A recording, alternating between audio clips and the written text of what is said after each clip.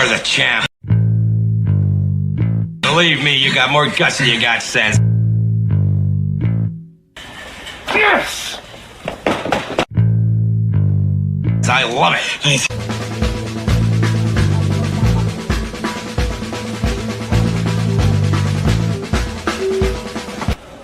I am back!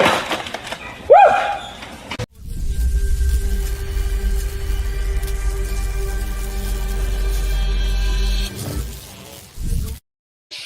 That's right. Trust the Profits. And we are back week 2 of the 2026 season. We're at Turfway Park tonight, like we are this time of year every Thursday night. Last week for our first show of the year, we stayed about even. We ended up about $4 on the night, but tonight, I think it's going to be better. I'm alone right now. It's a lonely, lonely job, but somebody's got to do it. I was a little late. I let it go a couple minutes, seeing if Sean could make it in. He was stuck in traffic, but he'll be joining us here in a couple minutes. But we've only got about 10 minutes left to post, so I wanted to go ahead and jump in, run through thoughts on the first race, and hopefully Sean will join us before the race actually takes place. But Bobby D first in the chat, as usual. Bob Jackson joining us. Todd, what is up, my friends? 22 so far online. We need it to be a lot more than that. We need to be a part of it. Hey, you know that here on the show, we don't necessarily play horizontals, but we like to give our picks and talk about those sometimes. So I think we might need to talk about a pick 6 ticket, because if you didn't see yesterday, no one hit it. It was crazy night at Turfway, but aren't most nights crazy night at Turfway? Lots of big payouts, a couple of really big ones. And as a result, nobody hit the pick 6. So got a little carryover. Jenny, I think we might work a rant in. We didn't rant last year. It was the first one of the year. Can you rant right away? You know I can, but should I? That's the question. Now, I will say I probably should have too, but yeah, I think we'll work a rant in. Last race was super crazy, Mike. You are absolutely correct. It was nuts. And some of those, it was like that. I actually liked that Ian Wilkes horse, but there was no way I was taking the number 6 longest shot in the field underneath that. And if you did not see the one I'm talking about, that was a 1-6-10 trifecta last night. For 50 cents, it paid 2,500. So let's see what happens tonight, though. I think it might be a little bit more formful, but we hope it's not just chalky, because, you know, we don't like to eat chalk around here. I got a couple I like. Even in this race, there's a horse I really liked, and I was like, there is no way this horse is 20-1. And he's not. Currently sitting at 7-1 on the board, and that's the number 4 Border. And believe it or not, Border's my top pick. I'm going to give this one a shot. And when I was looking at this race, obviously, you know, we've got several maiden races tonight. We got a maiden 15,000 at 5.5 furlongs for fillies and mares, 4-year-olds and up here in the first race. And as I looked at these, the 7 looks to be a pretty solid favorite. But look, this one's been off since October, raced at Horseshoe first time out. And we get Walter Rodriguez up for Wesley Ward. And he rode the horse in her debut as well. But Dedos is taking a little bit of money so far, currently sitting at 2-1 off that 3-1 morning line. So come down a little bit, but I didn't like 3-1. I certainly don't like 2-1, but they come right back, take the blinkers off, trying the synthetic for the first time. But if you look, Border also ran that first start at Horseshoe. The class wasn't as good, but I think everything else was. If you look in this race, Border was actually on the lead in that 6 furlong race, went 22:46:59, while Dedos was actually off the pace, going slower. So I think this horse has a really good shot here. We're going to cut back, take a half furlong off. The 4 didn't hold on in the last one, but getting our man.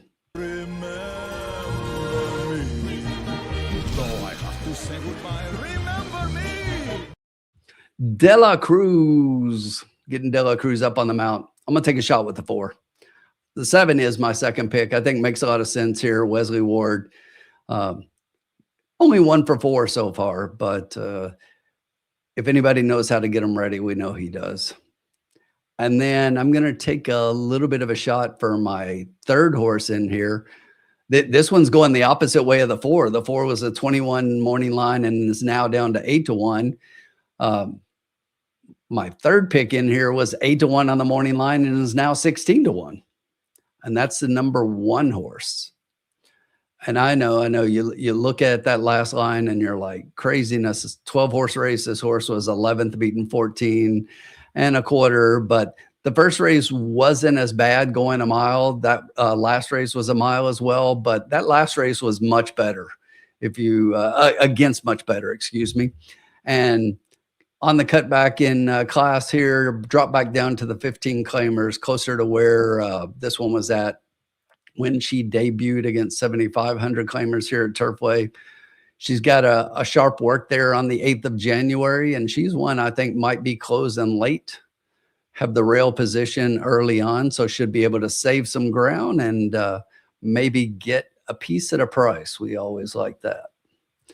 So those are my picks. I'm going 4-7-1. We'll figure out how we're going to bet it here in a second. What's everybody think?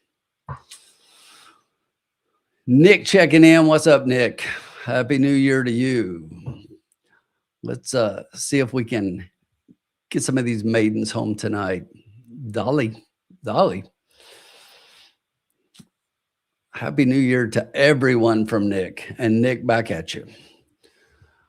Our friend Sean, as I said, will be joining us very shortly. And we may have Formula's going to join us for the back half of the card tonight. And we may have another guest. We will see. We'll see what happens. But you just never know. Let's definitely get some, Bob. I'm ready to make some money tonight. I got a feeling. I don't know. Might just be a song stuck in my head. But tonight's going to be a good night. Tonight's going to be a good night. Okay, maybe it is a song. But anyway, let's see what we got. Horses are on the track for the first 2 minutes. 2 minutes. They're wasting no time. It's cold. It's cold down here in the Louisville area. I don't know what the temperature is where you guys were at, but we never got close to getting above freezing. And right now it's about 26 degrees, blustery, and it's even colder up at Turfway. So you can see the jocks are bundled up. We'll keep an eye on that.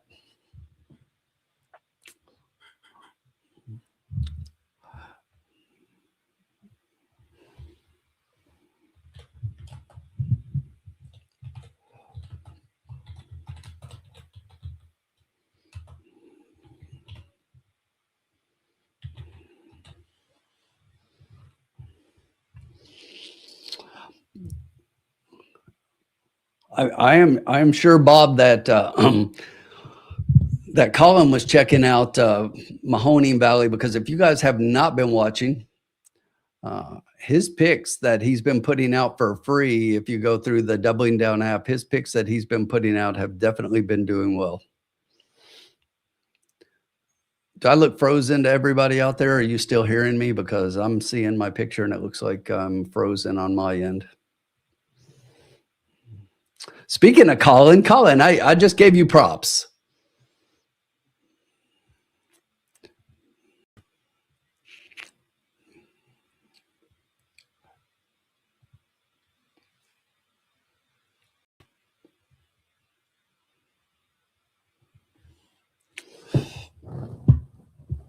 All right, hang on. Technical difficulties. Please stand by. Hey, real quick, while you can't see me, but let me just put this in here. This is what I'm playing. First race. Just a nice, easy $8 wager to get us kicked off. Check the temperature at Turfway. I'm going to key this 4. I like this 4 a lot. 8-1. So I'm going to key the 4 with the 1 and the 7.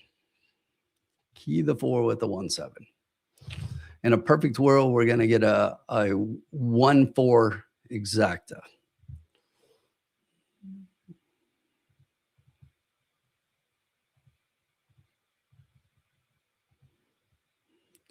Let's see what happens.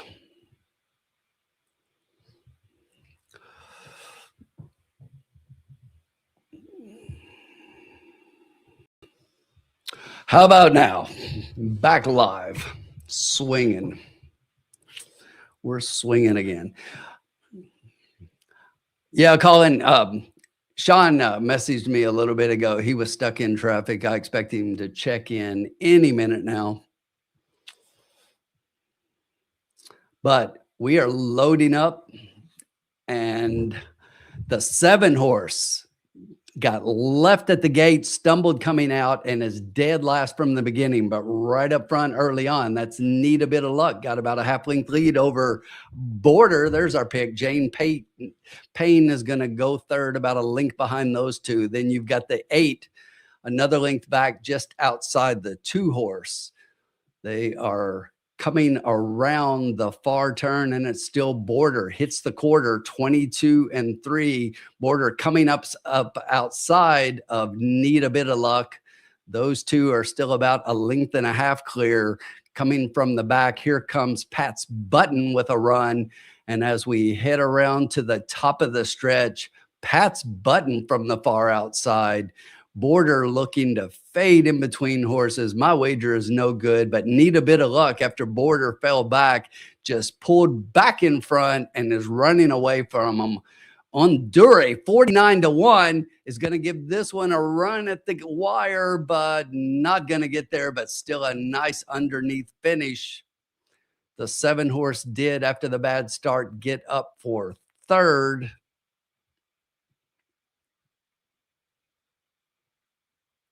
Yeah, Todd, you're right. I'm sure that Sean was going to have that 49-1 horse underneath of the 3. You know, I was completely against the 3. The 3 was a horse that on the morning line was one of the favorites. I did not like the 3 at all, which meant you all should have bet on her. That's what that normally means.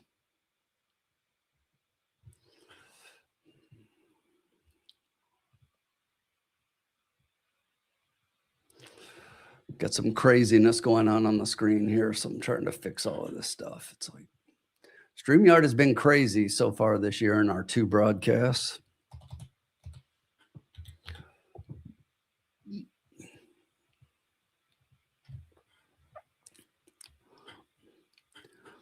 Yeah, probably would have, Mike. Definitely got a really bad start from the beginning, and I am not sure that they wanted to be anywhere near that far back. So had to come from far back was probably the best.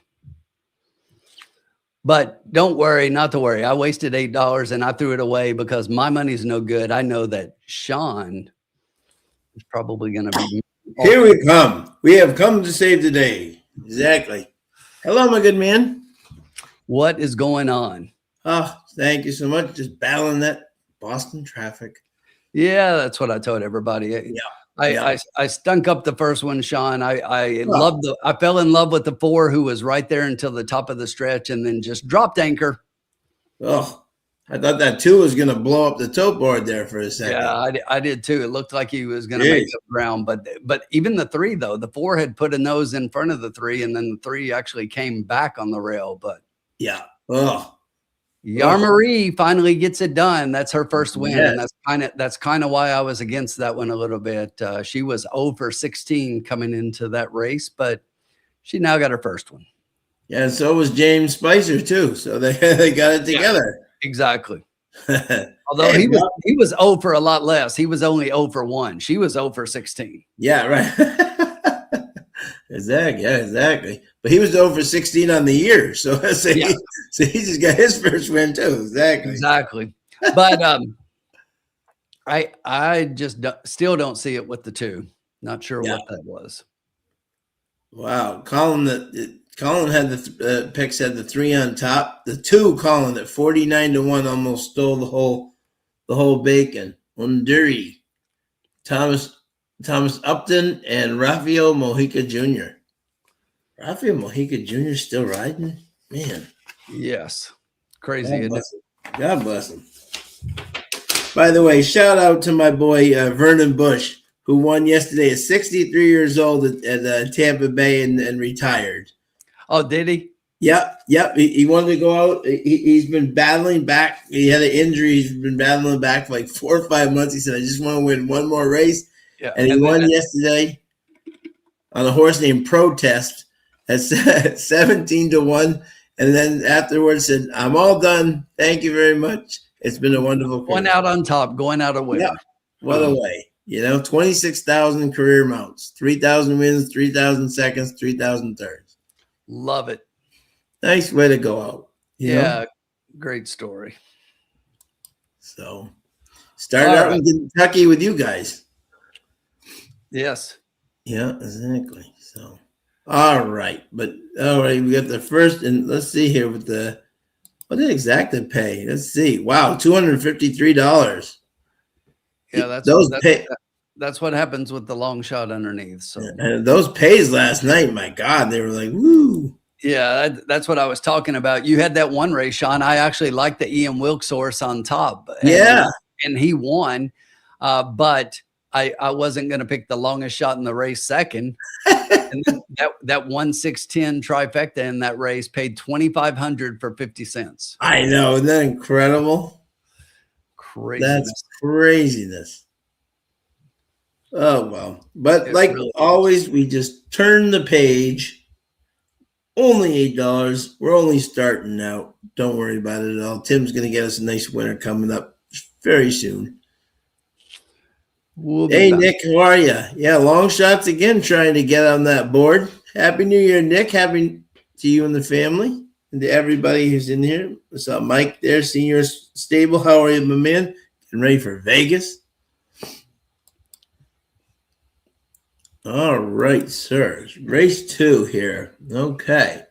Turfway Park, 1 mile. Maiden 7,500. Purse 23,000 for maidens 4-year-olds and up.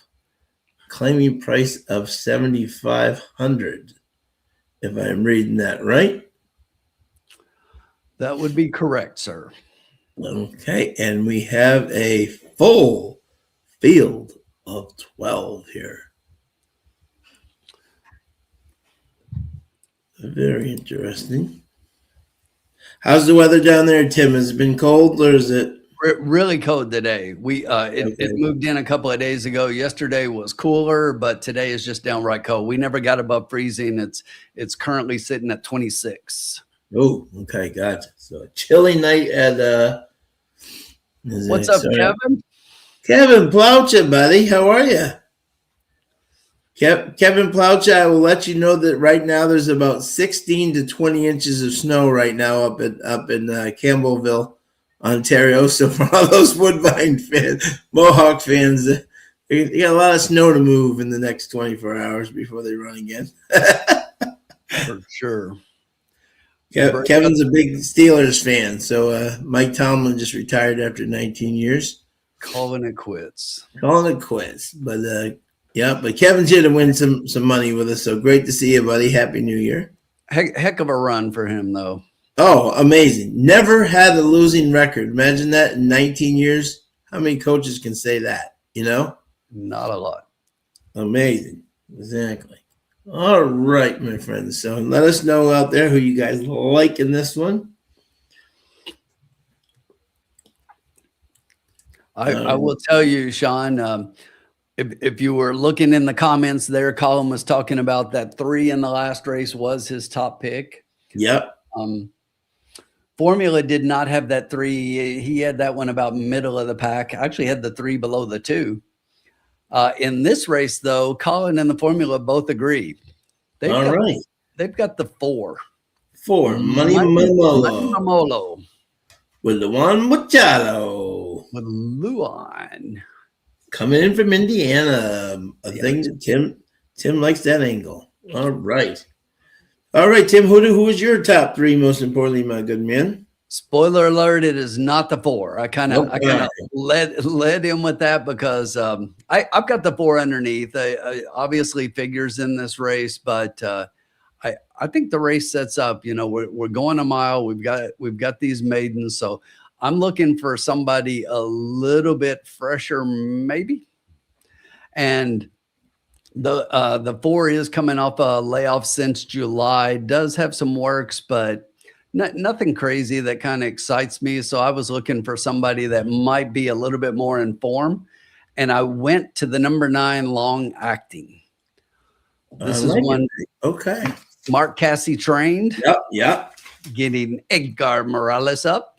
Yes, sir. Gary Barber. He's having a pretty decent meet. I mean, his strike rate on top is not great, but in the money, he's about 50%. And I think he's going to, he's going to continue to do better. This one is starting to take a little bit of money, 3-1 morning line, currently 9-2. So if we get 9-2, I will take all of that. But I don't think that will happen. I think that one will probably come down a little bit, especially if you look at the double will pays from the first race.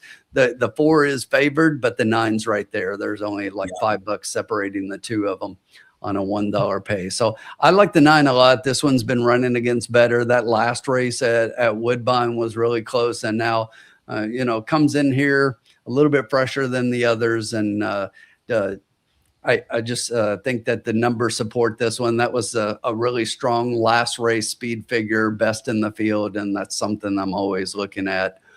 In between the 9 and the 4, I am going to go to a horse here that I didn't think would take lots of money off the 4-1 morning line, but I didn't expect this horse to float up to 11-1. And that's the number 6 Hurricane Express. Yeah. And when I was looking at this one, Sean, that last race, I'm just going to draw a line for that through that. Yeah. And I'm just looking for a better effort. Yes, that was here. That was at the distance and everything. But this one did show some early speed in that race, and kind of faded after being right a part of a speed duel up front in that race. But now we're dropping down quite a bit here. So that was a much better field than what we're seeing here for the rest of these in here. And I think there's room for improvement there. It doesn't look like it, but looking at that last race, but this is one that I think just fits here. Everything else fits. And this horse has been dropping down in class and now drops to this level and definitely should be super competitive at this level. So 9, 6, and then your favorite, the 4. I like it. There we go. Interesting. Yeah, this is an interesting race. Yeah, I do like the 9 too. Interesting. He comes in without a work, which is interesting. Yes, but no, I definitely do like him in this spot for sure. 5-1 is. I mean, look at this board: 5-1, 5-2, 9-2, 9-2.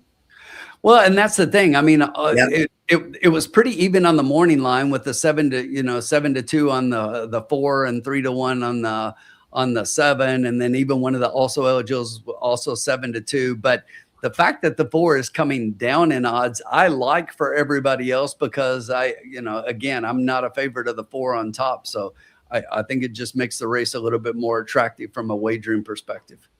Yeah. Okay. Yeah. No, I agree. And Curtis, hey Curtis, got a tri-key box 4 with the 5, 6, 8, 9. Mike likes the 9 here. Oh, Kevin got 6 to 8 inches in Ohio. Okay, there you go. There you go. So a lot of people liking the 4 and the 9 here, and pretty formful. What did you think of the 8, Tommy the Train?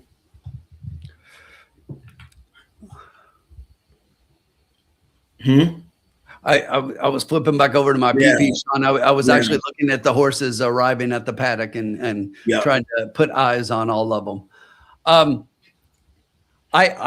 looked at the 8 a little bit, but Yeah, I didn't like. Yeah. so you go back to the last race again, right? And Yeah. when I was talking about the 6 horse at that same level in the same race, right?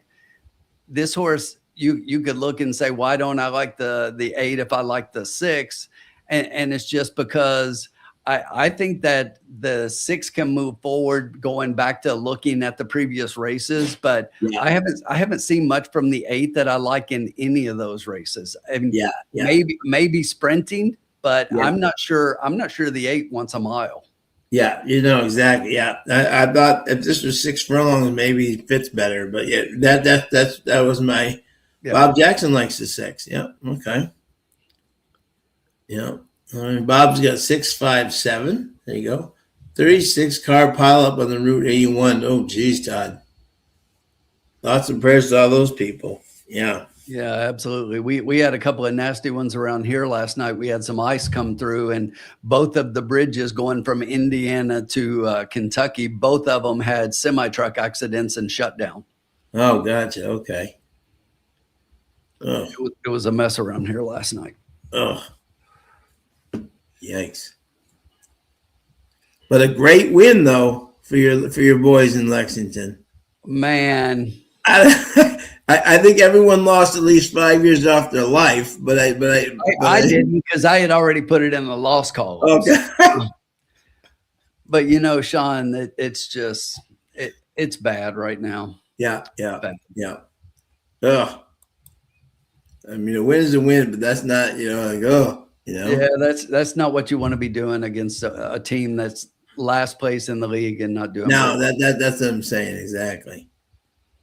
Yeah, no. But they got out with the W. That's all that counts, right? Exactly. Colin is like you, Sean. He's in a 33 car traffic jam at the Garden. Yeah, exactly. Yeah. What's up, Gatekeeper? Welcome in. What's up, Gate? How are you, buddy? Happy New Year. There we go. 2949413.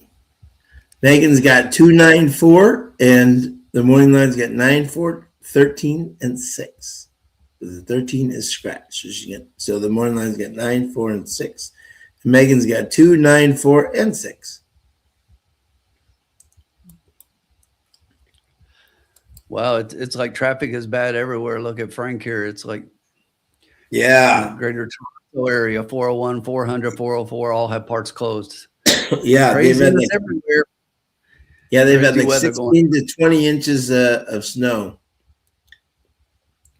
And Zdeno Chara is getting his number retired tonight. Yep. So crazy. So. And Sean, once again in the doubles right now, it's 4-2-9.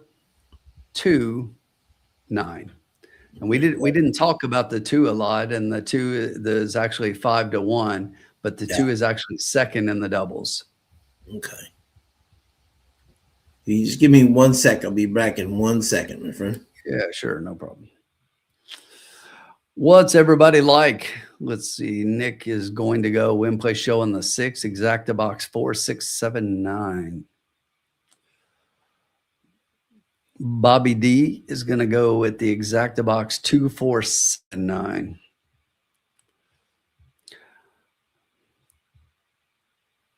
Two, 4, and 9. I had taken a look at the 7. I can see the 7. The thing about the 7 to me was I like coming in from Horseshoe, but that Indiana race wasn't against very good, and the races don't look as good compared to Belterra, and that's because Belterra is probably, for me anyway, one of the lowest level tracks around, and at least in this area. And I typically try to avoid Belterra horses coming into Turfway, but there have been a couple that have won for sure. Not trying to talk you off of it at all. James going exact to box 2, 7, 9, and 13. Win place 9 and 13. I like the 9 a lot. The 13 is scratched. The 13's out. 13 and 14, the also eligibles did not draw in. And checking in the formula says that the 4 is one of his top plays tonight. But it is Turfway. Formula likes the 4 horse. I was against the 4 horse. Sounds like 2 reasons to bet on the 4 horse.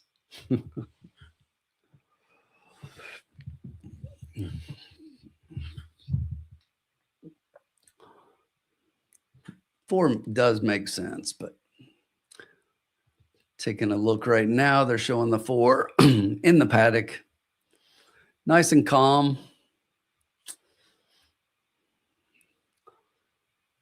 Good looking gray. Good looking gray indeed.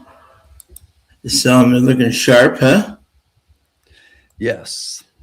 Formula was saying, Sean, that that the 4 here is one of his top plays. Yep. The 4. Yep. And I said that, you know, he likes the 4 on top. I'm against the 4, and that's 2 reasons to bet on the 4. Exactly. Does have experience on the thing. Yeah, exactly. Down to 5-2 now. With Sean, you got your pick 6 ticket ready for today? I do. Exactly. Big bucks, huh? How much do you think that thing's? Well, if there's 180,000 carryover, that's probably at least 5-6 bills, right? By the time it goes off. I mean, obviously it depends on what horses come in, but it's Turfway, so I would say at least. Yeah, that's what I'm saying. You know, I'd say everybody should at least play a small little wager. Yeah.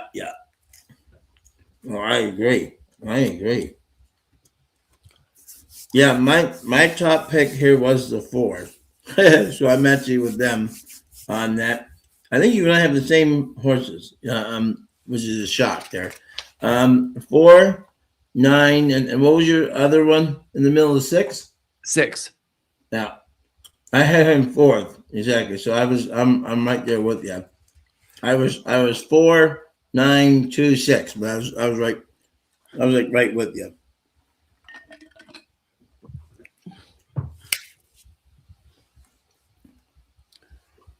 Formula sheet has 4, 2, 9.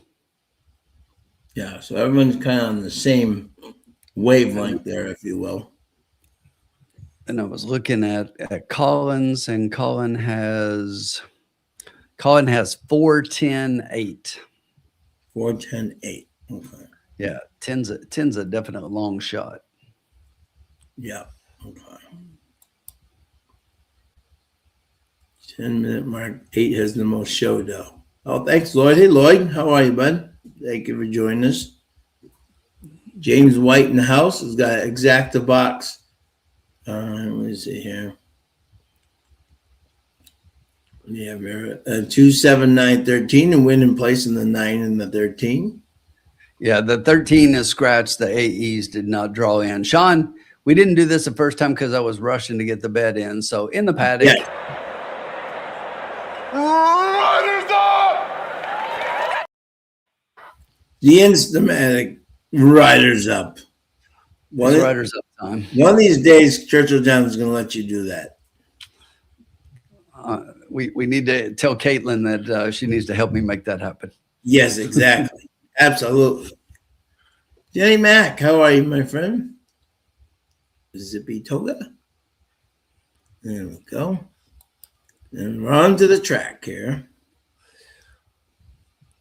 There is your 5-2 favorite, the 4 horse. Looking awful strong. Nice there. and calm. Discombobulated. The Woodbine apprentice riding down there. Rodney Prescott on the 6th. The boot. The boot.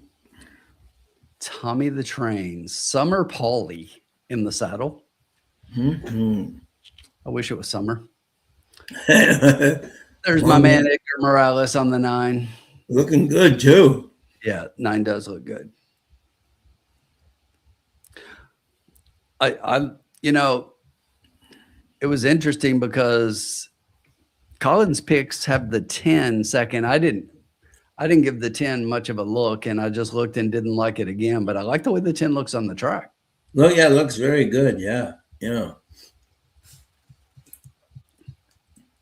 And Vino Rosso out of Dark Angel. Yeah, definitely some interesting pedigree there. And if you look at even like the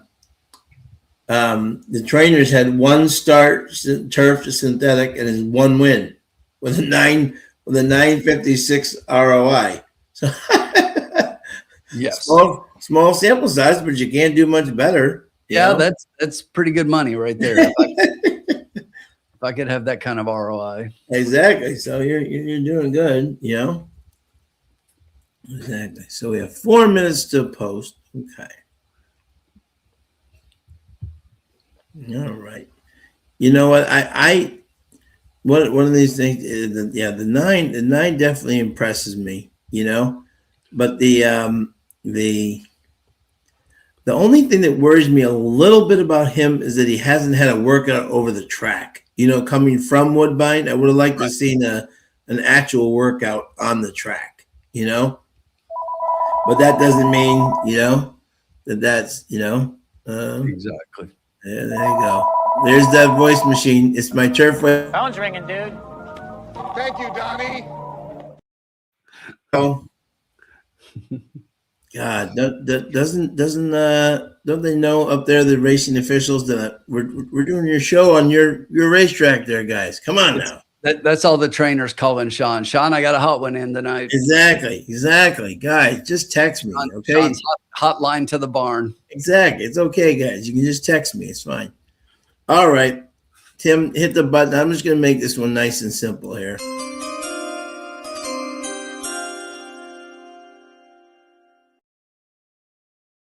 I'm not going to just exactly. I'm just going to do 5 to win in place in the 4.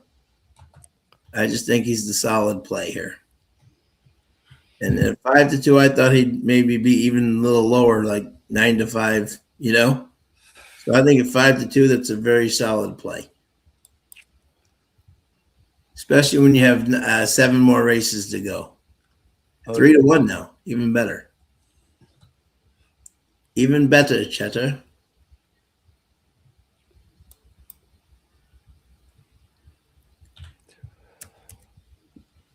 All right, bankroll is updated. Yes, sir. The horses are headed towards the gate. 2 minutes. The 9 is now your 5 to 2 favorite. I saw that. Yeah, exactly. Yeah. I like him. I just wish he had a workout, you know, over this one coming from Woodbine. But definitely is in the right sandboxes, I like to say, with the right people, you know. For sure. Lloyd says 2 and 8 holding their own in the betting against the 2 favorites. Yes, absolutely. We got the mayor in the house. He's going winning place in the 2. Good luck. James White has got exacta box 1279 and winning place in the 2 and the 9. Good luck, my friend. Already 70 strong here tonight. Love to see y'all. It is the cocktail lounge on this cool Thursday evening. What's everybody drinking to keep you warm? Yeah, what's everyone drinking? Yep. I have my kiwi strawberry here. Sparkling nice. You know, we're at Turfway, Sean. So if you go up to Turfway and then you drive about another 10 minutes north of there, you get to Braxton Brewing, and I'm drinking their Dark Charge. Excellent. Imperial Stout. Excellent. Covington, Kentucky. Stone's throw from Cincinnati.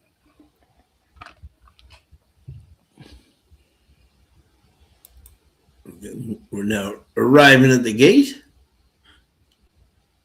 Good luck to everybody. The 9 down to 2 to 1. Mark Caste getting hammered. Yep. As they like to say. Or as David Fairdy used to say on the PGA Tour, hammered. And if you're on track, it's buy one, get one on 4 Locos. There you go. From the mayor himself. Love it, Mayor. Loading them up.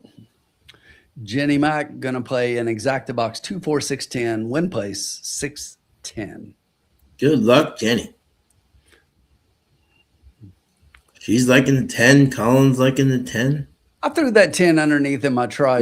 Yeah. Oh, yeah. 38 to 1. Hey, 37 to 1 with those. Yeah. Absolutely. With that trainer's numbers. Hey, fire away. You almost got the whole field in there. 12 doesn't have a jockey. That's not allowed in this game. Nope. You need a friend there, my friend. You have to run with the jockey. Yeah. It's the rules. Groundhog checking in. What's up, Groundhog? He's playing the Hey, Groundhog. 4-6. 9 with the 4-6. Groundhog, obviously, I didn't make it last weekend, but I'm going to come see you this weekend. Todd's having a Coors Original. Love it. Kevin Plout just said those 4 locos are too sweet. Ah, gotcha. And everybody out for the lead here. We get the 8 jumping out. Get the 6 jumping out. We got the 2. Everybody trying to get up there. Tommy the Train takes them into the clubhouse turning down the backstretch. Got about 2 lengths over Shane Falco down on the inside. That's Hurricane Express to the outside, another length back. And you got 3 horses across the track with the 7, 9, and 11. It's another couple back to 3 horses, 4, 5, and 12. The 3 is about 3 more back. That 10 is way back in the 1 trails the field. They went to the quarter in about 24 flat. Tommy the Train, well in hand. Jockey got a good hold. Shane Falco down on the inside, starting to make up a little bit of ground and trails by about 2. Hurricane Express still sits comfortably to the outside. The Boot coming up on the inside on the rail, starting to make up ground on the top pair.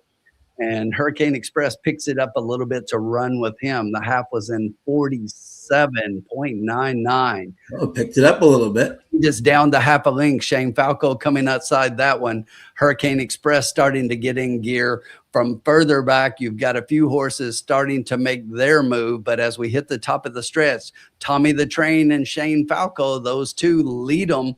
Everybody else has got much work to do. Shane Falco's even got work to do to catch Tommy the Train. He's going to take them gate to wire here in race 2 at Turfway. Opening up at the end, going to win by about 4 lengths. The 2 horse gets second. Coming Thanks, late. Juan. 4. Money Mamolo, Lua Machado, the king of the show place finish. The king of the too late at Turfway. I'm telling you, it's like it's been his MO this year. That's why I hated him and put him third. It's like the worst thing that ever happened. The worst thing that ever happened to him was riding that horse last year that won the Jeff Ruby so convincingly. You know what I'm saying? And then came in like 4th in the Derby. Because now he thinks everything should come back like that one,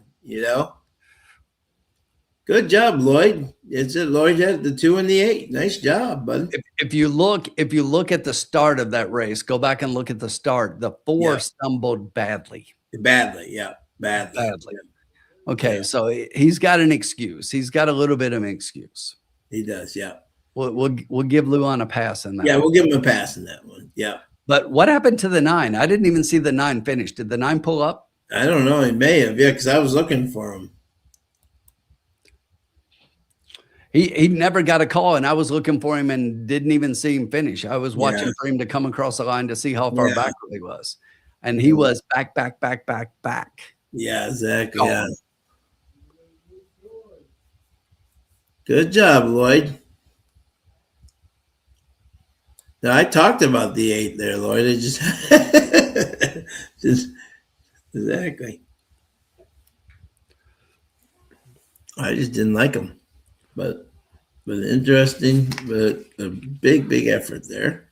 Well, here's what I said about the 8. Look, I like that 6 January workout for the 8, but I looked up and saw Summer Polly on the back, and I said I'll pass. Yeah. And the 8 was right there and won this race, but betting against Summer Polly will make you more money than it will win you. Betting Yeah, on the 9 is already in Vegas and is going to meet Mike tomorrow night for.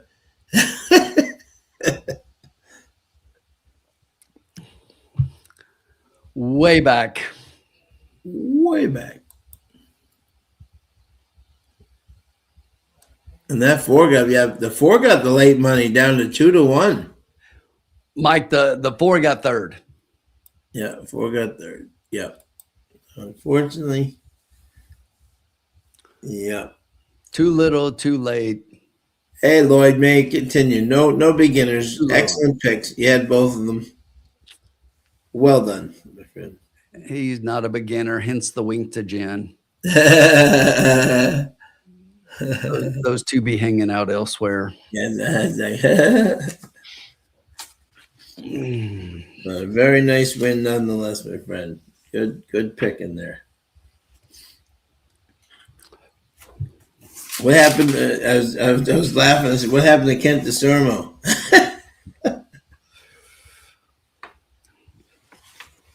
This week. It's still unofficial. While we're waiting for the pays, is there anybody? I know it's way early. I always say this. We've kind of been putting some stuff out here. Anybody that like I was already on Sovereignty at this time last year. Is there anybody has a horse out there that they're thinking, yeah, this is my Derby horse so far. It's only February, so I mean it's only January.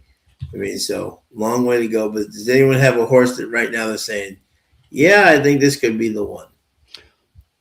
No. Yeah.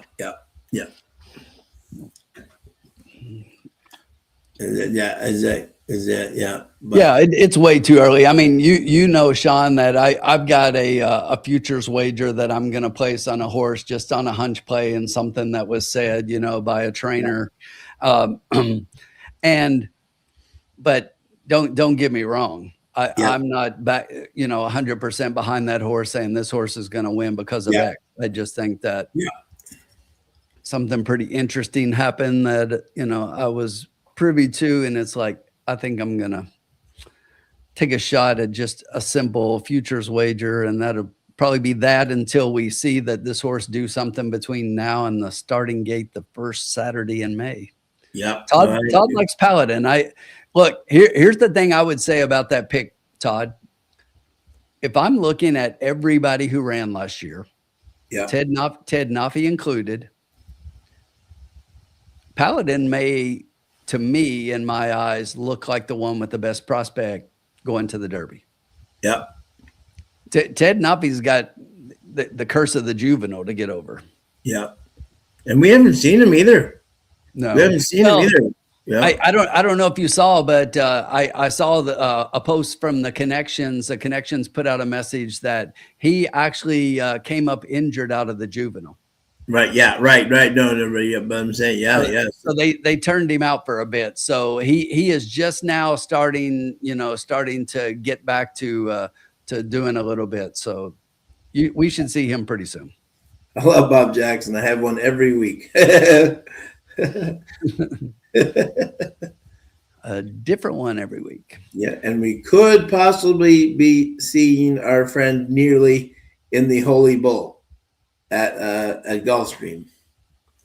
But if you got one you like, don't forget that Kentucky Derby Futures pool number 3 opens up tomorrow through Sunday. Yeah. So if you've got a horse you like, go ahead and drop that little wager on, because if you got somebody, if you like Ted Naffy, just wait. You can probably get a better price on Ted Naffy in the Derby gate. Yeah, exactly. 6 to 1 on Ted Naffy at this point. You're just throwing money away if you want to bet that. I agree.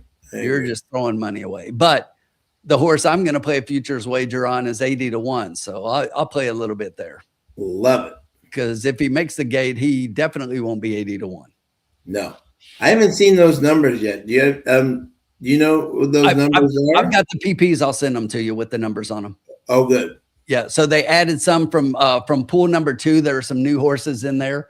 Mine being one of them, and they've got the numbers in them that they will put out. Okay, and Curtis has got Brant. There you go. Even Brant, I think what was Brant, 15-1 or something? I'll have to go back and look. Did you see my boy Nearly? No, He's not in there. I'm sure he's in there. I wasn't looking at a lot of it real quick. Oh, okay, gotcha. Okay. Literally, when I saw it, Sean, the first thing I did was go and see if the horse I want to put a futures bet on showed up in the pool this time, and he did. So I'm going to throw some money on him, but I haven't gone through it yet. There you go. Okay. So, Doggy, we are at Turfway Park. Yes, we are. Yep. We are at Turfway Park. We got race number 3 coming up. Sean, you want to give us the conditions for that? Yes, sir. Here we go. We have race 3 coming right up here. And that is a mile 16th, claiming 30,000 for fillies and mares, 4-year-olds and up, which have never won 2 races.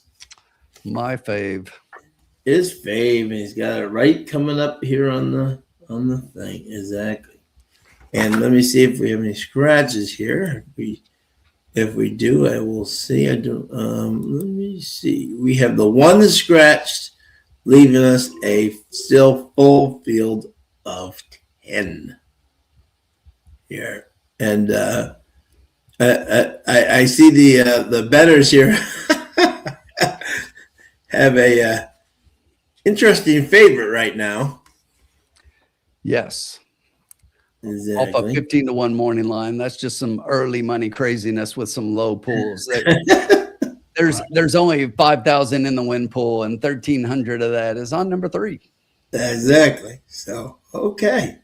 There you go. But the interesting thing about that to me is that the horse I like in here. Yeah. So we'll talk about that in a bit. You know what else is interesting about this race, Sean? What's that? 2 Kenny McPeak horses. I know. I saw that. Exactly. Not one, but 2 Kenny McPeak. I know. I saw that. I noted that. I said, oh, interesting. I find it interesting. And one used to be trained by Brendan Walsh, which is interesting. Love to see it. Love to see it. Second, even the Lawan is getting on his second one there. I thought that was yes, interesting move. This field, what do you call it? I put up at the top. I put scratching my head. I got a horse I really like in here, and yeah, I did not think this horse would be the favorite, so we'll see. True Class? No. Yeah. Okay, there we go. All right. So, definitely not True Class. If that horse stays anywhere near these odds, I'll tune up tonight. Okay, my first pick here of the night is the 7 Champagne Knights for Claude Brownfield and Ramos. This horse, to me, I love the fact that Julian rode this horse last time. It was like he had like the trip from hell and still won by 3.5 lengths going away. And I love the fact that Brownfield is bringing this horse up from 1 to 15, bringing him up to 30. He's 20% with this with Ramos at Turfway, so not used to not being in the winner's circle, has been there before. And I like this horse out of Street Sense, out of Distorted Humor. I think that's very solid. $200,000 purchase. So somebody thought this horse was going to be a runner. So I think he's finally, as we said, the right friends in the right sandbox. And I think this horse will be live in this race. My second pick was the 4 Mustang Lady. This horse at 30,000 last year ran a good second at this distance, a mile He ran 3 races last year. 5th, 2nd, and 7th. But I thought the horse has been running at least solid. I get a lot of checks. Doesn't like to win, but I thought maybe if he takes to the poly track again, maybe he could be a thing of price. A lot of inconsistent horses in here, especially on the poly track, and that's why I picked him second. And then my third pick was the 6 High Barbie for Kenny McPeak. Again, the question is, was the 6 furlongs just too short? Why is Brendan Walsh not training this horse anymore? Does pick up Kenny McPeak and his Esquivel on him, and then again, why is one of his riders on there? So, but look at Esquivel so far: 6 miles, 3 seconds, 1/3. So he's actually riding very, very well here early. So I put him in for third. So I was 7, 4, and 6. All right. Well, we share one horse, Sean. Okay, there you go. Just one. Just one. And it happens to be your last one. All right, there you go. Which is my first one. There you go. Okay, yeah. And I thought High Barbie was pretty interesting here in this spot. And you look at that last race and going 6 furlongs, and I'm willing to draw a line through that one. We're stretching out to 1 1/16 miles. That was coming off a long layoff. Needed a race. Definitely needed that one. No doubt. Yeah. And you look at that, and you go back and watch that race. I don't think was asked at any point. I don't think the horse was laboring. I just think it was a paid workout. Yeah. Right. And that was at the claiming $50,000 level. We're down a little bit from that. We're down at the 30,000 level. But, you know, Kenny McPeak puts 2 in here. And the thing about the 5, I look at the 5 and I see a horse that has some early speed and fades late. So I'm not sure that this horse is super competitive in here, although that drop to this level at Churchill last time out was a pretty significant drop from the allowance class that she had been running at. But I didn't like her near as much, and you wonder if he's got 2 in here because he's, you know, making sure he's got speed up front to run into with High Barbie. But I like that one a lot, and for some of the same reasons you mentioned with Emmanuel, I think he's riding really well. He hasn't broken through on top. Yeah, very well. Yep. He hasn't broken through on top, but this might be the spot. Yep. And then my second pick here, I've got the 8, Ride the Broom. Ride the Broom, yeah. I looked at him. He's my 4th. Walter Rodriguez for Joe Roberts, and Joe's only had 1 horse. He had a 2nd place finish, but if you look at this horse last time out, ran a mile, was pretty close early on, and then kind of weakened a little bit late, faded a little bit in the stretch, but probably needed that first race on the synthetic. Should improve second time out on the surface. But here's the thing: if you look at the speed figure of that race, that is better. That shares the top last race speed figure in this race. So really good race for that one. I just think has a big shot here. Yeah. So I like that one quite a bit. And then for my third pick, this one is a little bit of a stretch. This one is definitely better not stay at 3-1, but I do like True Class. Yeah. But not on top. I had True Class underneath at a price, and I thought I would get a price. But that 15-1 morning line. And look, this is early money. Somebody dropped some money on here. Might be trainer money. It might be money from the calls that they pull off at the last minute because they do that shit all the time.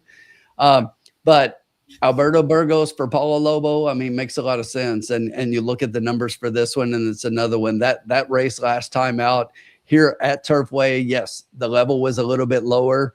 That was a maiden race, and we're stepping right up, you know, first time out of the gate against non-winners of 2. Yeah. But if you also go back and watch that race, this horse had plenty in the tank at the end. He did, yes. Lots in the tank. So I think he might enjoy the extra 16th here as they stretch out to 1 1/16 miles. But I think there are others here I like more. This one coming off the maiden at such a low level, but could definitely be underneath, which is more where I thought he would be. Yeah. And if I did give you one more, Sean, just so you know, my 4th pick, I do like Champagne Nights a little bit underneath. Yeah. I just didn't like some of the stats as far as like trainer stats. First off the claim, I mean, first time, and it's just like there were some things that made me want to go against this one. This was another one that was coming back immediately after a maiden win. And this one came from pretty far back in a race that allowed that. And I don't think that this one sets up that way. Yeah. If this one's coming from far back, it just an underneath play, third or fourth, maybe. But the one thing is, Sean, whose barn was this one in before? Which one, the 7? Yes. Okay. Let me see. Who was that? Let me see. Yeah, it was in. Yeah, exactly. It was in Ian Wilkes. Yeah. You know, I like the Wilkes horses. Our boy. Yeah. Mike Castano. Happy New Year, my man. Great to see you. What's up, Mike? The formula says, did anyone mention the 2? Nixon's Time, Louis Contreras, Robert Gorham. The trainer said he is not a crook. Not a crook. That reference is probably too much for some of our young fans. I know, exactly. The Groundhog is a 10 cents reference. Superfecta 7 with the 3, 8, 11, 2, 6, 8, 11 for $9. Good luck, my man.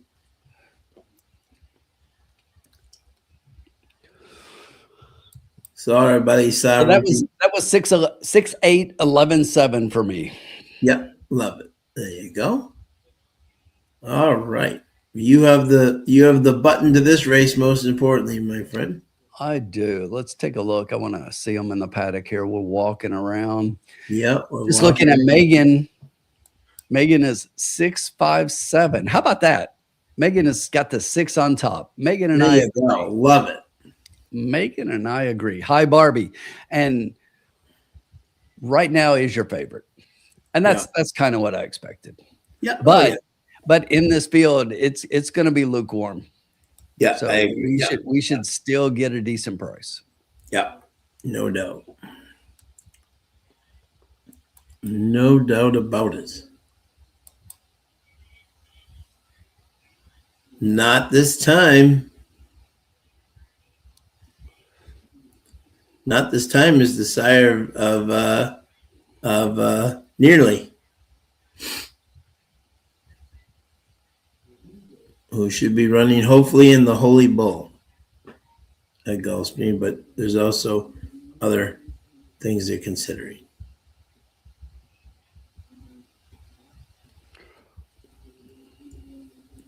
The formula's got the 6 on top as well. He's digging the 6. The mayor of Turfway's got placed on the 10 and the 11.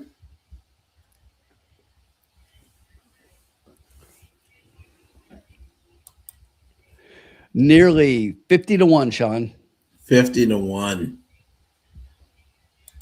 Definitely putting some money on that one. Yeah, it's worth a few bucks. Absolutely. Yeah, 96 buyer. Gets hit out of the starting gate and still wins.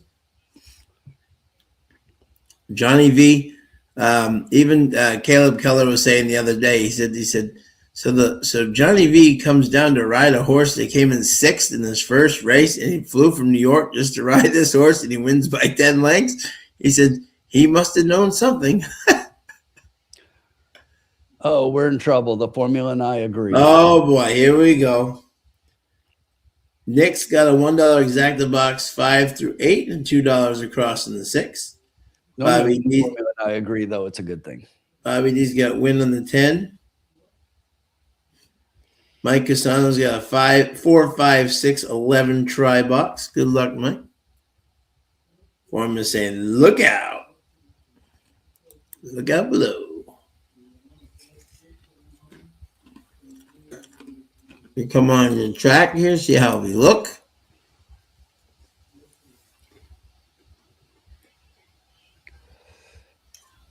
A lot of Parkers on down there, huh?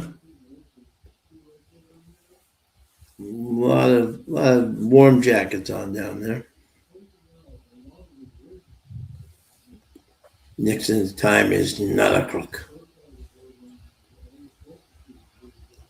True Glass looks good on the track from my boy Alberto Burgos. Still holding as your second choice in the betting Yeah, at, yeah. at 4-1. Mustang Lady is 7-1. Champagne Knights the 7 is currently the third pick. By the way, happy birthday to Kenny's wife Sherry McPeak, who just celebrated her birthday. 7 looks good on the track. It's 7-1. My top pick. 8 Ride the Broom. Walter Rodriguez 8-1. Huge jockey change there. 9 Carlos Barbosa on Jersey's Parade. I'm born in Jersey. Taco Cat Backwards. Gabriel Saez. And the 11 Freak City. Jan Hernandez. Or Jean Hernandez. Jan Hernandez. As the horses gallop their way towards the starting gate. Kimberly Austin. Sean, I think you know that. Hey, I know that lady. I know that lady. How are you? One of my favorite people in horse racing. How are you, my friend? I think we met at Parks, if I'm not mistaken. You did.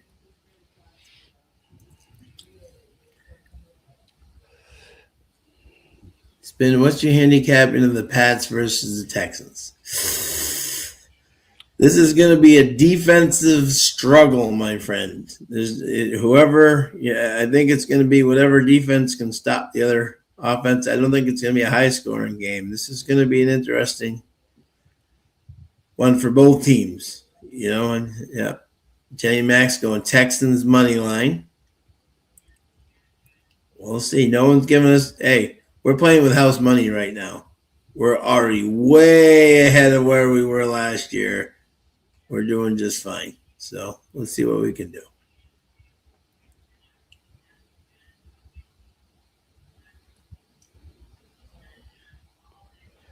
There we go. Texans money line.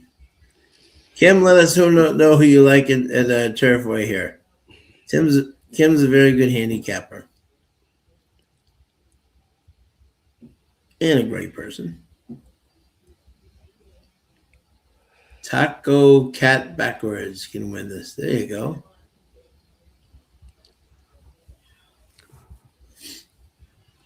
That'll be enough out of you, James.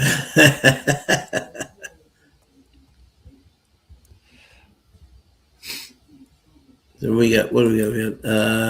We got 2 minutes, my friend. Yep, I'm putting it together right now. I got it. Yeah. I know what I'm doing here. Yes, but I do think that the Patriots can still win this game, especially without knowing that Nico Collins is out of the game and Justin Watson is out with a concussion. So that offense, Stroud, not a big fan of him. 5 fumbles last week.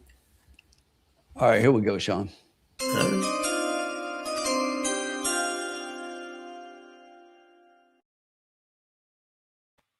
Nice, the 11. Oh. All right, so I'm going to play a dollar try key. I'm keying the 6 on top. I love the 6. I'm sticking with my gut, playing the 6 on top. 2, 5, 8, 11, $12. All right. I like it. It doesn't even throw my horse in. I like it. Sean, it was my last one out. I went back and forth. No, seriously, I want you to hear this because just in case I screwed up. The struggle I had adding a last horse in was whether I wanted the 7 or the 11. Yeah. And he's a closer, so you know what I'm saying? So, And that's exactly where I was at. I was like, of these 2 horses, which one do I think has a better shot, 7 or 11? And I had to go 11. Understandable. Yeah, understandable. But that's exactly where I was at. Those were my last 2 horses. Yeah. Kim likes the 11. Freak City with Jan Hernandez on the outside. Now I'm even gladder I put the 11 in. Yeah. Out of Temple City.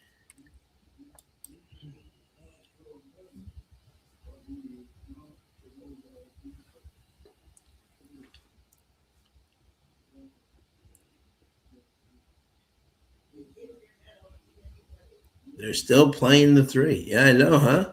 Tim liked that 3. Oh, is that no? I've got the 3/3. I've got the 3 underneath. It Okay. just shocked me that the 3 was so low. I mean, 15-1 morning line. I didn't expect 9-2 on that horse. Is your 3 supposed to be in the bet or no? Do what? A 6-2, 5-8, 11, or is it the right? Yeah, it's 3-5. I'm sorry. Oh, okay. That's, Okay, that's a typo. I'm just making sure. Right? Yeah. So Okay. if you're looking at my bet, that should be 3, 5, 8, 11. Yeah. That's Okay. my I'm just bet. making sure. Yeah. Yeah. And Plouch has got a 5, 6, 9 try box. Good luck, yeah, Kev. it's definitely not 2. 2 is horrible. I don't know. That's a fat finger. And they're off. And the 3 goes right to the lead. But the 9, the 5, the 8, and the 2 all say not so fast. As St. Nancy Lawan Machado going right out with the McPeak horse here early. That's what I said. 1 was the speed for the closer of the 6. Yeah. The 9 right behind him, Jersey's Parade. Then we got the 3, True Class, who's now the favorite still at 3-1. Ride the Broom right there. The 2 right there. The 4, the 7, the 6, the 11, and the 4 who trails it all. 24. They're really going slow tonight. Man, they're walking the dog up front. 24-4. The 5 is just cruising up. The one's got a handful of True Class, trying to get that pace going a little bit with the 9, Jersey's Parade. The 8, Ride the Broom right behind. The 4, the 7. Emmanuel's getting that 6 in gear. Here he comes flying. Here he comes. He's got work to do for sure, but he's moving. 49, still just walking the dog up there is Lawan. Here comes a 3 trying to get up to him. True Class. The money is showing. Down the stretch they come, and it's still the 5, but the 3 trying to get up there with them. Then we get the 4, we get the 8 and the 7 all battling for minors, but it's the 3 right on top. The 5 not digging. Lawan Machado may have just stolen it back. 5, 3, 8.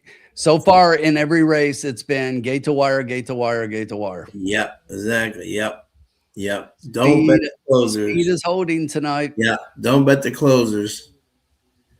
Did you ever notice that the 7 was much closer than he was last time, just to even get within like a shell's length, you know? This is all speed tonight, folks. Well, they let him walk the friggin' dog up front. That's what I'm saying. Yep. 24.48. Great job, Jenny. $76 exacta. Well done, my dear. Great play. Yeah. Boy, did he get hammered. The money was the whatever that money was, Alberto Burgos was right there with him, though, you know. St. Nancy S. Kenny McPeak, Lawan Machado.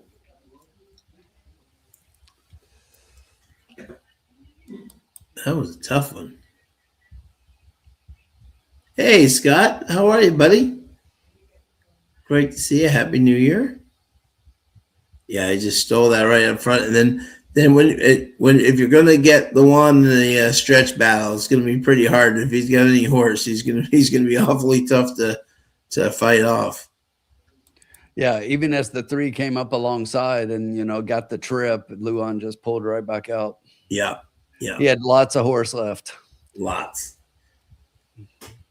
He just kind of, you could see kind of like, okay, you see him now. And then he pulled right off once he saw him. But yeah, tonight's a real slow night at these fractions tonight at Turfway are pedestrian. They're walking dogs up there. For sure. Well, that might change my perspective in the next, because I saw something in the next that kind of made me go in a different direction. Yeah. We got some big.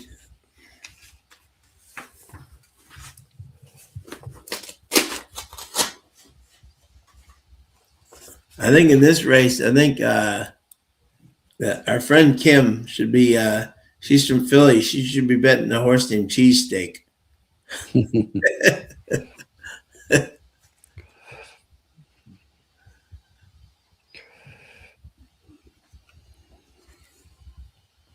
My rankings are out.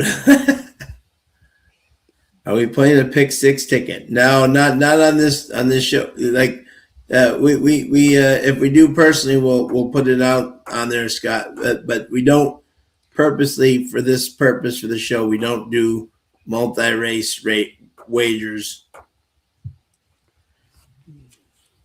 We kind of try to focus on the race individually. But we are playing one. Yeah, we can definitely talk about it and put something out there and put something in the chat. Yeah, absolutely. Can't wait to see what the carryover is in this thing, huh? Carryover.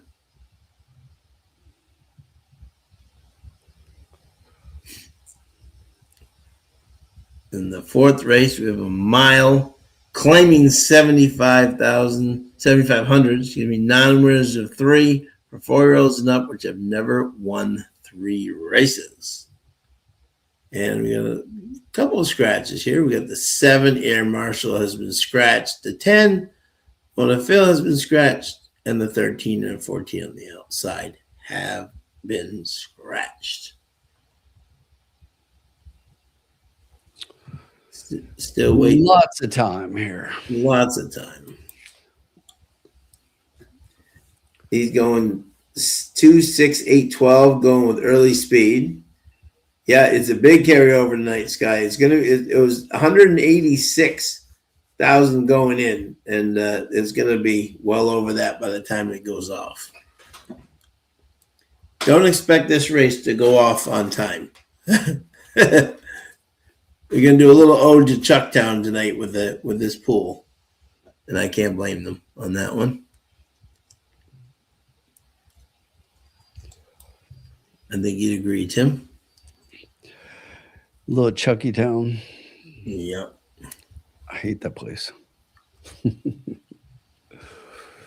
Myrtle View, Tim, huh?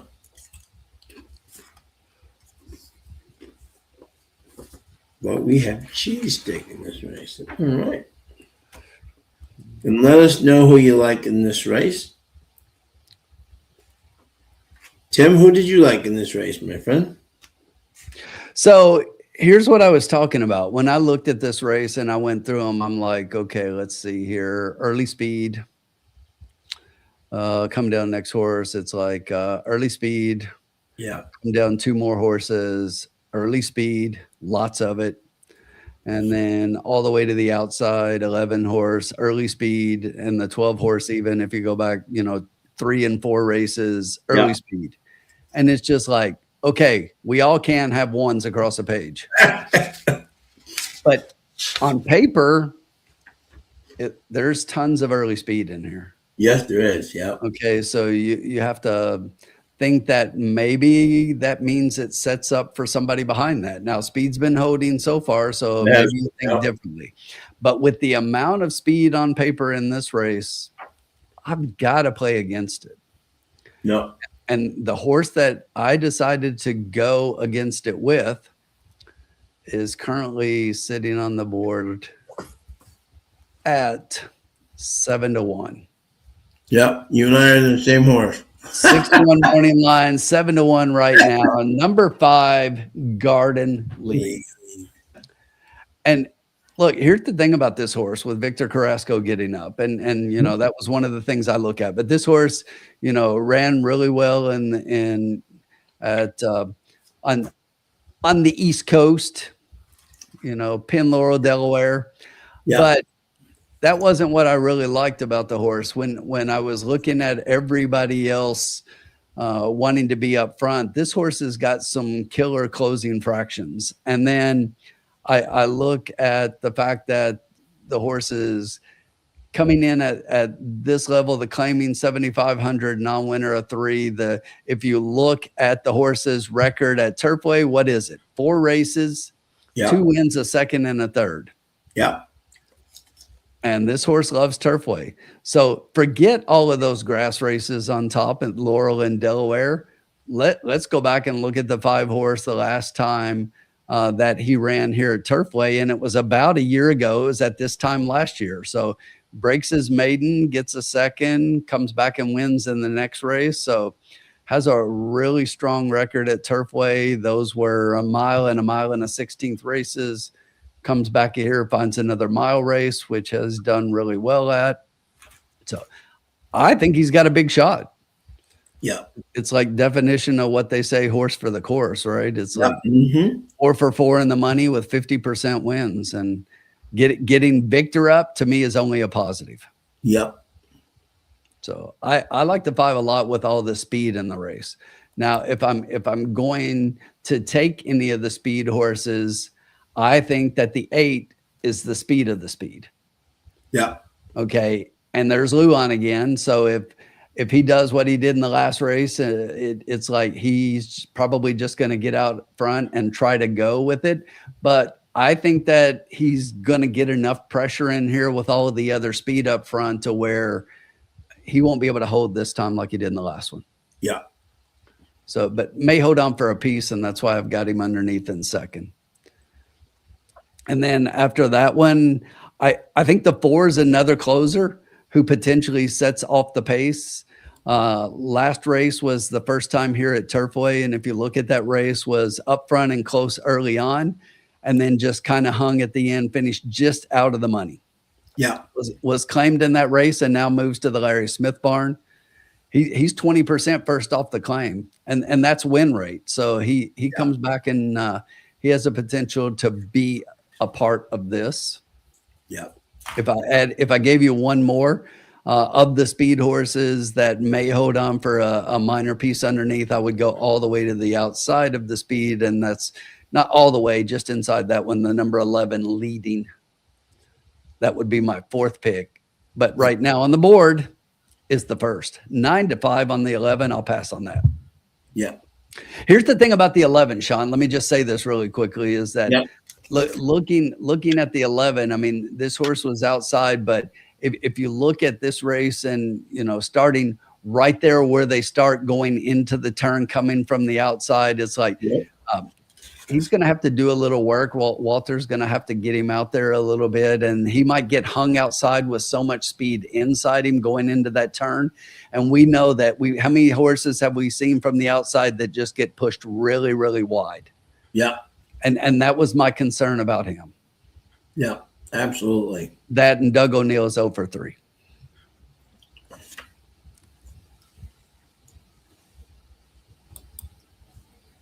Let's see what they pick here.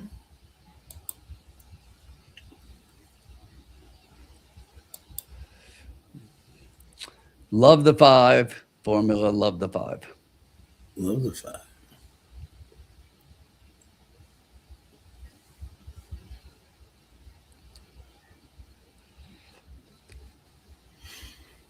Any racing going on this weekend, Tim, for you?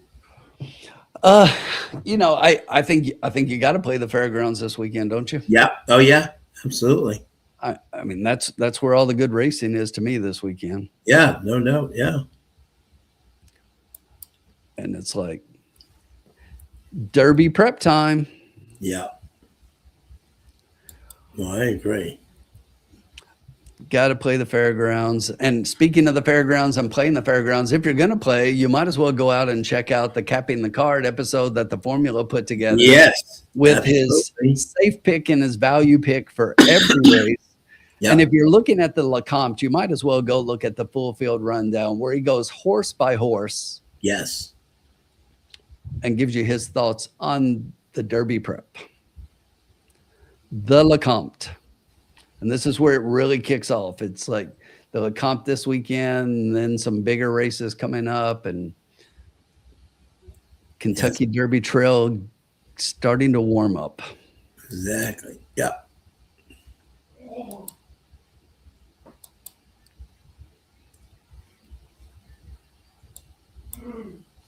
All right.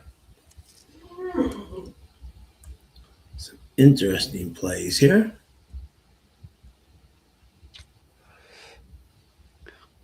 I'm amazed that leading is 8-5. Yeah, I know. Me too. Yeah. I know this horse was the 5-2 morning line favorite. I thought that was generous, but 3-2 now. Yeah, that's an underlay. I'll pass on that. Yeah, I agree on that one. I was passing on 5-2. I'm definitely not taking 3-2. Yeah, no. 15 is the post. Horse is just starting to get into the paddock here. There they are. All there. And the single six pool. Why does it say 35,000? What does that mean? Single six? Is that when you bet? I think it's because it's a jackpot pick six wager, to where it has to be, it pays out the, the whole pool on a single ticket. Oh, gotcha. Okay. But this is where the pick six starts. But I'm surprised why they say the pool is 37 when it had a big carryover. Yeah, and it was 181. So yeah, so that makes no sense. I'm confused. Call me confused. Who do you like in this race? Confused? This is my play of the night. I love this. Are you on the 5-2 with me? Yeah. Oh yeah. I think this is my play of the night. I can't believe we're getting 7-1 in this horse. Victor. Boy, Victor. Yeah. I agree. And if you look at Megan's pick, she's singling in this race and she's taking the 11. Yeah, I know, huh? Look at that. Singling. She cray. Whoa. Wow. I will say this. She is singling in 2 legs of the pick six. Yeah. And with her next single, I agree. That's my best bet of the night. Yeah, and the 8 and the 7 and the 8. Yeah. Yeah. I mean 8 and the 7, sorry. Yeah. Wesley Ward and Walter. Yeah. That horse looks much the best. That horse looks definitely much the best there. Yeah. Heartily would not argue with that at all. No, I've got that horse quite a bit above everybody in that field. Would not argue with that one at all.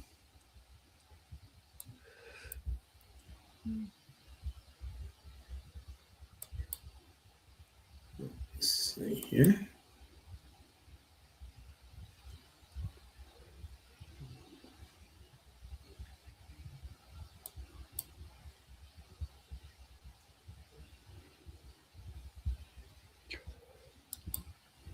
Very interesting race.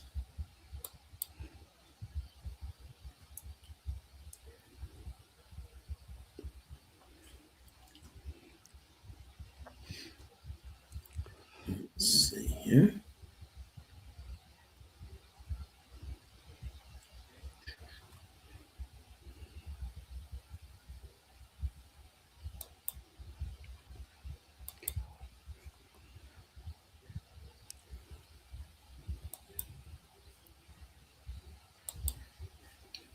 Denomination. Yeah, 20 cents. Can't bet more than 20 cents in the pick six. I think you can, can't you? Remember, it's only 20 cents. Tim, are you going to throw a pick six ticket out there for the? Yeah, I'm actually putting it together right now so that I can put it in there. Yeah. Yeah. That's exactly what I'm doing. You already got my picks, so. Yeah.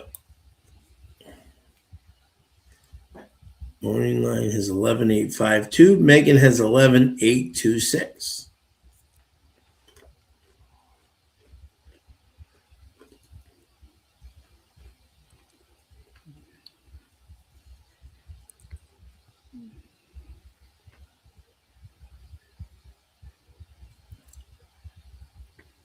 Let me see. Go see what our page could possibly get here.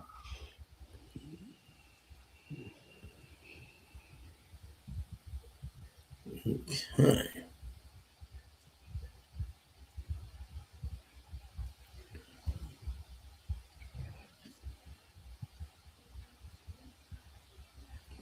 $18 wager.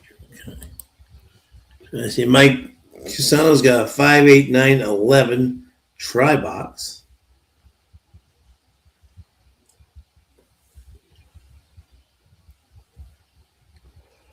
I'm really liking my boy Victor here. I want to see how this horse looks too.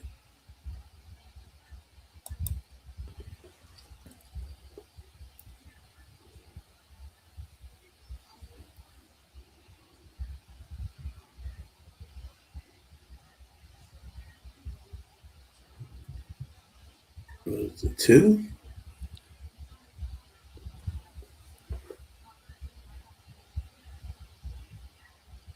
The 11 is the 8's taking some money there in the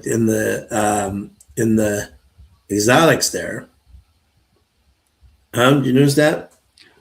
I did not. I was looking at, I'm trying to throw this ticket together. Oh yeah. Gotcha. 9-1. Wow.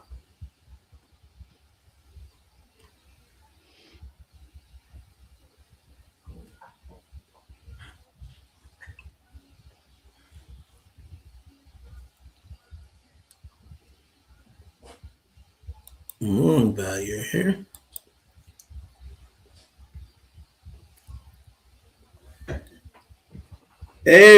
Now, folks. If you don't follow this man, let me tell you, one of the most gifted in at France in 115, one of the most talented artists in our game, the one and only artist David Bryce. If you do not follow this man, please follow this man. You will thank me.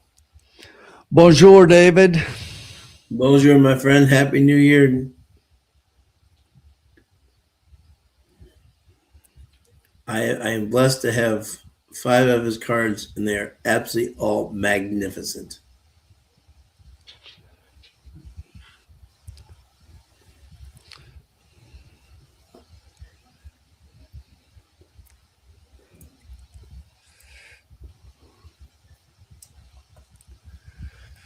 Tim's putting his pick 6 ticket together for you all. Making money. Making money. We're gonna make some money this thing for sure. We're making some cash this race.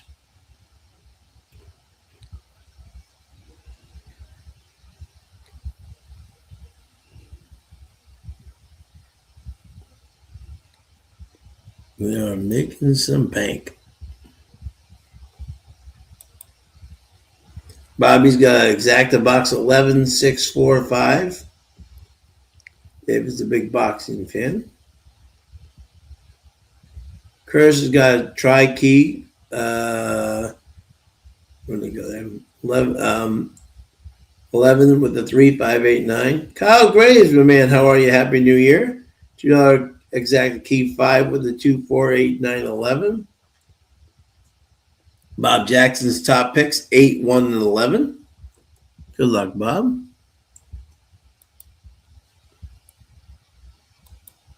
Let's see here.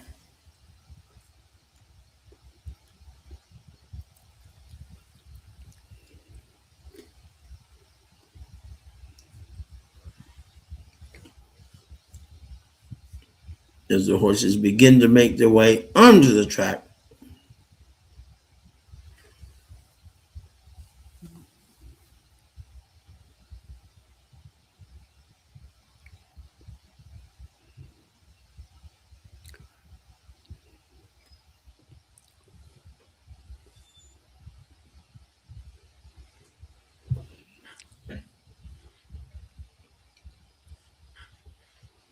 The field is making their way out.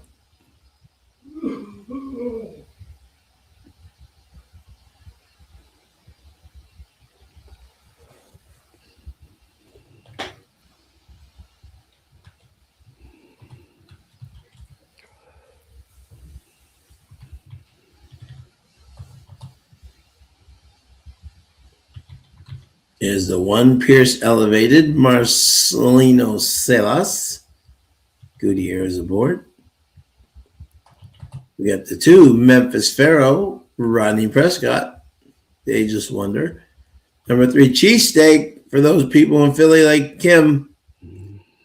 4, Boys Code, Louis Contreras. There's my boy Victor Carrasco, 7-1.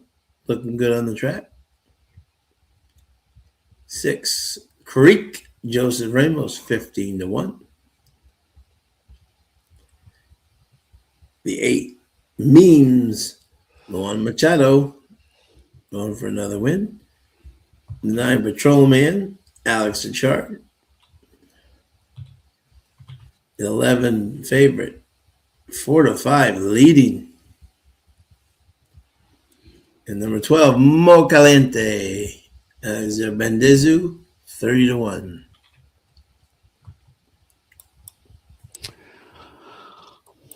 All right. All right, there it is. That's about as much as I can cut it. For a 20-cent pick six, that'll cost you $38.40. Love it. Now you can go through there, and if there's a horse you don't like or want to add, obviously do your own. I would never say just play my pick six straight up, but that's what I just punched in and hit submit bet.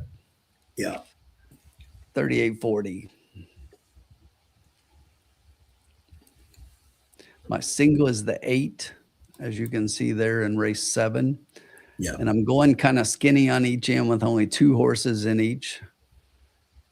Kind of looks pretty solid that way in my mind, and then spreading a little bit in the others.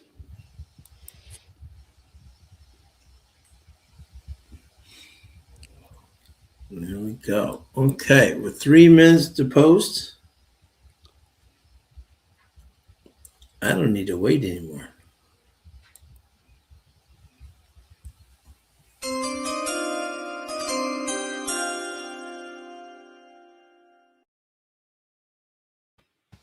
All right. What's our bankroll at right now, Tim? Oh, I don't know why that's not scrolling. Let's get that scrolling. $70. Okay. We're going to make it go way over. Okay. Let's do it. All right. We're going 10 to win in place on this 5. This is my bet of the night. Well, you know, I like that horse. So I'm okay with it. Yeah. And it keeps my pick six alive. So I'm really okay. Yeah, exactly. Yeah. And keeps it alive by beating the 3-5 favorite in here. So let's do it. This horse is going to be motoring home.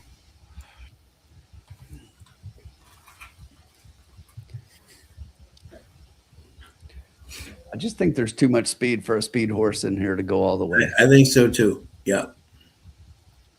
2 minutes to post.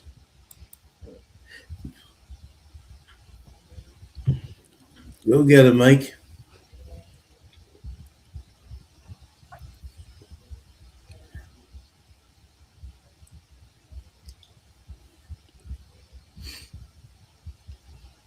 James White winning place in 2 and 6. Daily double 2-6 with all.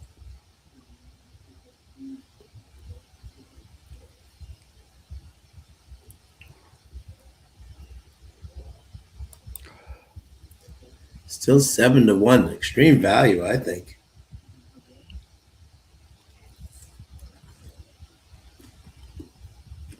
Extreme value.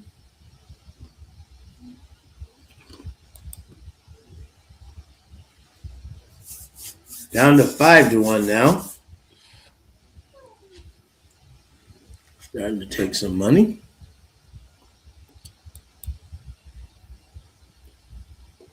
Just gotta watch out for those calls. James White's got winning place in the 2 and the 6 and daily double 2-6 with all.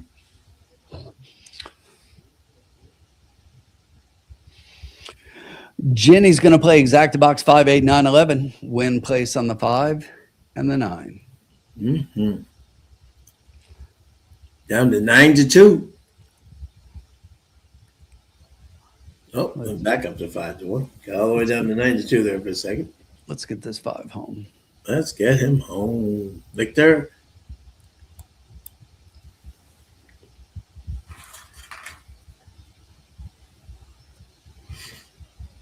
5-1, stayed in hit.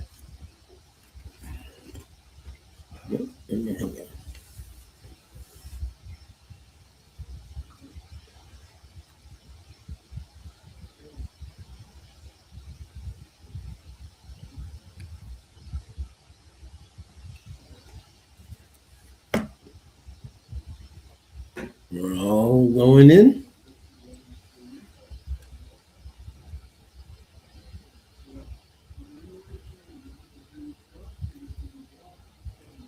Eleven's in, the 12's in, and they're off.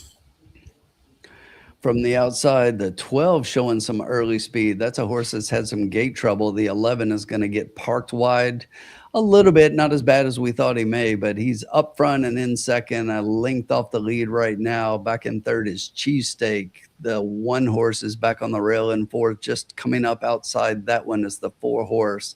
Moving into fourth as they head down the back stretch.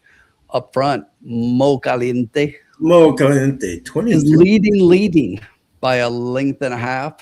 It's another 3 lengths back to Cheesesteak. Another 2 after that one to Pierce Elevated on the rail. Outside that one is the 4 horse. A wall of horses coming behind that one with the 5 and the 6 and the 2.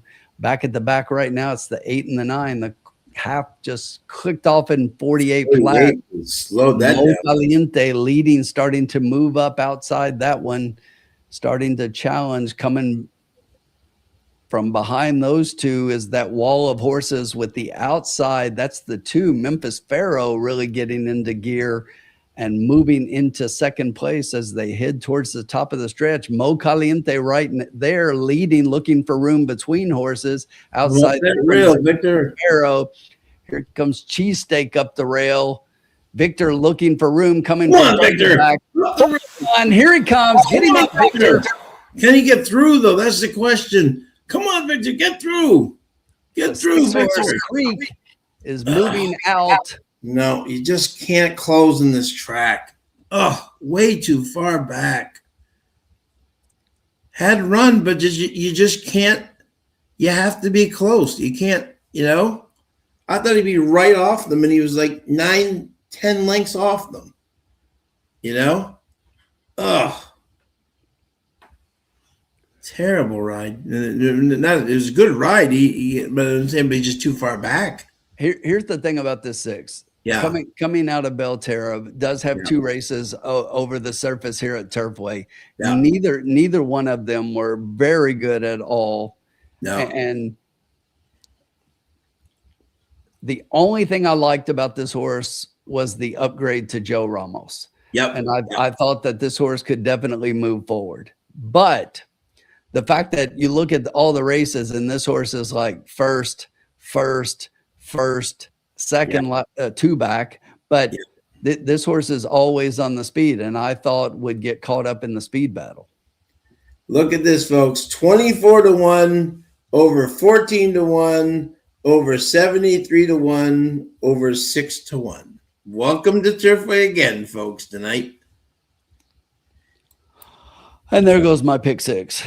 Kim, did you bet Cheesesteak? Cheesesteak did run second. You did.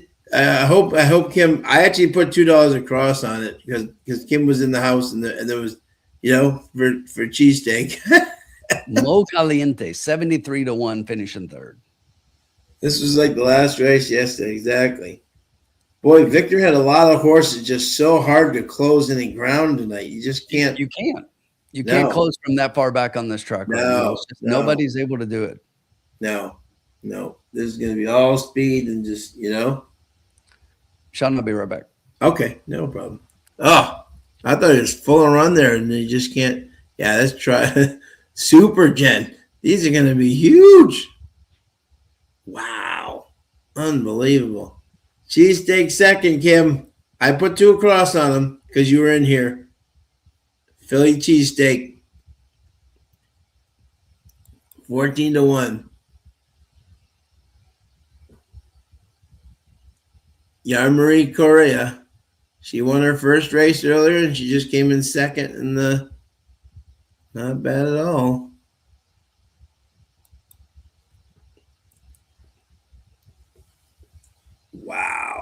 This is going to pay stacks, folks.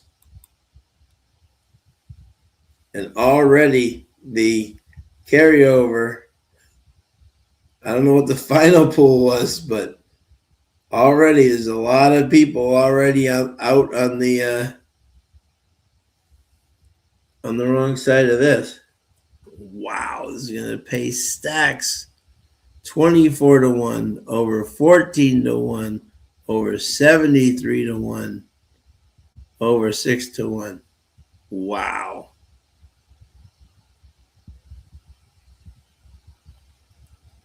If you hit this, your year is off to an incredible start.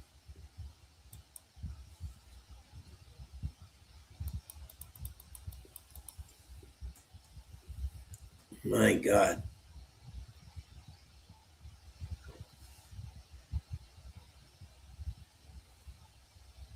My Pixis is dead. The only good thing, yeah, 2160. You can still pick 5 out of 6, Mike. Don't fret. You can still pick 5 out of 6.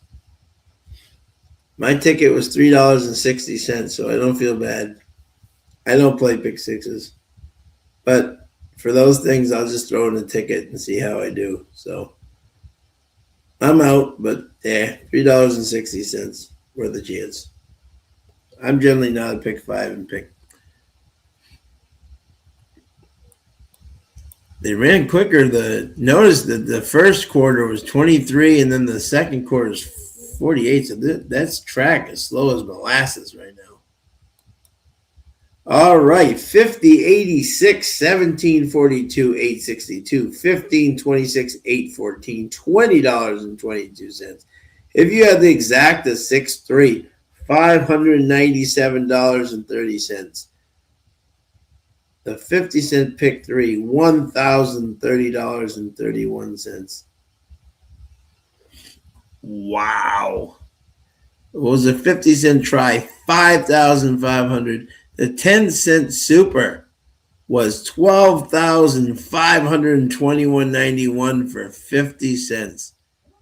Are you kidding me? Whoa.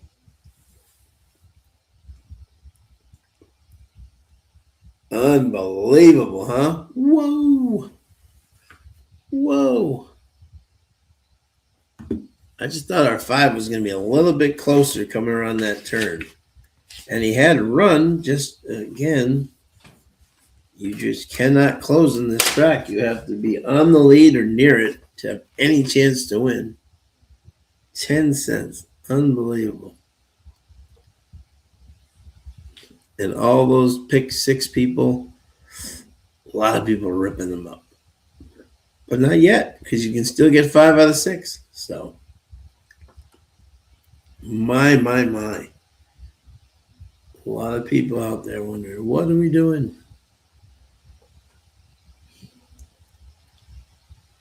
Yeah, they made some dough with that one for sure.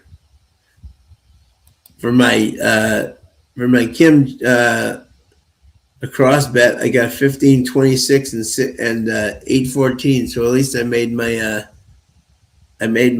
pick 3. I made my win. Well, okay, yeah. So my ticket was $3.60, and my bet was $20 across. So $20 total. So I think I actually won like 60 cents. Hey, not bad. I got my pick 6 back, and I got my win place back. There you go, $23.40. All right, I made 40 cents. Not bad. The result is shocking for any track except Turfway, no doubt. Oh no, I put 2 across and cheesesteak, so I actually lost money. But that's okay. Still had some fun in that race. Just wish Victor had gotten a little bit closer. But we move on to the 4th race, into the 5th race, and these are mile 16, maiden special weight, purse $100K for maiden fillies 3-year-olds. My question is, does Core Memories win the next? Yeah, Leon, I That's definitely was my pick, my friend. But the biscuit and the sherry. But again, I gotta say something. The closers aren't winning tonight, so he's got to be closer tonight if he has any chance of being there. I mean, he definitely on paper looks like a tough horse, and obviously his unusual heat in the sheet definitely shows that he should like the. He's worked out very well, including 5 out of 134. He was my top pick. However, I will say, if you are liking this track right now, that's not where you want to be. Exactly. I mean, that far back. So he's going to have him a lot closer tonight than he usually does. Is that a filly or is that? This is a filly. It's a she. She has to have. It's not he. She has to be a lot closer in this race for sure. And we'll go over our picks when Tim gets here. I'm not liking the.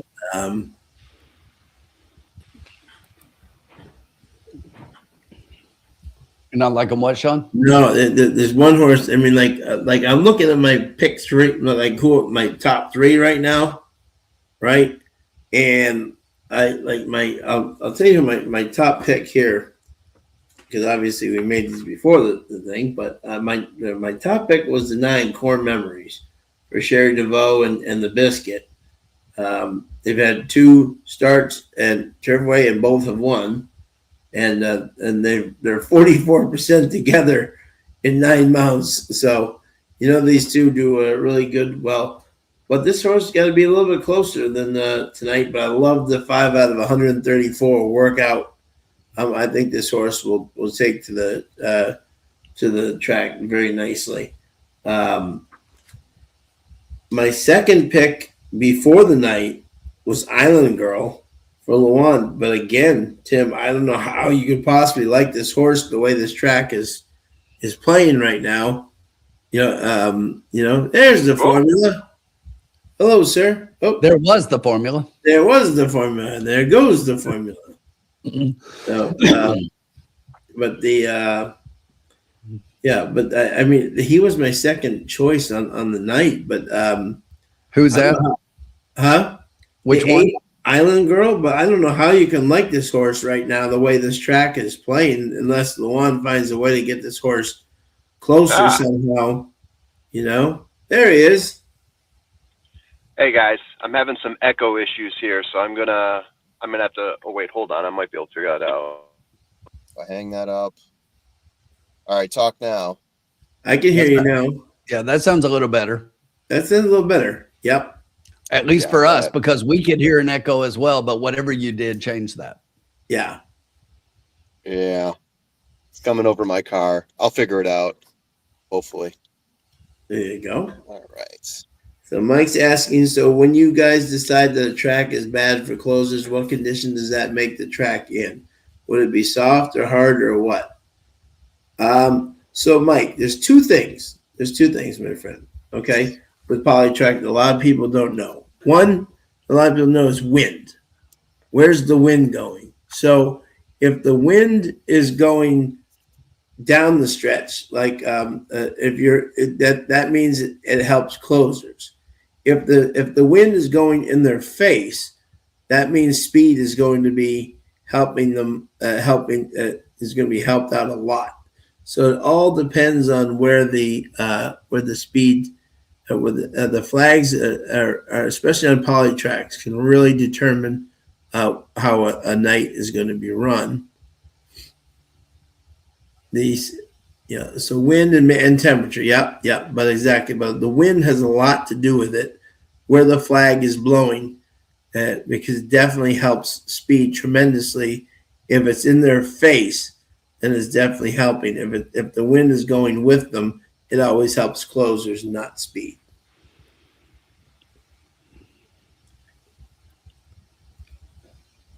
So that is a little different thing where dirt is a little bit different, but it still does help the speed versus closers. Yeah, and sometimes it's hard to figure out the dynamics of exactly what's creating the track bias at all. Sometimes it's a combination of factors, but there's definitely been a track bias so far this year at Turfway.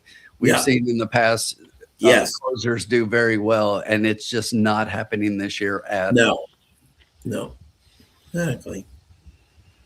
So formula, we got a mile and 16th here, a maiden special weight 100K for maiden fillies 3-year-olds. That is a big purse for Turfway. Yeah, big on a purse. Thursday. Yes, and we have a field of the 4 is scratched, the 7 is scratched, the 12 is scratched, and the 13 is scratched. All right. Still leaves us a nice field of 10. I think so. And I might try going computer today here because I don't know if I have my my tablet all charged up. Yeah. So I was saying to Tim that my top pick was definitely Core Memories here, the 9. Sherry DeVoe, Yoshida out of Unusual Heat. Should definitely love the turf, the poly track. Love the 5 out of 134 work. That's very solid. And the Biscuit's going to have this filly a little bit closer right now, but I think she can definitely mow this field down at the end. My second pick again here was the 8 Island Girl for Ben Colbrook and Luan, but first time Lasix, but I don't know if this horse runs the way it runs on the turf.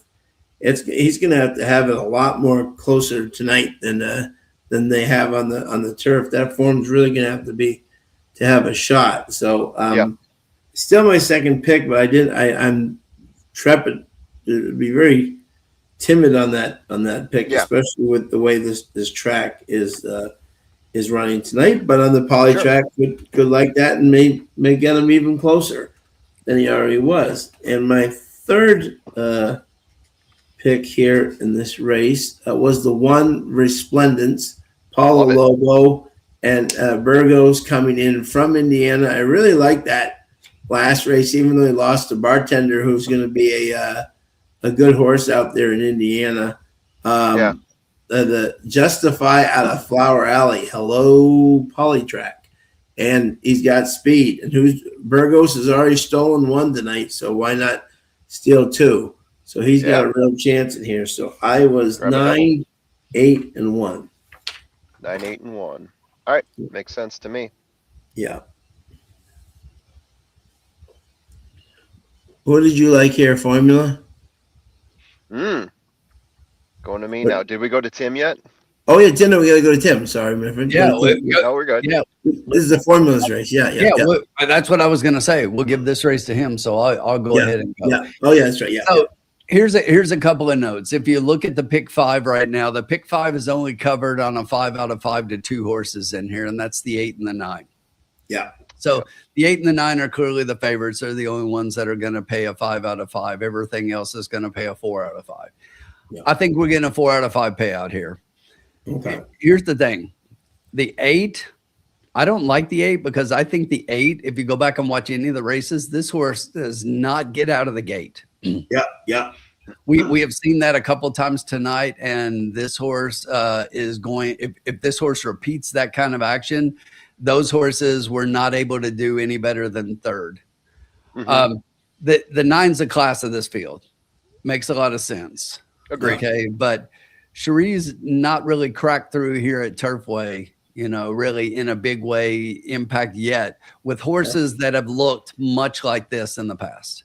Okay, they look the best on paper. It looks like, this horse at another track is doing really well. You look at this, Keeneland and Churchill, great made the special weights. Jose rode him both times, rode her both times, should I say. And it's just like, she looks much the best. I get it.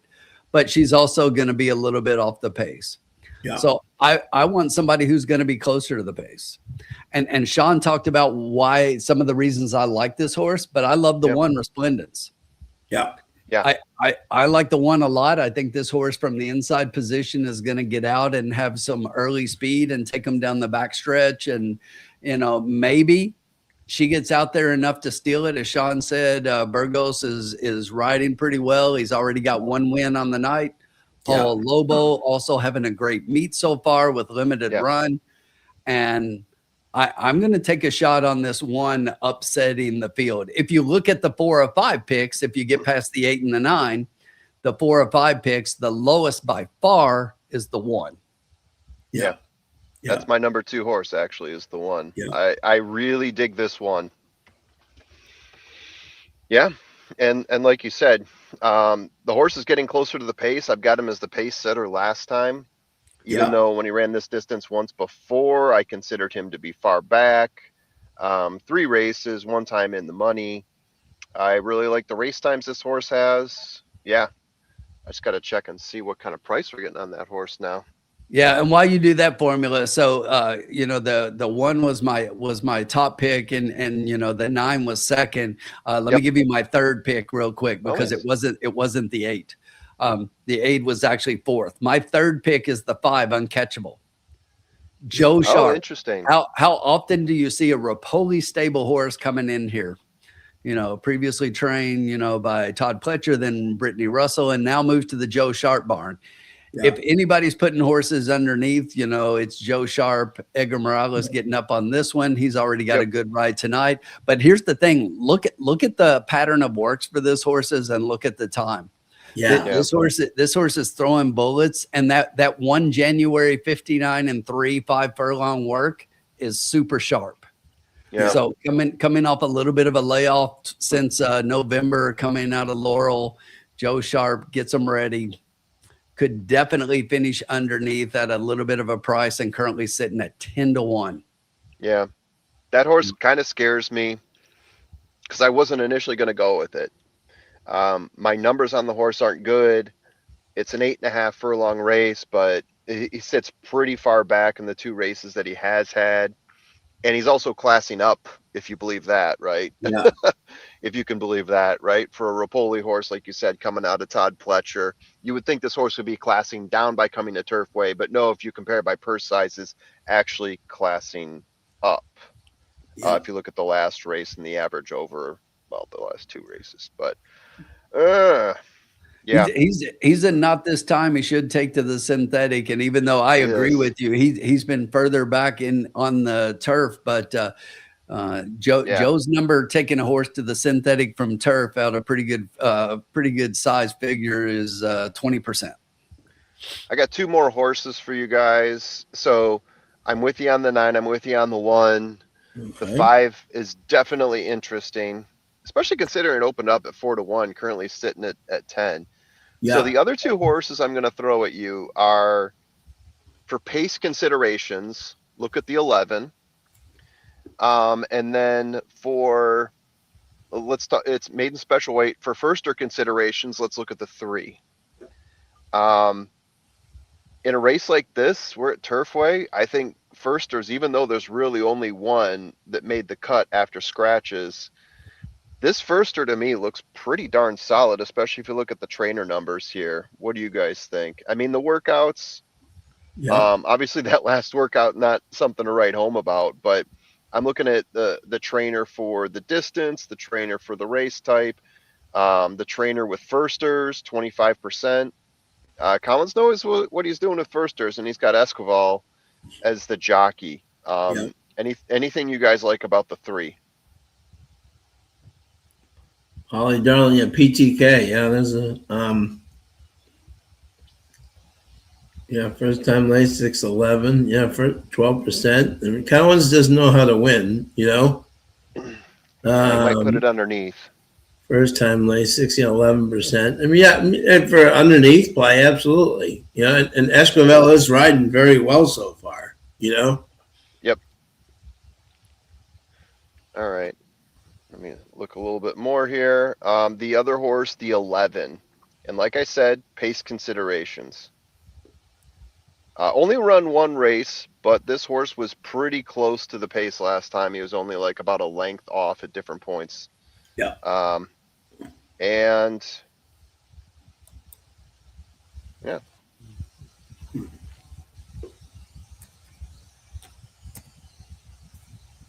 Anyway, just throwing it out there for you guys. Yeah. If you had thoughts on the 11, I think that's going to be the pace just based on the one race that the horses had. Difficult to say. Let's see what we got here. Oof. Getting a little cozy and warm in the car here. All right. Curtis, I got to ask you, who are we talking about here?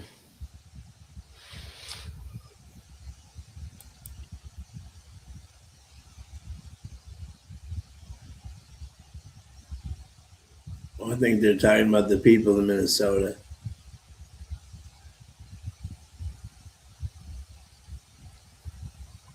All right. Let's see here. Well, we got 4 minutes to go here. Let me just. Yeah. I just want to play around with something. That's what I thought, Jenny. No, I didn't think he was talking about us. I was just wondering. I was missing part of the conversation, and I just went back to Jenny, so I just figured it out. But yeah. But I thought I was missing out on something juicy. That's all it was. I'm like, I missed something here. By the way, just quickly while Foreman is putting his ticket together here, right? I talked to Tim. I never know what the rant will be about. I do talk to Tim before the program, but I do never know what the rant is about. So I find out just like you guys do. So stay tuned. Stay tuned.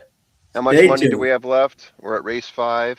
50. 50, halfway 50. through. Ooh. Okay. Let me.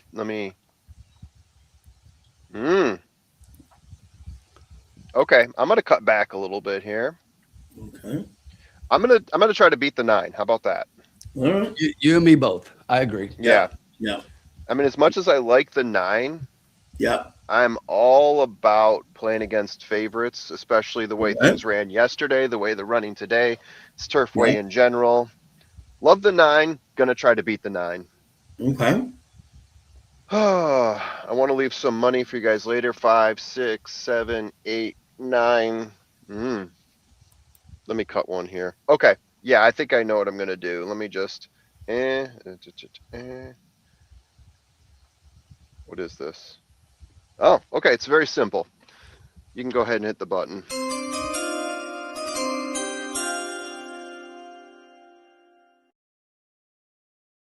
Back to key box. We're going to key the 9. We're going to add on the 5 and the 11. Right? Did I do that right? Hold on a second. Yeah. Do I add a third though? Did I add a third? Yeah. No. We're going to do it for a whopping $2, which will cost us a whopping $8. So we're not going too crazy in terms of let's pile on a bunch of horses.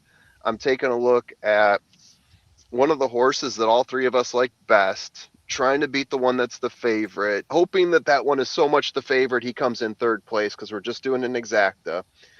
We got the 5 that Tim likes. I get the reasoning there, and I got the 11, which I think is going to be a lot of speed here. If we get this, it's going to pay because I think there's a lot of value. I didn't look at the wills, but I know what the odds are on these 3 horses, and we should be getting a nice payout here.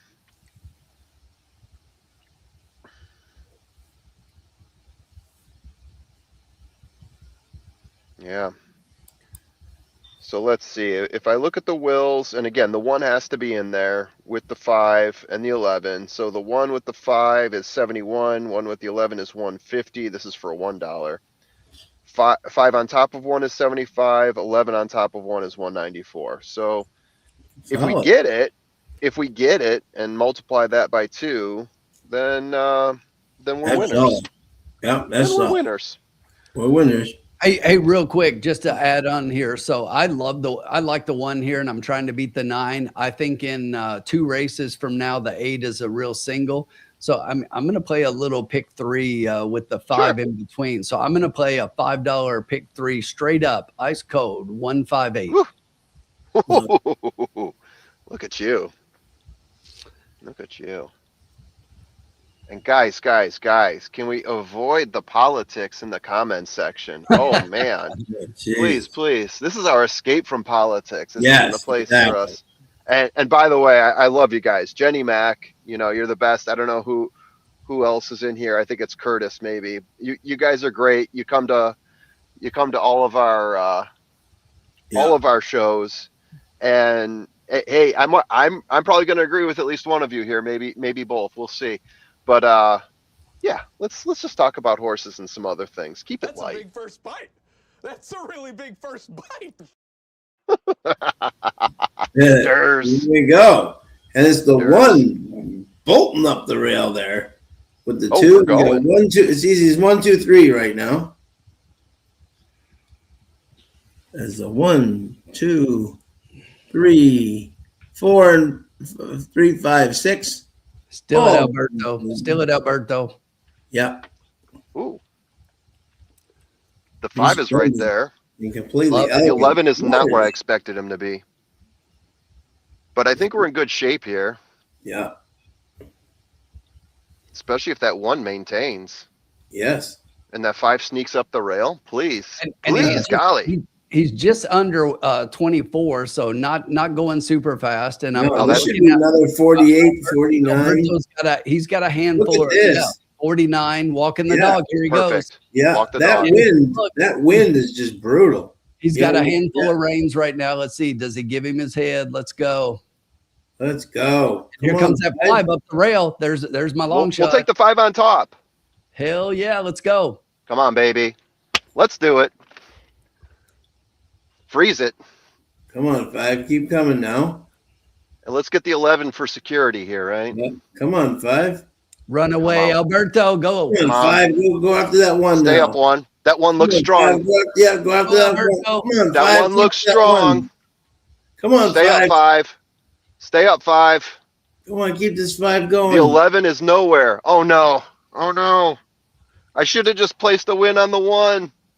Ugh. Where's my 11 coming in from the clouds?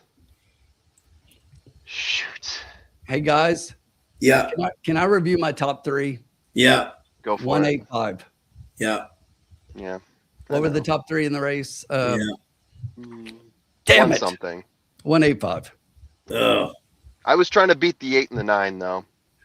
Yeah, I was trying to beat the 9, but I was okay with 9-2 on the 8. Yeah. But we got our 1. I told you I love the 1 here. We've got a straight play here, and I've got a really hot pick 3 going. Let's go. Yeah. Yeah. I just didn't see the 8 from a pace perspective. No. I thought he's going to be too far back. I like the 9 better. Of the 2, I like the 9 better. 9 was nowhere to be found. But I don't even know what happened. This is what we see with too far back, though. Seconds and thirds. You can do second, mostly thirds. That's true. You can do seconds, but you can't win. No. And look at to grab your 5. What's that? Like 6 links? Yeah. Yeah. And I should have just placed much the best 5-1. We'll take it. I should have just placed a win on that. We'll take it. Formula, I gotta give Tim tremendous credit here, right? Yeah. He is to try cold, you know it, but he's being sympathetic to your bet. I wasn't even gonna say that I got to try. Don't do that. In his head, he's going ka-ching, ka-ching, ka-ching, ka-ching. But exactly, but he's getting a little antsy in his seat as it's happening. Like, oh, this might happen for me. Oh, we got the 1. That's good. Yeah. Oh, Tim. That was priceless. I got you credit there. That was self control there. Love it. Tim's pick 3 is alive. Tim's pick 3 is alive. Indeed. That's hysterical. So that was good handicapping though on your part though, Formula. I know it didn't come in, but I'm saying that was still excellent, you know? Thank you. Yeah. I thought the 5 was going to pull away and actually maybe come after the 1, you know? Yeah. He had such good position on the backstretch there. Yeah. Like he was right behind. He was taking the rail there. It looked like he had plenty of energy. Yeah. But the one just stole it. So, Yeah. so guys, listen up. So the 1-8 exacta pays 25.88 to 1. So what am I getting for my try? Oh, okay. Well, what's the 5 here? 7 to 10, 1? 10 to 1. And 7. we're talking, Yeah, 7. we're talking 50 cents or a dollar. You're talking a dollar, right? Well, I've got it for 2, but you can give it any way you want. You know me, Okay. I don't play 50-cent and dollar. Yeah, yeah, yeah. I'm going to say for 50 cents, it's going to be 65. Okay, that's it. That's about exactly what I was thinking. I was thinking $60, 120, 240. So $240. Yeah. Let's see what it says. I mean, seven underneath is pretty darn good. Well, and especially with the 9 up the board, who was such a heavy favorite. Yeah, so it could go higher than 65. Yeah. But I do love playing the trifecta game. Yeah. You know me. My counterpoint. Okay. Yeah. What are we playing with here? So Give me 75 for 3. If it goes above 65, I think you're pretty darn happy. Official. It's official. It's official. What do we get? Well, we're all right on the 1. That was true. Oh my goodness. 97. 97. Bingo. 50. Cha-ching. Look Multiply at that by 4. Look at Good that. golly. Why'd That you is guys give me strange. the maiden special? Ooh. Hitting my weakness. Victor coming in fourth again. Cheers. Victor loving the 4th spot right now. Yeah. Cheers indeed. Man, went that to, was definitely more than I thought. Yeah. Wow. I'm impressed. Yeah. Ooh, we got another maiden coming up here. This is the one I wanted to play. Damn it. Well, we should have swapped because we'd have just hit for the lounge. Yeah, I know.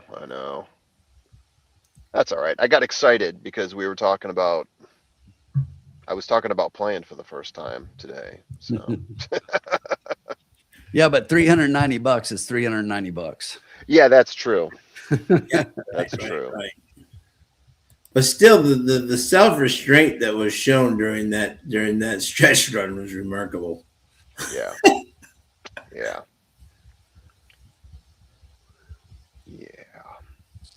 The 9 did get 5th. Great job, James. Did James Yeah, get 2 in a row there? Nice job, James. Yeah, 2 in well a row. Well done, Good James. job, James. Well done, buddy. Love to see that. All right, now let's get this 5 home for my pick 3 to my single in the next race. There you go. That is my top play in the next race. But there's another horse I like here that's not on the top of my list that I want to make sure gets included. Yeah, I mean, from my perspective.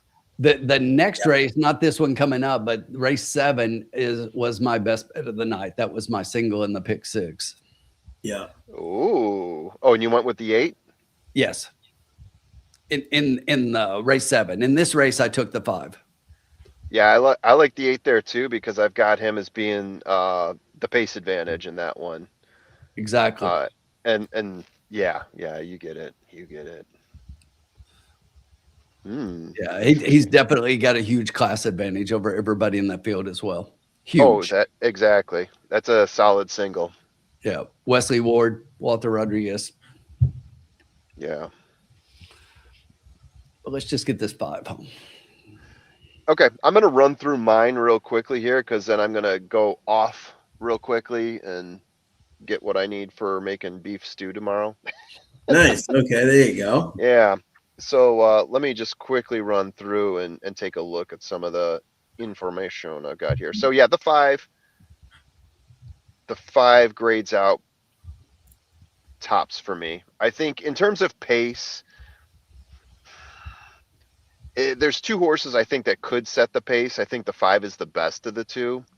The 5 has the second best last race, getting closer to the pace, which is another reason I like him. Right, pace. We're hitting that monkey a lot tonight. Earnings at the distance, earnings per race are tops. If you look at the last 3 and drop the worst, he's number 1 for me there too. Twice in the money in 3 races. So yeah, I like the 5 here. Ramos and Wow, I'm struggling on the trainer's last name there. My apologies. Nippenberg. Yeah, that's what I was going to go with, but for some reason my brain farted.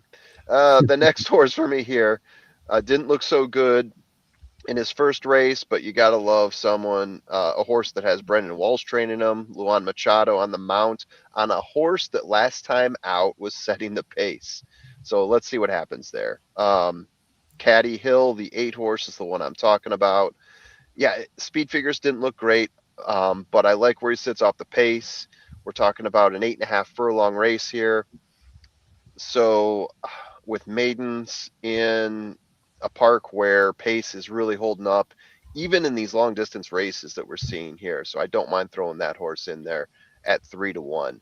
I don't get always 3-1 because I don't think his last race is all that exceptional. But anywho, the next horse I'm going to give you. Here we go. Now we're getting into some money play here. Guys, in terms of new sires, young sires, I love Nick's Go. I really do. Fantastic horse. Love Nick's Heart at 15-1 opening, the 3 horse. I've got him as having the best last race. I have him as loving the surface at the park, getting closer to the pace, which is something you want to see, especially in these lower level maiden races. I feel like when you see a horse go from further back to stalking the pace, I feel like they're ready to pop. And if we get anything close to 15-1 on this horse, Wayne Catalano, whew, I think we got ourselves a steal here. So I've got 5, 8, 3, and if I go give you another one here, in maidens, I do like to look to the last race. Yeah, I'm torn between class and closing here. I got 2 that are tied for the best last race. I'm gonna go for closing only because it gives you a better number. It was a toss up between the 9 and the 10. I'm gonna go with the 10. The horse can close. He doesn't come from that far back. A little bit closer than the 9, who is a better class out of Tom's Day Todd. But this Connect horse here, Voluntold, I have is running about the same in terms of numbers, only comes out of 1 race here, whereas the Tom's Day Todd horse, Tiki Hut, has had 5 races and has only, been in the money 1 time. Classy, yes, but dropping here, a Sisterton horse. It's, I'm using the Tim theory of it makes you wonder why he's dropping this much if he's had so many chances and hasn't really shown you much yet. So in order, I'm going to give you the 5, the 8, loving the 3, and throwing on the 10. Okay. I like it. All right. Horse for sale, number 9. Right. Seems like All right. All right. With 17 minutes, I am going to run in, and I will be right back, guys. Okay. Oh, looks like everybody left except for me. No, he hit the button to change it from 2 people to 1 person. When I worked at an OTB, an old timer told us to take the $1 exacted payout and multiply it by show horses' final odds to get the minimum $1. Oh, there you go. All right. There are different things that I was always told, and none of them work anymore. And it's just like, all right, Tim. This is my second thing I loved here, and that would be the 8 Katie Hill, Brendan Walsh for Luan Machado. These guys are 31% together at. What do you often say, Tim, which is great, right? If you're running against bettor, right, at least show me something. Show me something. Show me something. You know what I'm saying? That you're doing. He ran against much better. Unlimited Gold, Sudden Squall, about and around. Those are all good horses. This horse was bet down to 4-1. You know what I'm saying? So they thought, and he was right there until and then weakened, but against much better. But he showed me something. Luan Machado jumps aboard. He had great success. What was it a couple of years ago, Tim? Like at Ellis, where like Luan could not lose with Brendan, like on anything they rode, that they were together. I love this horse, and I can't. At the price, I think he's even great win play just by himself. But I was really high on this horse. Nice synthetic street cry, distorted humor. May he rest in peace, by the way. A great horse indeed. But but I just thought this horse was a definite horse to beat in this race. My second pick was the 5 Stay Beautiful. Again, JD Ramos was having a great night. Brian Nippenberg, 2 wins out of 2 starts. Love the workouts. The last bullet there at Sky, 59-4. I know it's only 3 horses. Don't care.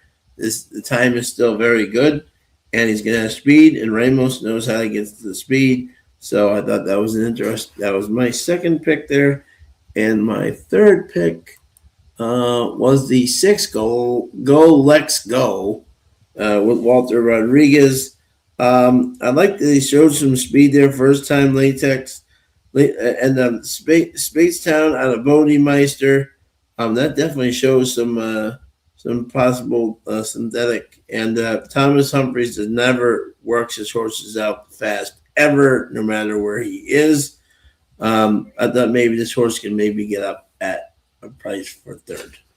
So that I was 8, 8, 5, and 6. And then if you had to have a fourth one, I was a 9 Tiki Hut. Yeah. All right. So we're real close, Sean. I'll tell you this, that my third and fourth picks are 6 and 9. So just like yours. Yeah. But my top 2 picks are the same, but I've got them swapped. Yep. And let me tell you why I like the 5. Okay. You mentioned that Nippenberg is 2 for 2. Yeah. Okay. But here's the thing. Nippenberg and Joe Ramos in the 25-26, okay. Yeah. They are 3 for 3. Yeah. When these 2 team up, they haven't lost. Yes, exactly right. And look at the ROI, 1659. Amazing. Yes, exactly. If you look at these 2 at all tracks, they're 6 for 12, and the ROI is $6. But listen to these numbers, and this is ROI on a $2 wager. The first time with Nippenberg, he's positive 254. Coming off a layoff, he's positive 275.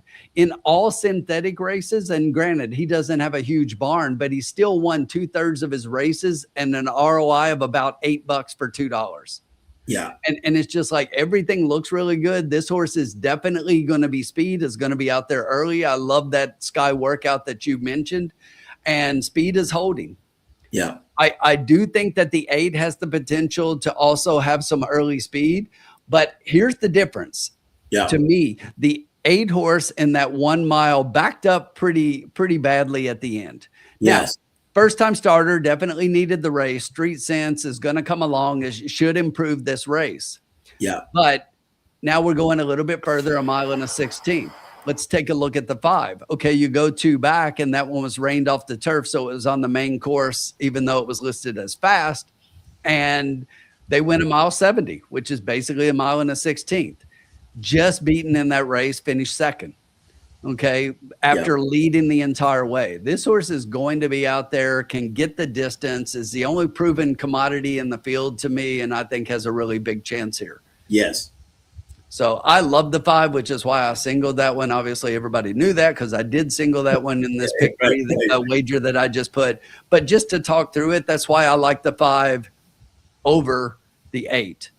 I do think that the 8 moves forward. And could the 8 win? Sure. Brendan and Luan.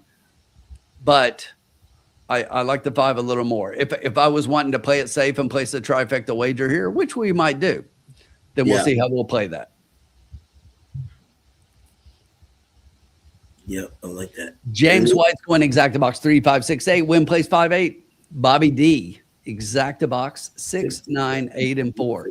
Curtis is going to go try key box, and he's keying the 8 with 2, 5, 7, and 10. Yep. I like it. There we go. Thank you to everybody. 113 strong tuning in tonight.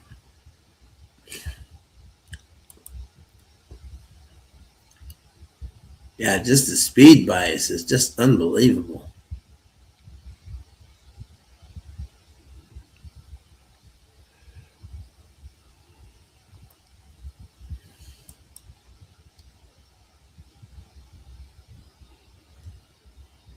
Thank you to everybody tuning in, as always.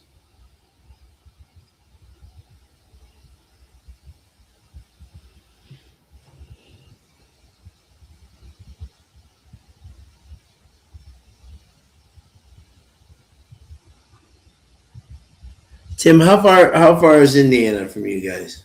Is it? I mean, for me, it's 0 miles. I live in Indiana. Yeah, right. No, right. That's right. That's, Oh, you mean the track? Yeah. Right at 2 hours for me. 2 hours. Okay. Yeah. Are there a lot of people rooting for Indiana in the national championship around where you are, or? Oh yeah. Oh, I was talking about the track. You mean to get up to IU? Yeah. Oh, that's even closer. But yeah, I mean, a lot of my friends in the area, a lot of people in this area, a lot of people from Indiana come down to the Louisville area. This is like a tri-sports team city. Sure, And you've got, obviously you've got the local fans for Louisville. You've got lots of Kentucky fans here, and then you've got IU fans. So all three of those teams are well represented here, and you can find a lot of Purdue fans as well. My next door neighbor graduated from Purdue, and she's a huge Purdue fan. Oh, gotcha. Okay, so a lot of people around there are rooting for Indiana in the national championship. Tons. And I think even the locals who are out, I think just about everybody's rooting for Indiana. Yeah, it's a fabulous story. You know, it really is. And you know that last game they just destroyed Oregon. Yeah, the second most losing team in Division I history is one game away from winning the national championship. That's incredible. You know. It really is. Wow, Del Cid is winning 40% of Delta Downs. Wow. That's the mayor should be betting Del Cid. Hey, Jay Worm, how are you, buddy? What's up, Jay Worm? Thank you for joining us as always. Where are we at, Sean? Let's check out the time. We're still in the paddock here. We're still in the paddock. Yeah. Looks like the jockeys are coming out. Yes, sir.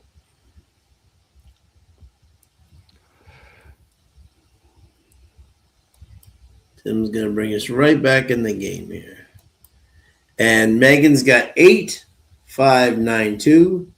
And the morning line's got 8-9-5-6.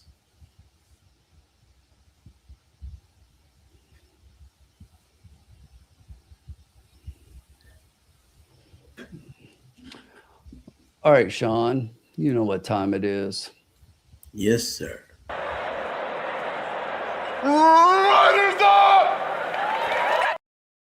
Yep. Let's go. Let's see if I can go back to back here.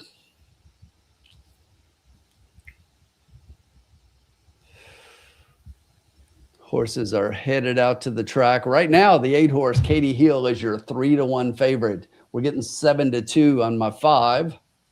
Yep. The 9 Tiki Hut is 9-2. We got Colin Sheehan back in the house tonight. Colin Sheehan. Back in the That name sounds familiar. Vaguely. Doubling down. Doubling down.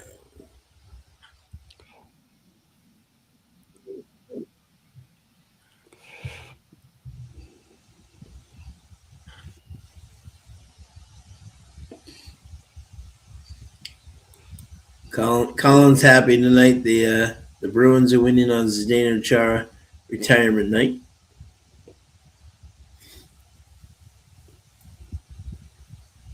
Two nothing. The youngsters starting to play some hockey.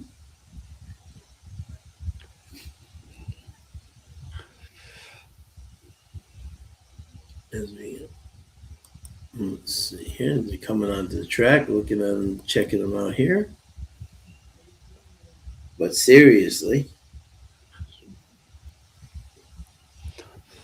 Katie Hill looks really good. Your 5 looks good too.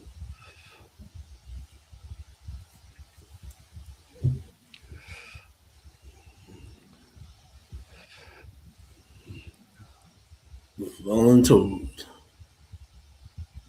There's the field.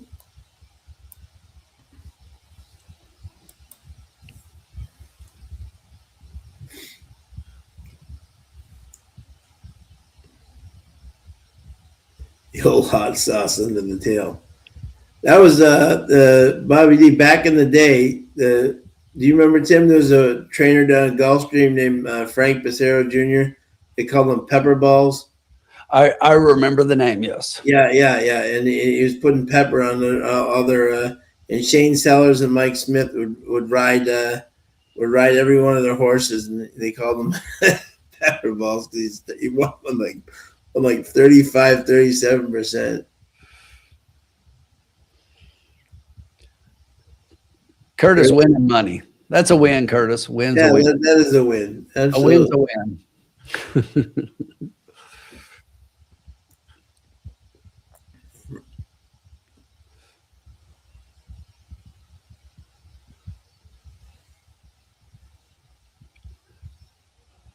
Pepper Balls Becerra. Gulfstream's finest.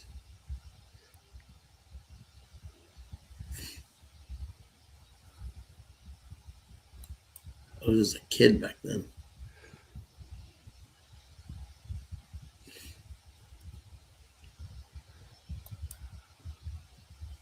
Three minutes to post here. Race number 6.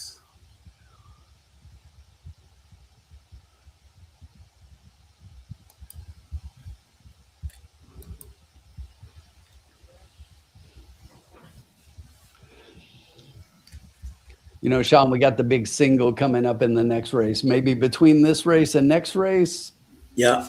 maybe we'll get a little rant. Love it. Stay tuned, Jenny. Get the popcorn ready.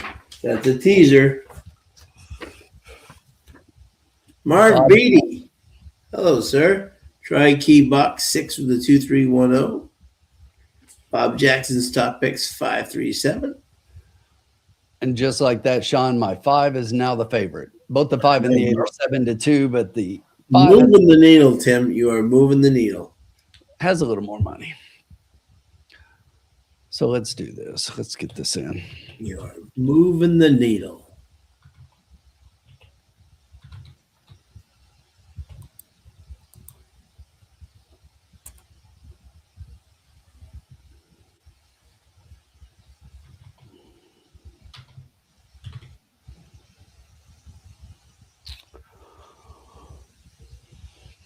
It's boom time.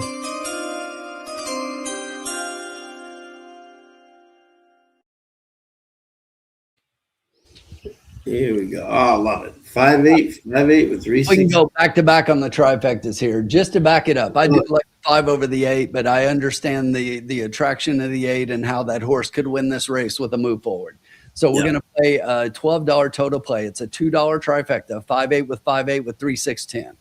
And that is deleting the 9 completely out of there and hoping we can get a little bit of a price underneath.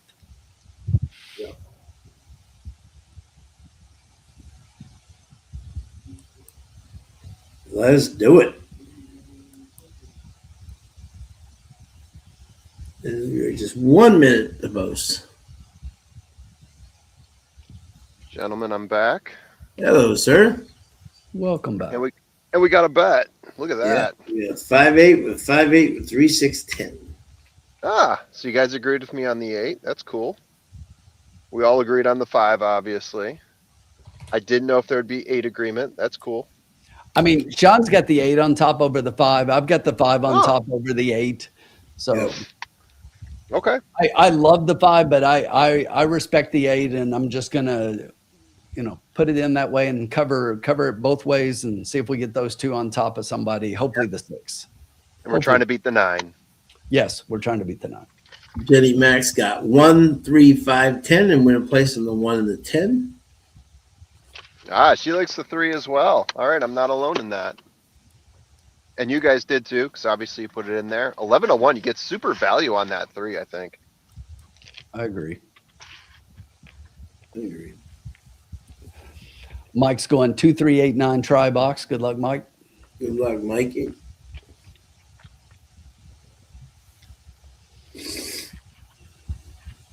I think, look, I still love this 5, and the 8 is now taking a little more money, even though 5-2 looks okay, but 4-1 on the 5.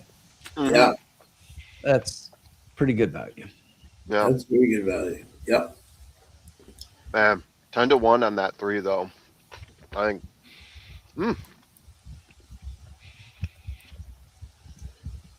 Thinking about it from a Turfway perspective, the value you get on a horse like that, right? Good luck, Nick. Good luck, Mike. Good luck, Jenny, Todd. All our friends here. All right. Let's see what this gets us.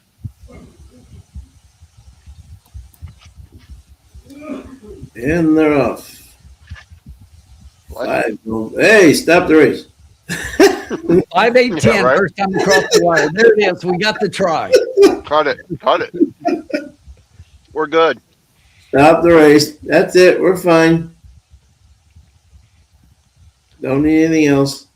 Late money on my 3 came down. Oh, it said 7-1, and now it's back 9-1. Must have been people betting after the start. 25. Let's have a 53 and 4. 25. Jeez. 25 to the quarter. They're crawling up front. Let's have a 53 and 4. I think Every we're horse good, that's guys. been able to crawl on the lead has extended and gone on to win. So let's get Yeah. that 5 home. Yeah. Yeah. Here we go. Let's see a 50. Yeah, let's see a 50. Nice big. 51. Let's have a 51. 51. There we go. Walk that dog. Man, There Some we of go. Walk that dog. I know these are longer races, but man, some of the splits we were seeing last time were super low. We were seeing 21s get dropped. I want to see this 5 hug the rail. Sorry, I don't want him Yeah. to let that 9 out. Do not let No, that no, 9 no. out. He's got Don't run. let that 9 He's got to out. lock it down. Yeah, Lock it and down. The 8 needs to get going. The 5 looks 8 needs to good. get but the going. 9's Ooh. come He on, went 5. wide. Whoa, whoa, whoa, Here whoa. comes the Come on, 3. Stay Damn up, it. 5. He's Oh, done. no. He's done. Where's He the 5 pulled up. going? Whoa. He pulled Oh, he's up. done. Bolted. He's done. Here comes the 3. There's the 3 going to win the There's race. my 3. He's going to win it now. I kept talking up the 3 and he won. 390. Juan just loves coming in third. I'm convinced. Damn it. Lou on for 3rd. Shocker. Juan just loves coming in third. That's like his favorite thing. It's just coming third. Man, I like I that horse. thought we looked great there. All of a sudden, man. I did too. I do not like the way that it looks like that 5 pulled up, though. No, exactly. Inquiry sign is up. Inquiry. That's probably because the 5 pulled up and bolted. Mm-hmm. I think we'll see that was just his own doing, sadly. Yeah, yeah.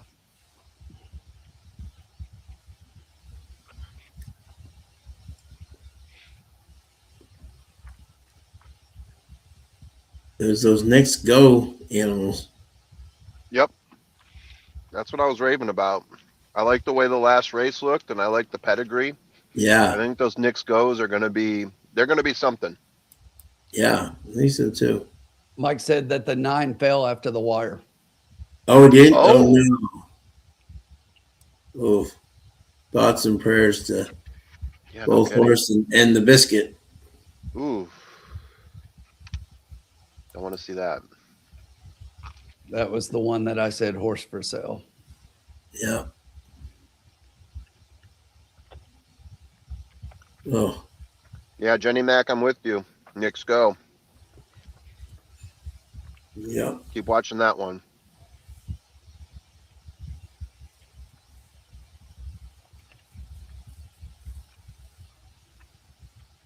9-1.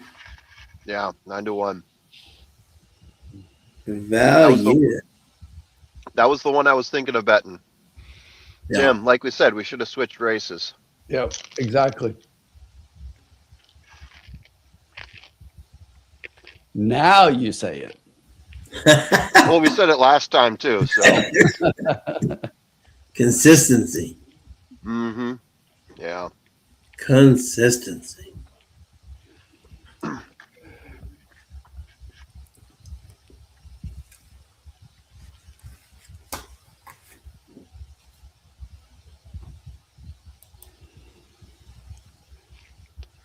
Hope nobody claimed it. I know. That would be.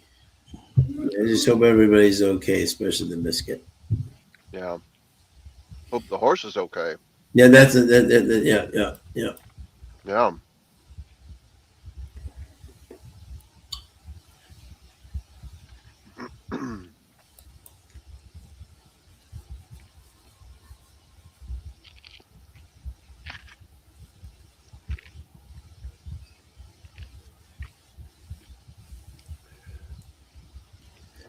I'll never forget. I was up in Saratoga, right, watching the workouts in the morning, and they said watch it coming around the turn is a horse that, and this is like 20 years ago, right, 25 years ago. He said watch this horse. He's $1.8 million. They paid him. That's like 20 years ago, right? And he Yeah. said watch him. He's supposed to be really fast. He came right around the turn. We watched him, and he fell right down in front of us, and they had to take him off. I was like, "Oh my god!" Yeah. I was like, Scary, man. "Wow!" Yeah, never. I was like, "Wow!" Never forget that. I was like, "Holy!" And the trainer looked like he was gonna. Oh, Yeah. it's a tough game sometimes. It is. It is. Makes it that much more challenging to watch the sport. Exactly. You don't get that watching basketball. No. Yeah. My favorite line was what do you call it? Forte was cost Rapoli. I think it was like $50,000 or whatever, $100,000 to get Forte. Mhm. Tim, so Rapoli said he said this is the business that I love. He said I have $1 million horse that right now is pulling carriages in Central Park in New York. He said, and then I have Forte here who's going for the Derby. Right. He said, meanwhile, the $1 million horse that I paid is pulling carriages in Central Park right now. Right. Yeah, you never know. I'm always shocked. I mean, I get it when people do pay that much because, like, you look at Into Mischief right now. That's a perfect example. You look at your top 25 Kentucky Derby horses, and you're just skipping through. There's Into Mischief. There's Into Mischief again. And then you look at last year, right? And you look at all the Into Mischief horses that were on the Derby trail. We're getting close. There's something to be said for the horses that have that super sire. Right. So you get it. You start getting your mind into it. It's like, ooh, this one's, Into Mischief, and you got Quality Road on this side, or Good Magic or something like that. Let's combine all that up. And yeah, I get why people go pretty crazy with that stuff early on, but you're prospecting. Crazy. And Tim and I a couple of years ago remember Tim at Airdrie, to see Preservationist, right? And Oh yeah. and last year, what was it? They sold 34 2-year-olds, right? On that crop last year, and the highest one was like almost $1 million. And who's the only one who makes it to the Derby? The $2,500 Preservationist, baby, chunk of gold. Yeah. How about that, right? Exactly. And as Kyle said, he's from Boston. He's a great friend of mine. He said, see, man, you just never know in this game. Yeah. You never know in this game. One of my favorite horses, and it was like when we started Trust the Profits, I think that's part of it too, was this gelding that Brad Cox had. I'm even trying to remember what the sire was because it was the most nondescript sire. But the horse was Froster Frippery. And this was like a claiming monster that was rattling off win after win and just, through the ranks and whatnot. I think he's out of Frosted, right? Frosted? Was he No, he wasn't out of Frosted. That was the surprise. Okay. Oh, okay. You think he is based on the name, but he wasn't. Okay. I'll have to look it up. But yeah. Inquiries down. It doesn't look like any changes. Okay. Yeah. Inquiries down.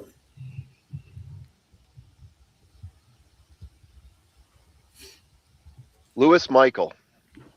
Oh, that was the name of the sire, Lewis Michael. Wow. Very nondescript, but this horse was just knocking out win after win. I loved it. Wow. Some gelding he probably claimed for 10,000, something like that. Yeah.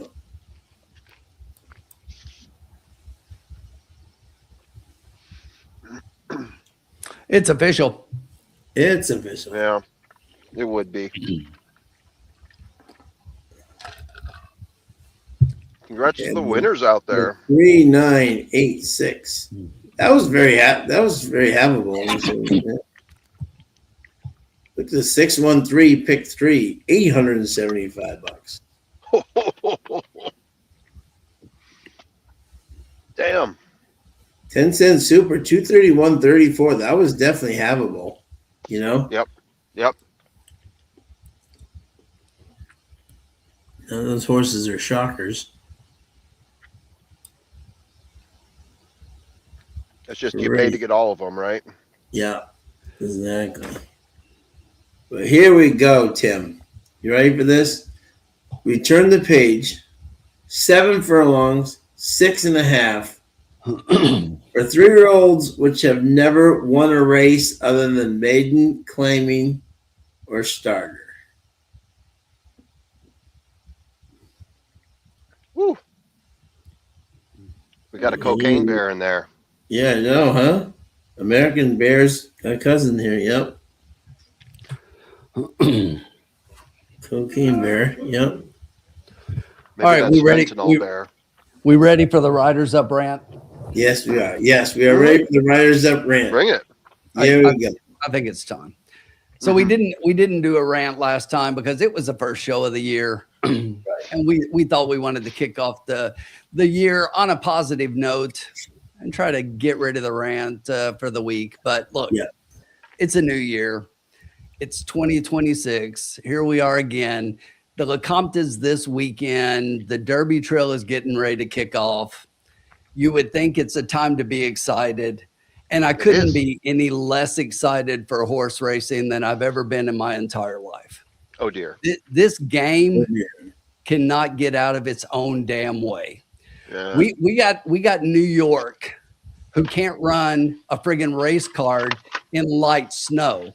They realized they built tracks in New York, right? Santa Anita can't run a race on a muddy track. They don't know how to run races when there's a little water coming out of the sky. We've got race days being canceled left and right. Mm-hmm. We got racing days being diminished at tracks across the country. This game is bleeding out on the floor, and the track ownership and the leadership of this game, if they call themselves leaders, they think that they can fix the bleeding out individual on the floor, a game on the floor, by posting pictures on social media and getting some influencers. Yeah. And all of the people, like everyone watching us right now, and all of us who play this game and pour everything into the game, they're seeing people like us leave in droves because this game has no leadership. It has no vision. They don't know what they're doing. They can't get out of their own damn way. You got states like Illinois right now who basically handed out a bunch of licenses, got trainers involved, got breeders involved, and years later, they don't have friggin' racing yet. So it's like year in and year out, this game just continues to get worse and is dying. And I don't know what the answer is, but I know one thing.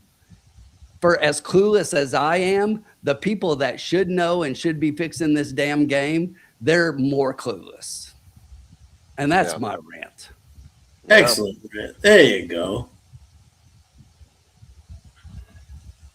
Mike Cusano says, what leaders? I mean, if you listen to Twitter, you'd think you would think that Mike Rapoli is some sort of leader, right? The commissioner, the self-appointed commissioner, thinks that change in horse racing is posting a lengthy Twitter comment. Exactly. And, That that just was one bothers thing me. that I wrote down that I was going to mention. But I mean, super trainers and super owners are, they're killing the game. They go to the sales and they buy up all the damn horses. And then I love Sean's Constitution story and, Chunk of Gold, because it's like that's the way this game used to be. There used to be hope in making the Derby. And now Yeah. we just go and buy up $1 million horse after $1 million horse because we can throw around that kind of money. And we just think that, eventually, if I keep throwing, this much money on 50 horses, maybe I can win the Derby with one of them. And it's just getting ridiculous. Yeah. Yeah. Race 7 coming up, 15 minutes, gentlemen. Well, that brought me up a lot. There we go. Jenny's got the answer. I'm feeling really positive. I'm glad I could pick everybody up for the night. Yeah, exactly. Thanks, Happy Tim. New Year. Happy New Year, everybody. Glad you waited till today to do that. It's not called the rant for nothing. Exactly. Yeah. I thought there was going to be much more sunshine and rainbows, but okay. Sunshine, lollipops, and exactly. Yeah. There you go. So this is a Sean race, if I'm not mistaken. Yes, it is. Correct? Yes, it is. All right, Sean, I'm going to start giving you my vibes here. Yes, sir. Please do. All right. I've been looking at the odds here, Yes. trying to figure out where there's value and adjust accordingly. I'll give you my thoughts.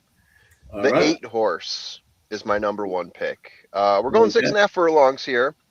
I actually have this one set up as a pace advantage, which is a little bit, I don't want to say a shocker, but a race that's this short with horses that specialize, you're going to get a lot of front runners in these shorter races. Yeah.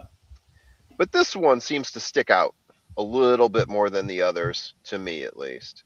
So that's why I got the 8 on top. He's got punch down the stretch, sits there in front. There's a reason people are putting money on him. Yeah, so there you go. I'm going to give you the 8. My number 2 pick here, I'm going to give you the Gnome, the number 1 horse. Last time out, in terms of the speed figures, I'm just going to say this. We've got one horse here who just came out of maidens, blitzed the field, has won one race. That's the 10 horse, Silver Talisman. Looks really strong.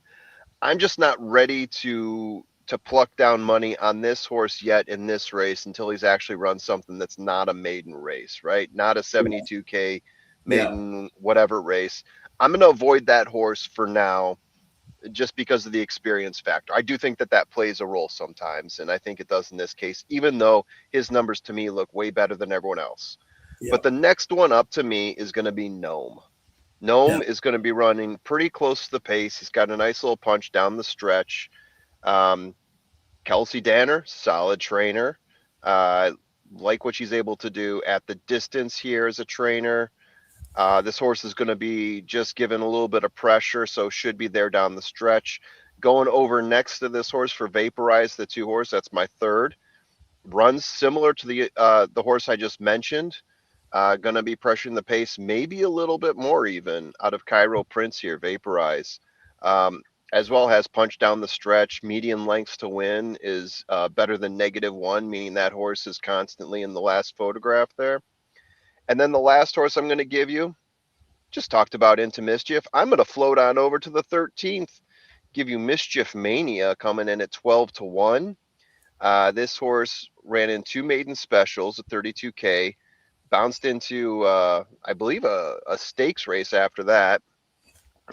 Coming out of, let's see what we got here. Joe Sharp training, Into Mischief, sits close to the pace, which is what I want to see. Went gate to wire once, 3 times in the money out of 4. So yeah, Mischief Mania is my 4th horse. So in order, I'll give you 8, 1, 2, 11. And I didn't do my these go to 11 drop yet. Sorry.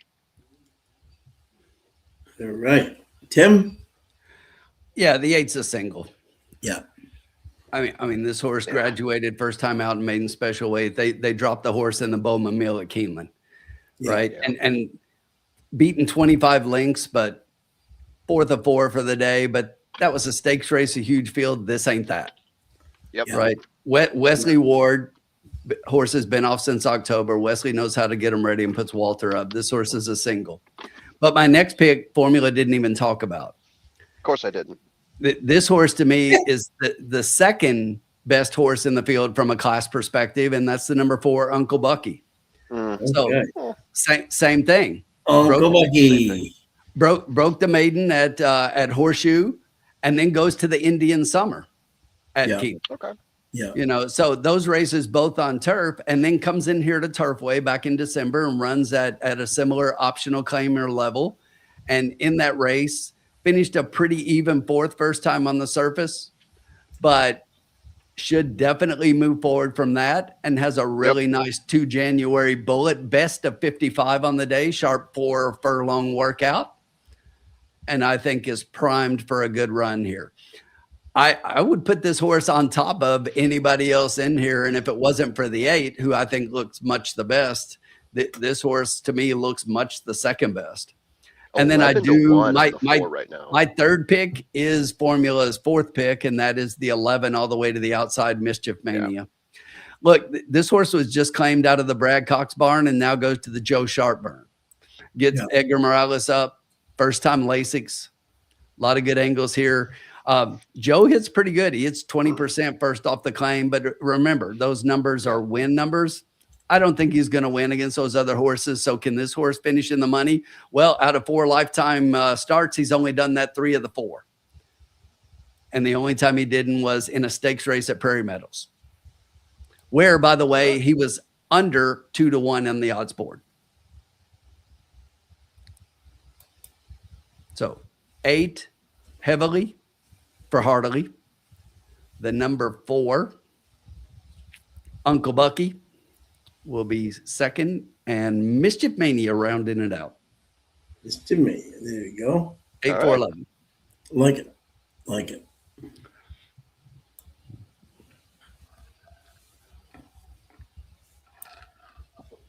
Okay. Oh, and Mike likes Uncle Bucky. Yeah, I saw that. While you were talking, I was thinking, I bet he's going to say Uncle Bucky. Yeah, nice. Okay. There you go. Uncle Bucky in the house. I mean, the 8 looks pretty strong here, but I like that 4. That 4 could be sneaky. Yeah. Okay. Okay. I like it, Tim. I like it. I like it a lot. I like a lot. Hey, guys. Yep. Look at us. Hey, look at us. Look at us. Huh? Who would have thought? Not me. So, Tim, I went to Binny's yesterday expecting just to look around, 15 minutes to close. Going to pick up my daughter from ballet. I was just in the neighborhood, and I like to check out to see if they've got anything barrel-aged new, you know, something that just dropped, something interesting and new and different. And I didn't see that, but what I did see is they had slashed the prices on a number of local beers, which you don't see often. I see that sometimes at the wine. You see wine at like an end-of-bin sale, cut 50% off. You know, I'll get myself a Chateauneuf de Pape. I used to be able to get one for like $15 back in the day. Now prices have skyrocketed, so I'm even hoping to get something in the 20s or 30s if I'm going to do a CDP. But in the beer section, you rarely see that. So I walked out with a box for like $40 with several cans of delicious beer, and they're sitting right behind me right now. So let me just say the temptation has been running strong the entire time I've been on this show. I am sitting in a parked car wondering how legal or illegal is it for me to just crack one of those open and, you know, I'm not drinking and driving. I'm drinking and sitting. Sitting. Podcasting. Wait. Formula. You're in Chicago. Nobody follows the law up there. Exactly. I'm in the burbs. Just if they stop you, just say the Bears, and you'll be all set. Yeah. Oh boy. And you'll be all set. Bob Jackson's got 2-11-9. Good luck, Bob. Yeah. Does it bother you that they no? And here's why for me. And Sean, go ahead. Why do you think? Because I think just class, you know? Yeah. Yeah. I definitely agree from a class perspective. But the other thing, Mike, is that, Wesley's based at Keeneland. He's based in Lexington. That's where he works his horses. If you look, if the horse had no works anywhere, I would definitely be worried. Yes, But I'd be very worried. Yes. this horse just worked out and has been working out, which if you look, it's like bullet, bullet, bullet. But this horse has been working pretty consistently at Keeneland. And even though these works are at the main track, there is a synthetic training track. And it wouldn't surprise me if they did some galloping on the training track over there as well. So Wesley knows how to transition horses from Lexington up to Turfway. So yeah, I'm not really worried about it. Right. Yeah, I'm not as sold as this horse being a single as you are. I could definitely see it winning. Looks strong, and like I said, pace advantage at 6.5 furlongs, so I get it. And the other thing, let me just tag on to Mike here, and I see Bob likes my too. Awesome. This horse hasn't run at the park at all yet, not even working out. Yeah. Is that a concern for anyone? I don't even think it's run on Tapeta yet. It's only run on dirt. And then you got horses like the 1 and the 2 that have been showing really strong numbers at the park itself. Yeah, I think I'm kind of in agreement with Tim in the fact that I think Wesley Ward, if he didn't think he'd get the synthetic, wouldn't run the horse on it. I agree.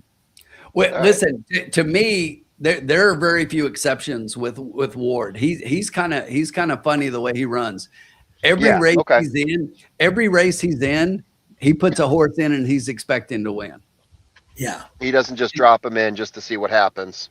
Gotcha. Okay. Not Ward. If he shows up, he's in it to win it. Now, a lot of time you'll see that a lot of times Wesley will have 2 or 3 horses in a race, especially at Keeneland. He does that a lot. That's where he puts those other horses. Now, one of them, he's in it to win it, but the other one, you just got to figure out which one it is. Right. Yeah. All right. Fair play. Yeah. And he puts his boy Walter Rodriguez up, Yeah. 27%, Yeah, just at Turfway. If you look overall, they've got, Walter rides for him a lot and it's 30%. That's a really high win rate. Yeah. But Wesley's got a really high win rate overall. It doesn't show on the form at Turfway right now, but it's only because he doesn't run up here much. Yeah. Now, if it was 2-3 weeks before Keeneland, and there's a couple of horses running up here, Yeah. now I might question, what he's doing. Yeah. What's his angle? Is he getting this horse a paid workout to take the horse to Keeneland? Yeah. And you'll see towards the end of this meet, he will do just that. Okay. Yeah. Bob Jackson liked the 2. Yes. Vaporizer. Chris Emig. Brittany Vandenberg. Ran a very solid 3rd last time. Yeah, I mean, never off the board. I thought this horse was pretty interesting. Me too. I like 8 and 4 a lot more, but I could have picked the 2 over the 11, and that was one of the ones I was looking at. Yeah. A Cairo Prince. Yep. We saw the Prince. Yep.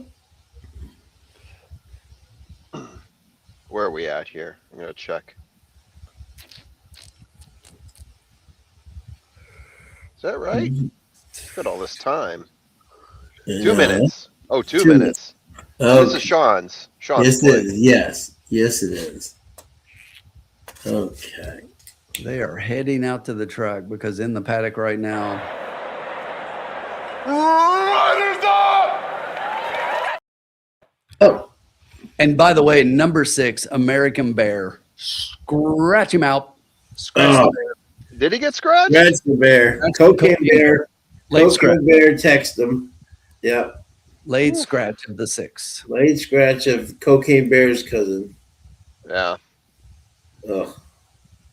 Heartbreaker. Call that one Meth Bear. Yeah, Meth Bear has been scratched. Got all sorts of different bears out there. Yeah. T-Bone said he's just going to go 10-2-4 straight. Love Oh, wow. Groundhog's going to play a 20-cent super, 8-4 with a bunch of them. There you go. Cool. Good luck. Kevin is going to play a 2-4-7-11 box, and then the 6 to those and an 8 and an 8-11 exacta box. Good luck, Kevin. Not the 6 now. But not the 6 anymore. Yeah. Yeah, exactly. Which he just said. Never mind. Yep. Never mind. Skip And that. James White's going to go 8, key that 8 in a tri key, 2-4-7-10 underneath. All right. I like that. I like that, James. How many races do we have left? 2 or 3? Mom's spaghetti. You have this one and 2 more. Oh, 2 more. Okay. So, I mean, 3 races, you could go $10 a race, or Yeah. I mean, you go a little more in one race and we'll go a little less in another. Yeah. No, I don't Yep. want to do this now.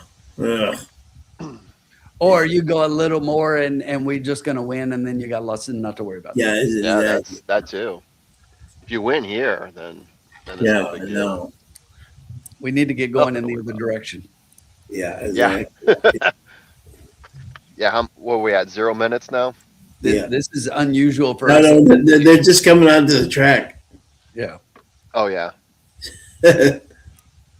Yeah, it says 0 minutes, but they'll take at least 3 or 4 before they go. Yeah. Yeah. They're still in inquiry zone. It was probably the delay of the 6, whatever they were doing with the 6, and then the scratch. Oh. Yeah. Good call. Good call. But we're on the track. The 8 is your 4 to 5 favorite. Right now, your second choice is the number 10 horse at 5 to 1. The 1 is 6 to 1. The 2, 7 to 1. Okay. I like the value on the 4. My second pick at 9 to 1.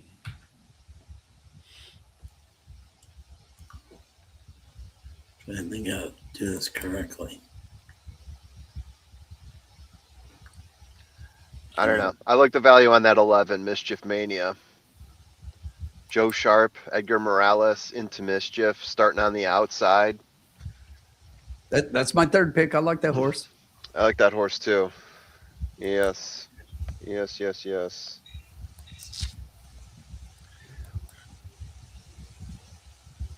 Ooh, went too far.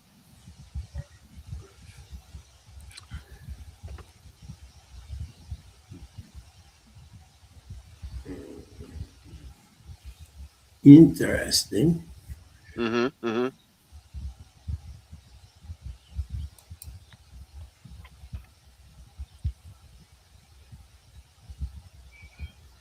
All right.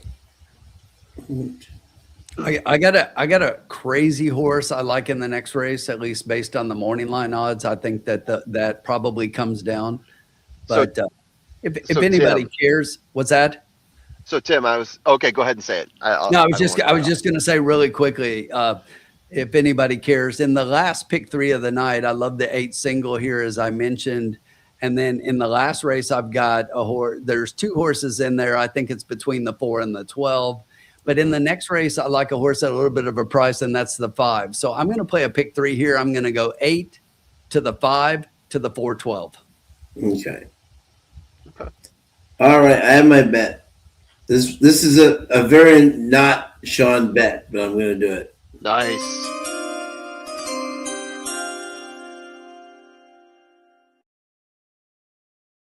Let's get weird. Exactly. Let's see.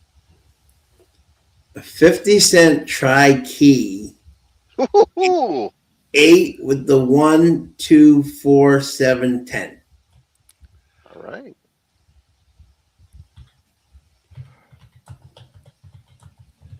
You like the 10? I mean, I get the 10. Say those numbers again. 8 with the 1, 2, 4. 7, 10. Yeah. I like Mom's Spaghetti to get a possible piece of this at 10 to 1. Underneath. Like Mom's Spaghetti to get a meatball. Yes, underneath. Yes. Given that we have $30 left, I'm just trying to get us a win. You know? Yeah, let's do it.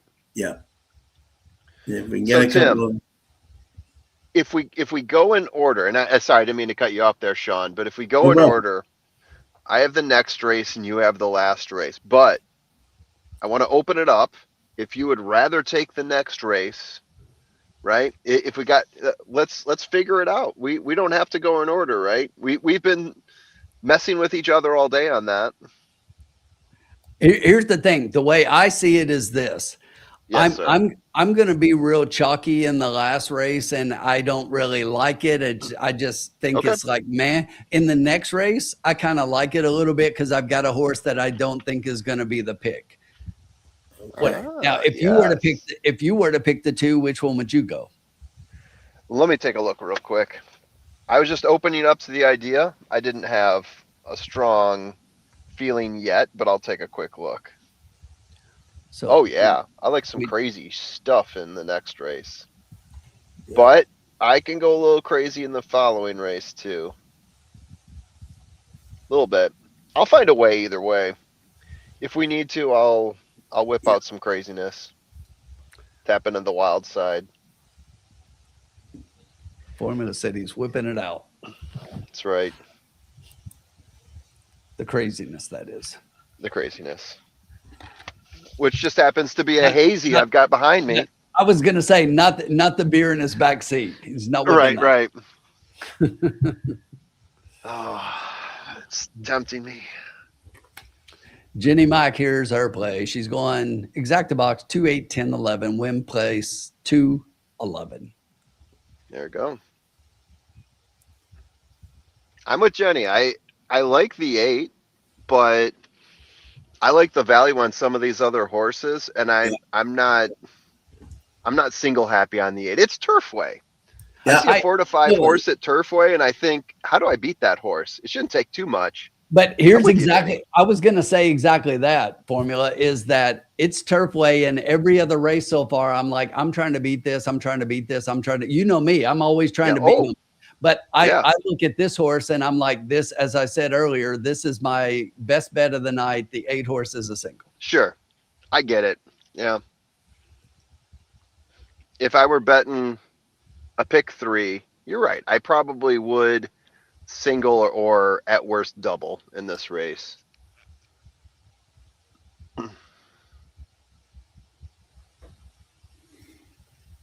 But if you're looking at just the race and you're trying to get some of that Turfway cray going, they're off. Hubba. Hubba. 8 didn't get out great. 8's not in front. He's coming what we got going on there?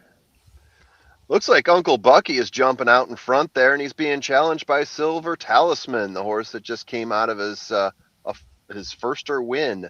The 9 is squeezed in between the two of those horses. That's Junior Jimmy at 56 to 1. 56 to 1. 56 to 1. They dropped to 22. I think that's 76. Wow, 36. 22 tonight. That's like, yeah, crazy. It's 6.5 furlongs. They are challenging each other as they're hitting that turn there. Junior Jimmy out in front, or is that JR Jimmy? No one really knows. If he wins tonight, we're going to know for sure. Silver Talisman still stay on the outside with Uncle Bucky in back, and our horse there, Heartily, is challenging in that second lane right behind Junior Silver Talisman as they are hitting that stretch. Oh, a little bit of bumper cars. That's going to open it up for the 7 is coming out. We got Mom Spaghetti making a challenge, as is Gnome. It looks like Gnome is out in front being challenged by Mom Spaghetti is there on the outside trying to get back to the rail there. Heartily is coming in from behind, but Uncle Bucky also holding on for third. It's going to be Gnome, Mom Spaghetti, and I think either Uncle Bucky or Silver Talisman. I think they're pretty 174. Victor Carrasco with the win. Yeah, 174. My boy. I almost went one on the top. Oh.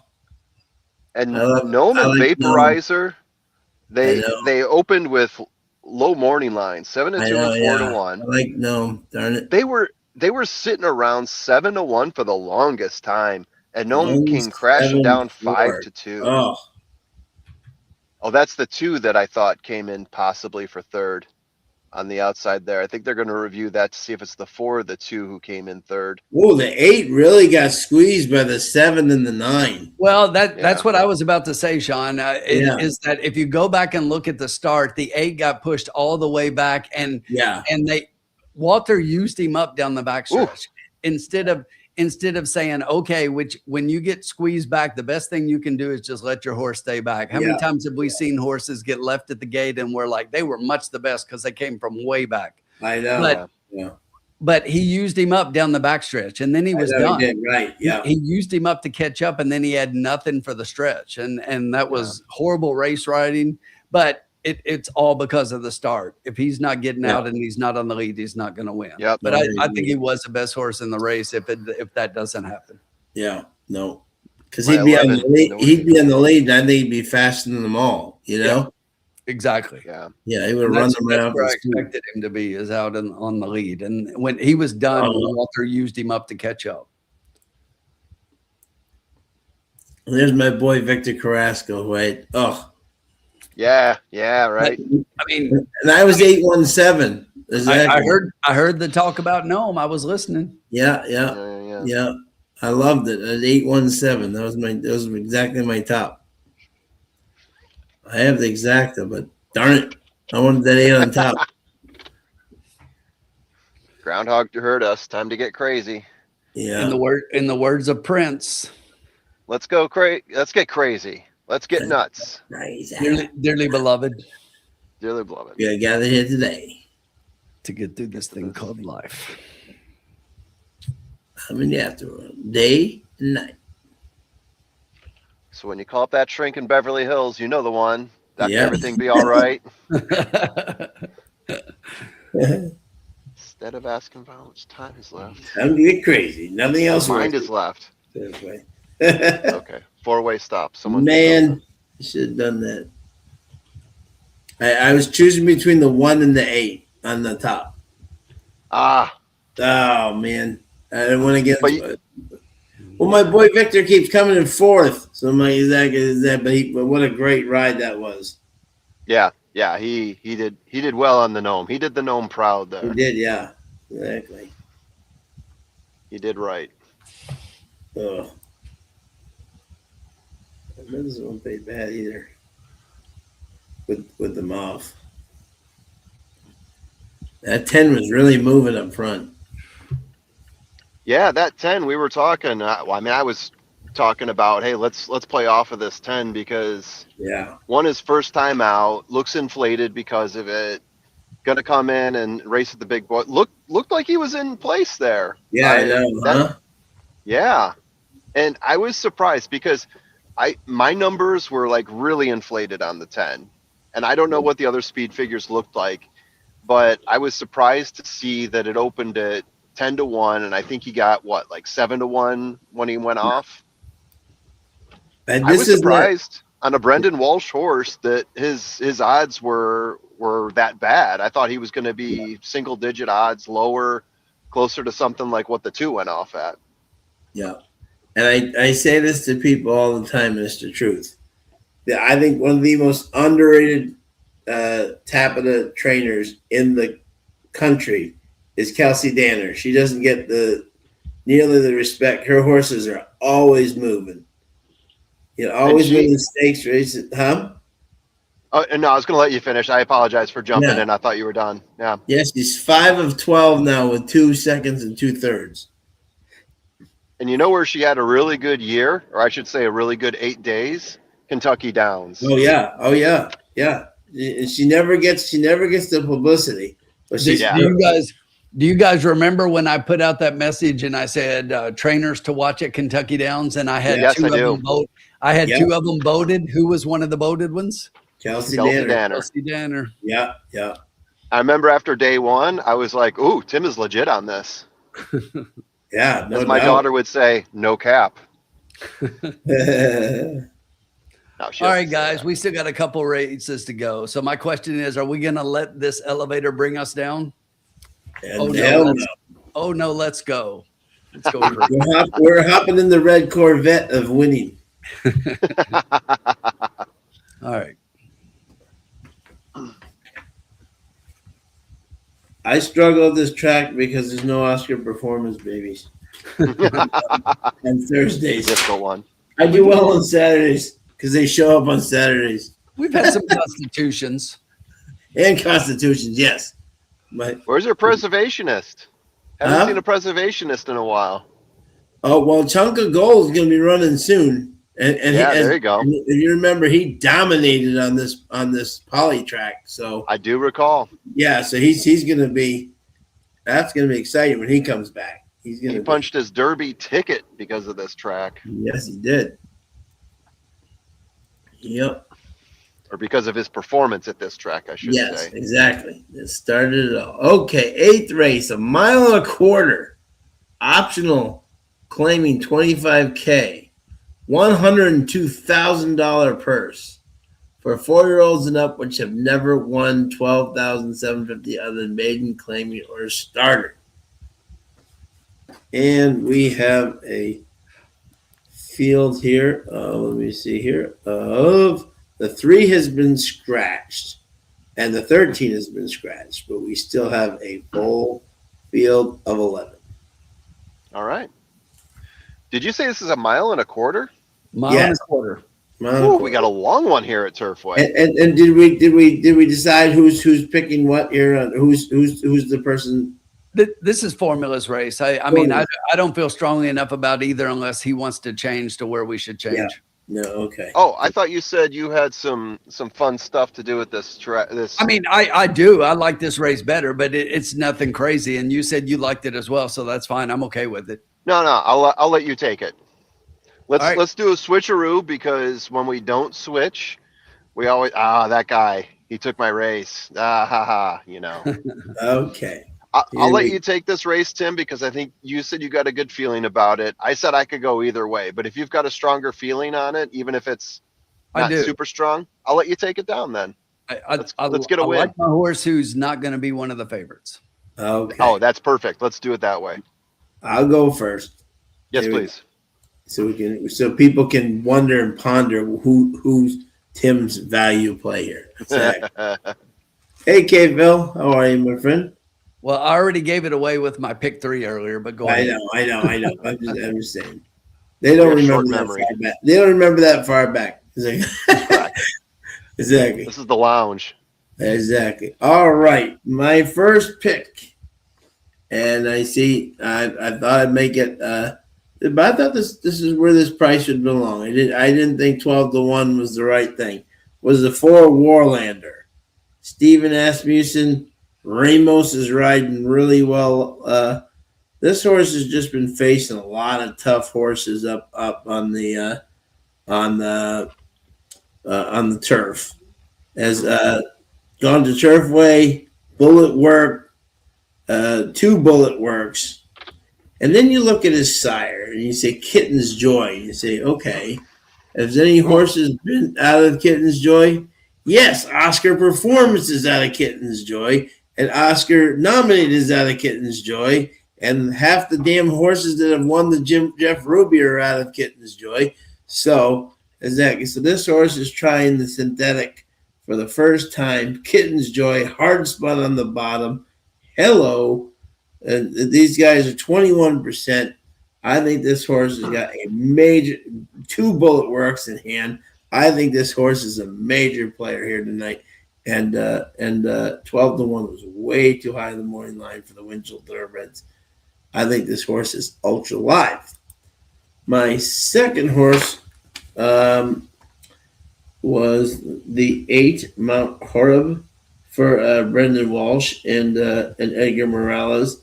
This horse was 2-path between evenly. I like the switch from Chaminade to Edgar Morales. Again, this guy doesn't win a lot, but man, he always puts the horses on the board.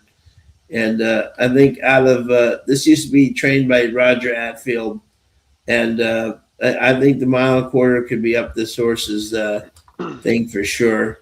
I think this horse could definitely get the money. I have him as my second pick, and the third horse I have is the aforementioned Kelsey, I'm on fire, Danner, the Hidden Chamber. I hope Adam Bashiza is okay. We haven't seen any change yet. Have we? Wait a minute. Has any change been there? No, yeah, Gabriel Saez. Yeah, Gabe Saez. Gabe Saez is right. Yeah, Gabe Saez is now up. Exactly. And but this horse came flying last time, just missed at at a mile and a quarter. He moved, and they moved him halfway through early and was just missing. I think that's what you got to do tonight. So I think this horse is very tough. So I went 4, followed by the 8, and then the 5. 4, 8, 5. Okay. And then 2. And the 2. Yeah. So you said 2. That leads me into my top pick, which is the 2, Shankar. I like this horse a lot. Of all the horses in this race, I have him as having the best last race. He's moved to Turfway, went for longer distance, went 8.5 furlongs, and he's got 2 first places to show for it. So I like riding the coattails on that one. Jockey trainer win rate 33%, 3 race improvement. All that stuff looks good to me. 3 wins in 10 races, 7 times in the money. Opened up at a hearty 12-1. Let me take a look at my phone and see what he's at now, unless you guys want to just tell me. Who's that? That works. Shankar. He's at 7-1. 7-1. I'll take it. So yeah, there is Shankar. Now the next horse I'll give you. Let me just make sure I'm correct on this. Yeah, I'm going to Punxsutawney Phil, the 9 horse. Open at 30-1. Yeah. So this is a horse that last time out went straight to the front and didn't look back for a mile at Turfway. He held on, won at 20-1 in that race. Race before that, not so great, but he was coming off of breaking his maiden, was on turf, did break his maiden at a mile at Laurel Park before that. I like this horse at a price here a lot because I think he might be close to the pace, and we're talking about pace. And I love the value you get on the 9 horse here. The big key here is the distance, right? He's gone 8 furlongs. Can he go 10? A horse that I know can go 10 furlongs because I believe he's done it before. Let me just double check here. He's at least been in the neighborhood. Like I said, let me double check here. Yes, he's done it before. The Copper Missile. Dylan Machado rode this horse last time out at Turfway, 5 lengths back for 7th place. Not great, but he's run the distance before. Before that, he was running 9 furlongs, 9 furlongs, ran 12 furlongs at Turfway, came in 3rd place, just 1 length off the victory there. So this horse is building up distance. I like horses in these deep races like this that have run the distance before, unlike my previous pick, the 9, which hasn't run the distance, but I like the pace there. So yeah, I'm giving you Copper Missile as my 3rd, and then who is my 4th horse here? Yeah. Phone's ringing, dude. The phone's ringing, dude. I think I will give you Warlander as my last pick. I like where he sits off the pace. He can get pretty close. Comes out of Steve Asmussen. He's run the distance before. I don't have him rated as highly as Copper Missile running in the long distances, and I don't like his last race as much, but you're getting pretty good value, at least opening up at 12-1. So if I go in order here, and I am skipping Hidden Chamber, all apologies to people who singled that horse. I'm going 2 to 9 to 1 to 4. Okay. Yeah. This race should be sponsored by Cake. He's going the distance. He's going for speed. So this is what I was talking about when you look at this race. I thought that it was a little more challenging than the last race, where I see 2 horses that kind of stand out a little bit in my mind. But this one, I think it's a little more wide open. You see a lot of single digit odds horses here, but I am surprised that this horse is that is the 5 Hidden Chamber. And I already told you guys that is my top pick. And you guys know we talked about Kelsey Danner, but here's the thing looking at this horse. Formula, you said you graded out the 2 as having the best last race. Just tell me how that race is better than this race. Okay. I mean, the buyer speed figure is better. The class is better. The distance is the same as today. And even though they were going a longer distance, this horse went faster to the fractions of the race that you're saying was faster. Or better. I'd have to take a look and see. and that's fine. It's just like I was kind of surprised. But I will say it's my own this. grading system that I've got built No. in here. I like that you're saying that because I do have the 2 underneath. Okay, so Yeah. I like the 2 a little bit, and I thought that the 2 would be a little higher odds and will be. It's currently sitting at 7-1. Yeah. But that's actually my 3rd pick. My 2nd pick, you didn't mention my top 2, so you didn't have my 5 and you didn't have my 2nd pick. Okay. My 2nd pick is the number 11 Sugoi. He's go to 11. I thought about that horse purely because of pace. Same reason I picked Punxsutawney Phil. Yeah, but I like and go ahead. I'm sorry.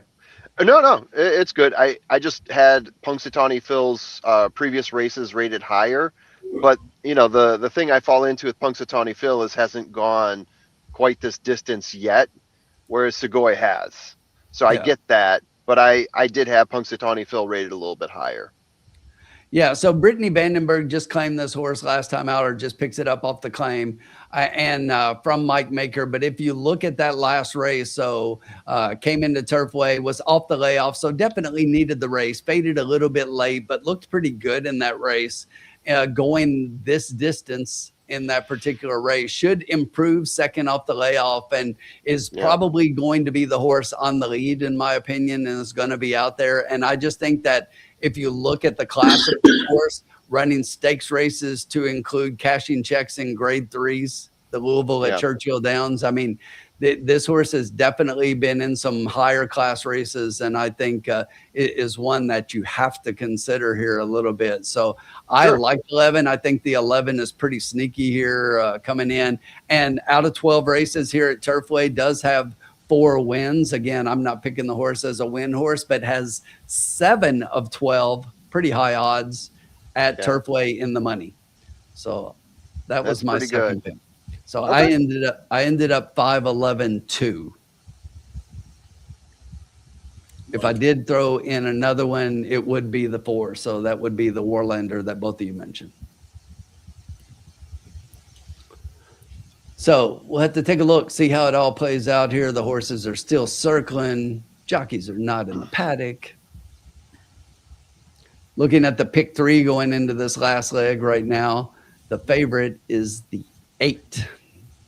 I wonder if they're reaching that level. Tim, you said it's very cold, right? It's cold. It's really cold. Yeah. I wonder if they're reaching that level where they're, because they've been delaying more and more every race. Yes. I wonder if it's getting colder to the point that Tyler Connor used to tell me there's some threshold that if the wind meets something and the temperature meets something, then they'll stop. Yeah, hopefully not. I mean, I doubt it, but I don't think we're that cold. But okay. Yeah. It just seems every race seems to be long. They're coming out longer. It's definitely cold. I mean, I'm a little south of them, and it's 22 right now and blustery. So it's windy. So the wind chill is even colder than that. Yeah. All right. Formula She's on Punxsutawney Phil as well. Let's go get it. Megan has the 5 on top. She's going 5-7-8-2. Okay, there you go. The 8 was the one that I did think would be the favorite in here for Brendan Walsh and Edgar Morales, but I was playing against the 8 a little bit here. Yeah. Mm-hmm. Yeah. Formula, I had to ask you after last week. I'm sure is everyone in Chicago Bear happy right now?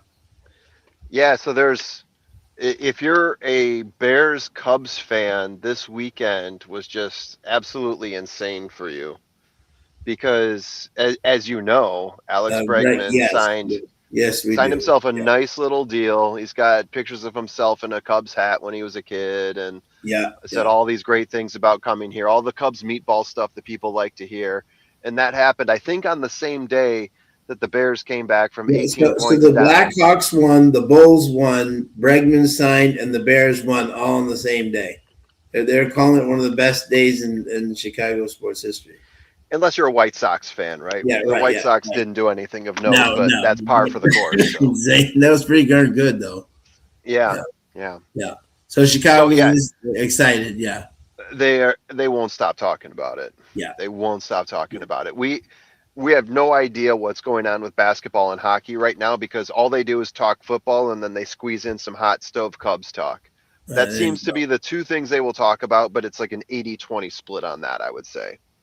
Love it. Yeah. There you go. It's getting a little tough. Like I was joking about with my friend Firsty, when we were going into the Cubs Green Bay game, it got down to the point where the sports radio minutia was how long were the toenails of the backup kicker on Green Bay's punter, right? Wow.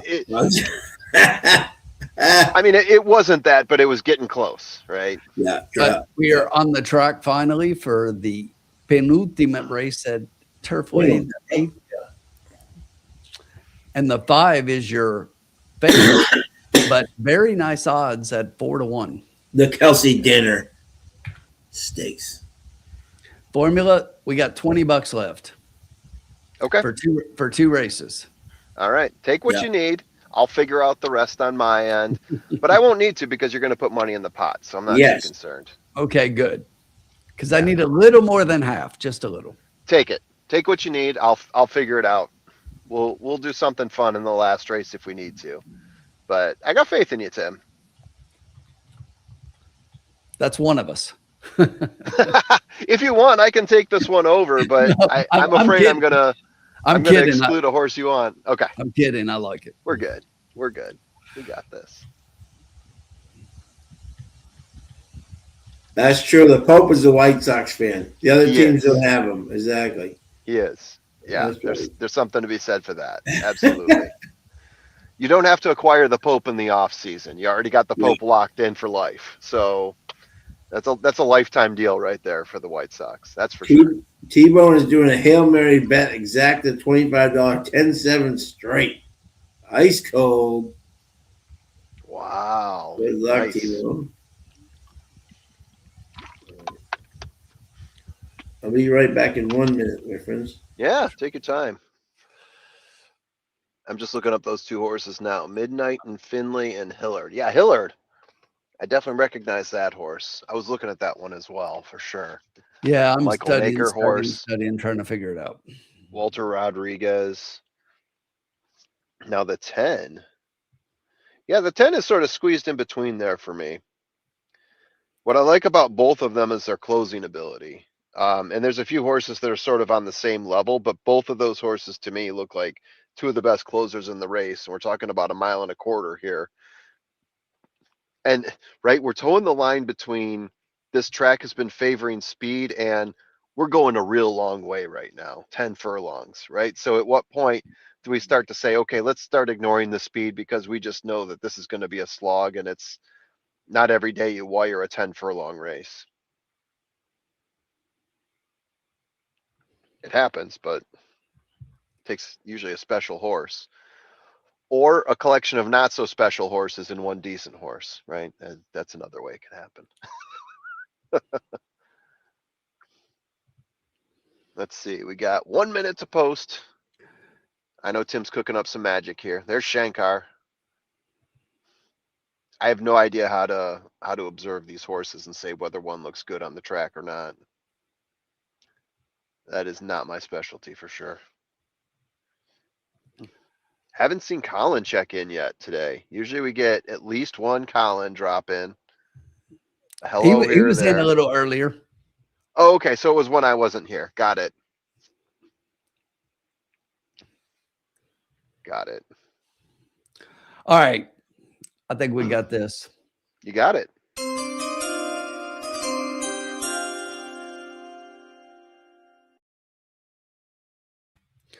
All right, so I still love my 5. We're gonna ride or die with the 5 here, and we're gonna play a trifecta key. I got to go $1. You know, I like my $2 plays, but with the bankroll, and that's because my $2 would be putting 3 horses underneath, and I'm a little hesitant to do that. I need 4, so I'm gonna play it for $1 for the same amount.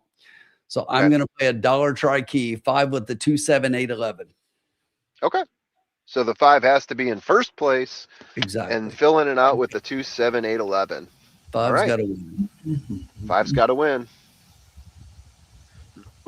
We got all sorts of different bets out there too. This is an exciting one. Groundhog Groundhog's actually pretty close to my plays here. He just left off Shankar. He's got exacta box keyed with the 9 and 1-4. Hey, Felipe. Not too far off Happy New Year. Felipe, how's it going? He's double 11 into 4. Good luck to you, Felipe. Hail Mary bet. We just talked about that with T-Bone. Yeah, 10-7. Whoa.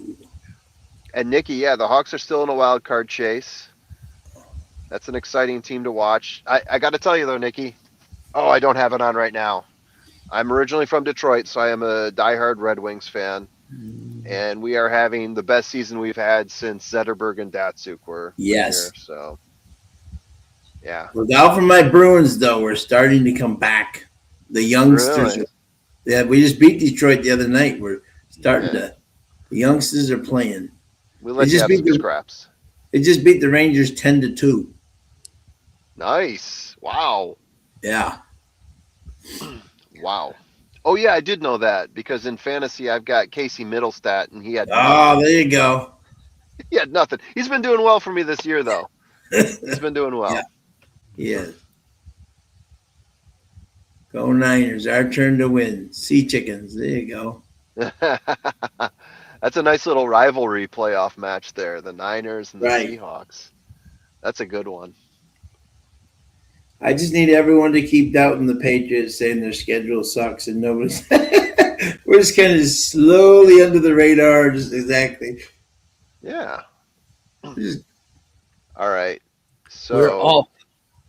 they're we off. are indeed.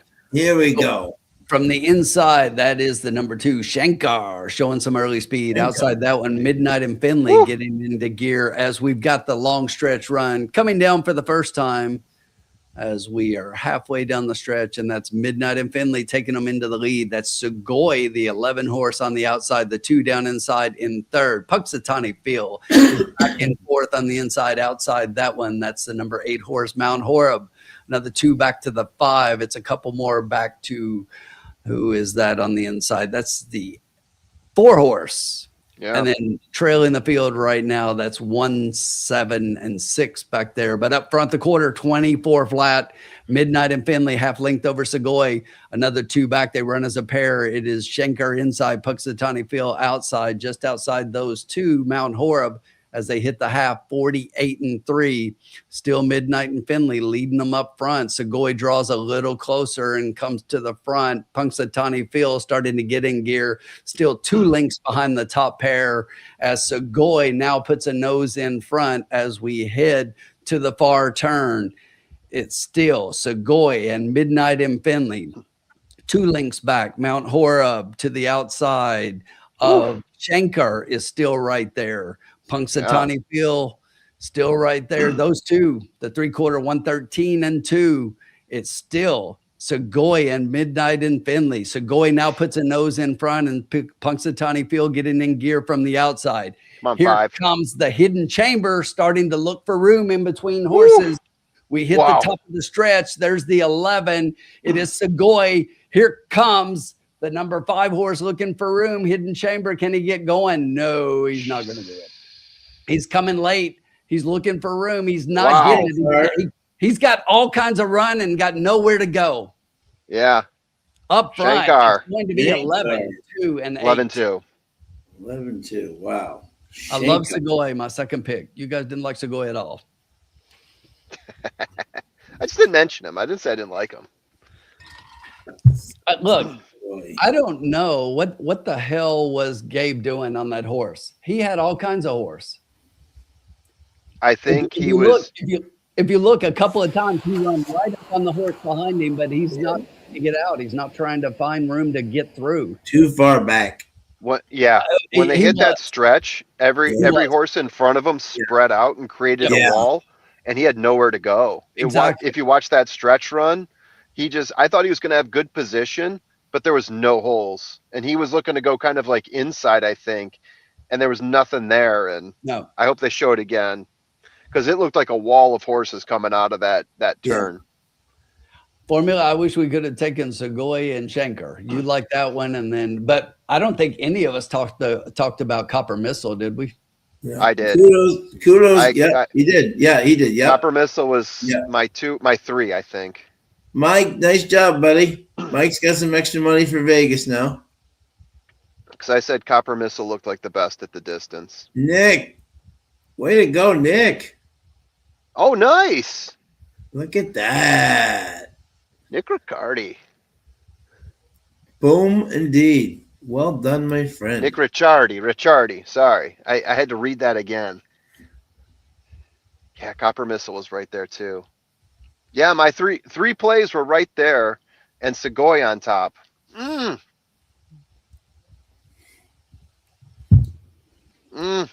I looked at Segoy, and when you were talking through him, Tim, I'm like, yeah, I saw that, but yeah. Damn it. Yeah, I know what you mean. 219. How much we got left? $8. $8. Okay. You can do a lot with $8. Yes.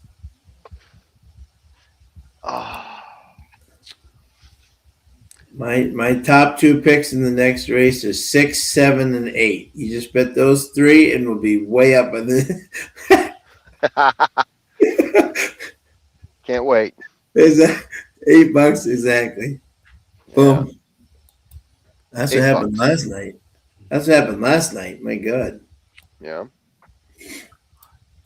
Nick, they haven't posted yet. We're still unofficial. Oh, but we should know. Yeah, we should know. So I mean, we can look at it. Yeah. Tim doesn't look at exact as if he doesn't have it. All right. So I just didn't have the screen up for my ADW. So 11 over 2 for $1, Nick, pays 83.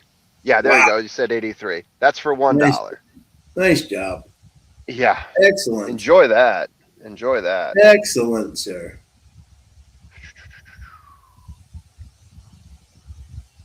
Huh.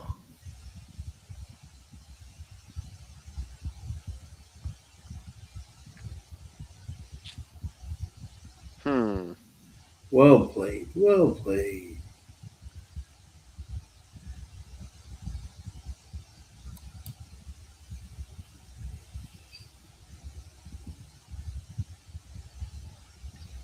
All right.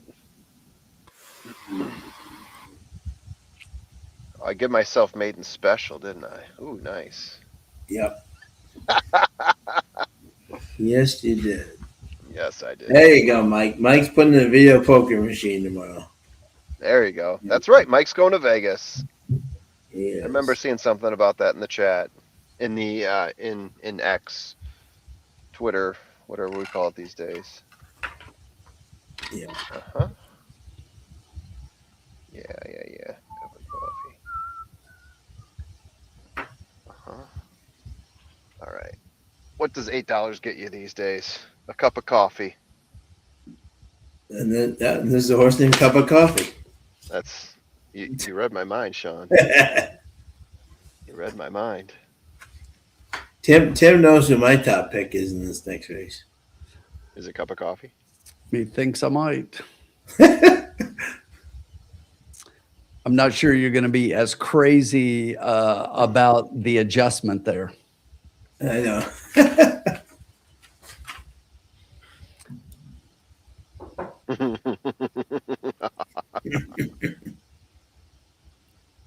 But yes, I know who Sean's on. Yep. Can I guess? You guys are just laughing over there. Hell Can I no. guess who Sean is on? I could probably guess pretty quickly. You can. Page down, page down. Yeah, I can. Ooh. Is it the 2, Sean? Are you on That the 2? would be the 2. The Constitution, baby. Come on. I just said it earlier. Yeah. That jogged my memory. And only Bashiza and Kelsey. Kelsey Tanner again. But But here's the thing. It's not Adam, and that's what I was saying. And just like in the last race, it was supposed to be Adam and my 5. Who was it this time? Oh, it's Gabe again. Yeah, Well, Gabe gave 5 a shit ride, and he'd probably do the same with this one. Well, sometimes they can be mad at themselves and they come back and give a great one. You know. Well, I hope so. If he's got it in him. Yeah, exactly. All right, I'll go first here, considering I'll consider it all.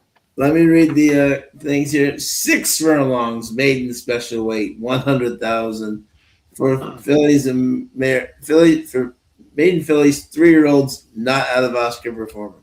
All right, here we go. All right, and my first pick is D2, American Summer, Kelsey Danner and Gabe Saez. Exactly. This horse had a bullet where I love the bullet workout January 8th, 1 out of 27. 4 out of 30. This one is she's been working this one out a lot. And at Turfway, look at this horse has got to be the most fit.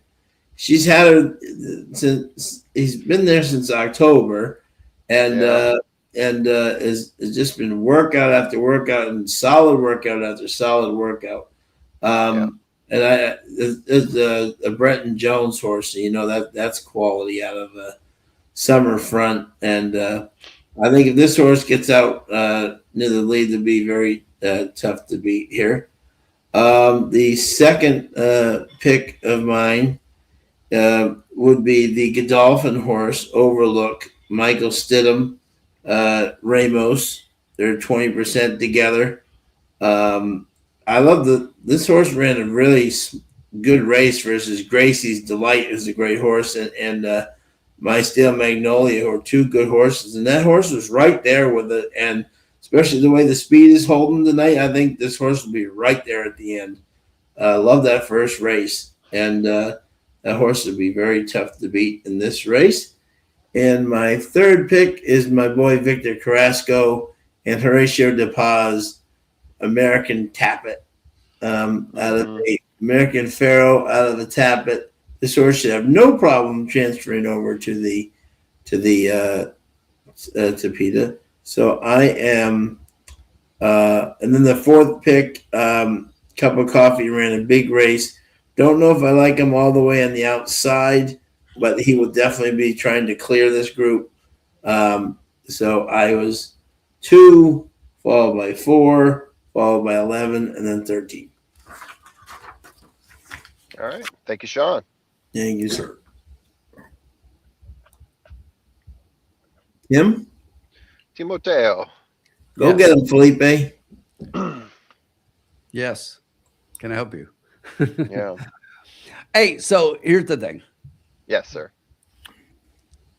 Sean talked about my top pick, and that is the number 4 Overlook, the Godolphin, Michael Stidham getting Joe Ramos up. That was a really good first time start for a horse that had to break on the rail. Sean will tell you that, neither one of us are big fans of horses getting their first start on the rail. And she did that and had a pretty good darn race. And very much so. She jumped down inside, was just behind the leaders, and she tried to make a move and then just kind of flattened out a little bit in the stretch going 6 furlongs. Now should improve second time out. And her speed figure in that race is amongst the highest in the race. There's only one higher. And I don't like that horse from the position that they're at. So I think she's got a big shot in here. Who's the other horse? One I'll talk about at the end. But got it. The other speed figure, but not one of the horses that I like. So my second pick is going to be the number 12 Channel View. Okay. George Weaver putting Walter Rodriguez up, coming off a little bit of a layoff from November, had been up in New York, improved 2 times out at the maiden special weight ranks going on the grass. But this is a charlatan who is, by Speightstown, and we know what the Speightstowns do on synthetic. So, I mean, if I see Speightstown anywhere in there, and oh, by the way, out of a Ghost Zapper mare. Yeah. So it's just like this screams synthetic. This horse should move forward off of those numbers on the synthetic. Walter Rodriguez, who is I believe, our leading jockey at Turfway this meet. Mm-hmm. So doing great. And then my third pick, Sean will like this. I like American Summer, of all of all the first time starters, and I almost went with my fourth, and that's what I'll talk about next formula. But American Summer, really good works, as Sean mentioned. Constitution, Kelsey Denner's really hot. I don't like this horse as much now that Adam's off and we get Gabe Sayas up. So I made to moat this one from third to fourth, and my fourth pick was the 13 Cup of Coffee. Okay, so cup of coffee is basically all the way on the outside, and that's the only reason, because of the speed, that I kind of put this horse further down. But if you're looking to the horses to the inside, I think American Tapit's going to potentially go a little bit. She's shown some early speed so far. And then you've got a couple of others inside that one. So she might be able to clear and at least get out there early on. But here's the thing. She's had, of all the horses in this race, she's had 7. She's had the most. And she just doesn't seem to break through. Now, it looks like she's getting better, but it's like 3-2, 3-2, 2. It's always a bridesmaid, never a bride. So definitely could be underneath, but I would play her. And this is the one where I said 62 speed figure is the one speed figure higher than the 4. But being that this horse has more races, I think the 4 has more room to improve and move forward off of that speed figure. And that would hopefully put the 4 in a better position at the end of this race than the 13. But given the 2 in the jockey change, I'm going to go ahead and say that now. So I'm going to go 4, 12, 13, 2. All right. Time for me to look at odds. Wow. Cup of Coffee is actually, am I reading that right? Cup of Coffee is currently the favorite. Cup of Coffee is the favorite. Yeah. Cup of Coffee. So I was going to go with Cup of Coffee because I do like speed on the outside at Turfway. Yeah. But I also, as you're talking through, I am talking myself into Overlook, because what I'm looking to do here is do a tri-key, because we only got $8 left, and I'm trying to figure out a way to maximize my potential here. Yeah. So I want to do a tri-key, and I want to find a horse that works on top. Okay. And I totally agree. As I'm looking more at Cup of Coffee, that was the one I wanted to pick, because when I look at maidens, I usually look at the last race and say, okay, who's got the best last race? Let's start from there. And to me, it was Cup of Coffee. But then it is. I agree. You start to pick it apart a little bit more. Like you said, room to grow. Overlook is coming off of way better class than Cup of Coffee. Cup of Coffee's had 7 tries, 5 times in the money, so I don't want to discount that. But I'm looking for a horse that I think is going to pop here, and I think it's between those 2. And if I'm getting pretty close to the same value and possibly better, I like Ramos and Stidham better than I like Corrigan and Bermudez. Yeah. Right? Pace-wise, I kind of like Cup of Coffee better. But honestly, when I look at Overlook, I like Cup of Coffee better for today. But when I usually look for a horse, I look to see if the last race, were they in like a 1 to 2 lengths off position? And then over the last 5, do they average out to 1 to 2 lengths off? So I put just off the pace, right? And Overlook fits that mold. So now let's say I settle on Overlook. Now I'm looking to fill in. Yeah. What do I fill in with? What did you think about my second pick, the 12? I was thinking about the 12 as well, but here's what I don't like about the 12. Gonna be the way 12 back. In terms of way back, and we're talking about 6.5 furlongs, and we're talking about. But we won underneath. So possibly underneath, but I'm looking for my key here, not the key box, but the key. So I'm looking for horses to fill in underneath, and I think, let me see what I can do here. I think I can grab what if I do trifecta. Key 1, 2, 3, 4, 5. If I do 5, I pay out $6.50. Or I could do 3 underneath and pay $1, and it cost me the same amount, $6. So do I want a 5th horse, or do I want to double it? So that's also what I'm thinking here. If I get a 5th horse, then I can extend and get some value. I'm looking at a horse like Shining Silver out of Nick's Go. I've been loving Nick's Go. Conquerus, Steve Asmussen Firster, right? There's a few other horses out there that are going to provide some potential value. You said Ronia or Ronilla, however you want to say it, currently at 9-1. I got some value there. I can go with that. American Tappet currently at 7-1. We're gonna exclude the 12 from this for obvious reasons. So there's options out there, but I also want to get value, and I want to get who I think is going to fit, right? When I said I like just off the pace, I'm looking at the 6 for the value, just off the pace. I think, was that the Knicks Go horse? Yeah. Yeah, that's the Knicks Go horse. I mean, that horse I'm putting in there, bar none, shining silver. Didn't look good last time out. I'm expecting better things in the second race. And then I'm thinking, do I want to go with Cup of Coffee? Channel View could fit in there, even though Channel View is coming from way back. And then do I want to add on another horse? Or do I want to double it? Because I could add Ronia. Yeah. You got Mr. Third Place Finish all the way on the outside going to be closing. Yeah, I know. Who's that? Luan Machado. Oh, Luan. Yeah. He's got like 3/3 tonight. Yeah. Yeah. That's all he can I'm do. Tossing is him. Third. For better or for worse, I'm tossing him. I don't blame you at all. Mike Denley's first timer I like is the 2. Yeah. I kind of like the 3 because it's Asmussen, but everything else, I like the 2 a little bit better. Although I like Burgos. Yeah. Oh, he's great. He's won tonight. Yeah. The Burgos. And then yeah. I'm also considering the 7. Yeah. Maybe. The Ed Moger horse. Some are Pauly. Some are not. Groundhog's got 6 with a 4-13. There you go. James got 4-11, 12, 14. That's kind of what I'm hoping is going to happen here. Yeah. Bobby D's got 11, 13, 6, 7. Oh. Wait, I closed that too quickly, didn't I? I should probably take a look at this some more. How many minutes we got? They're Probably still inside, so we got plenty. I mean, it's showing 8 minutes, but when they get out to the track, we'll have about 4. Yeah. 4. I think.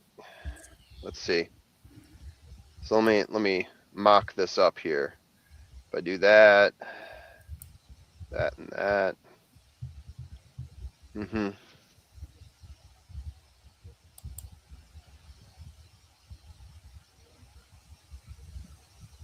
Mm-hmm. Mm-hmm.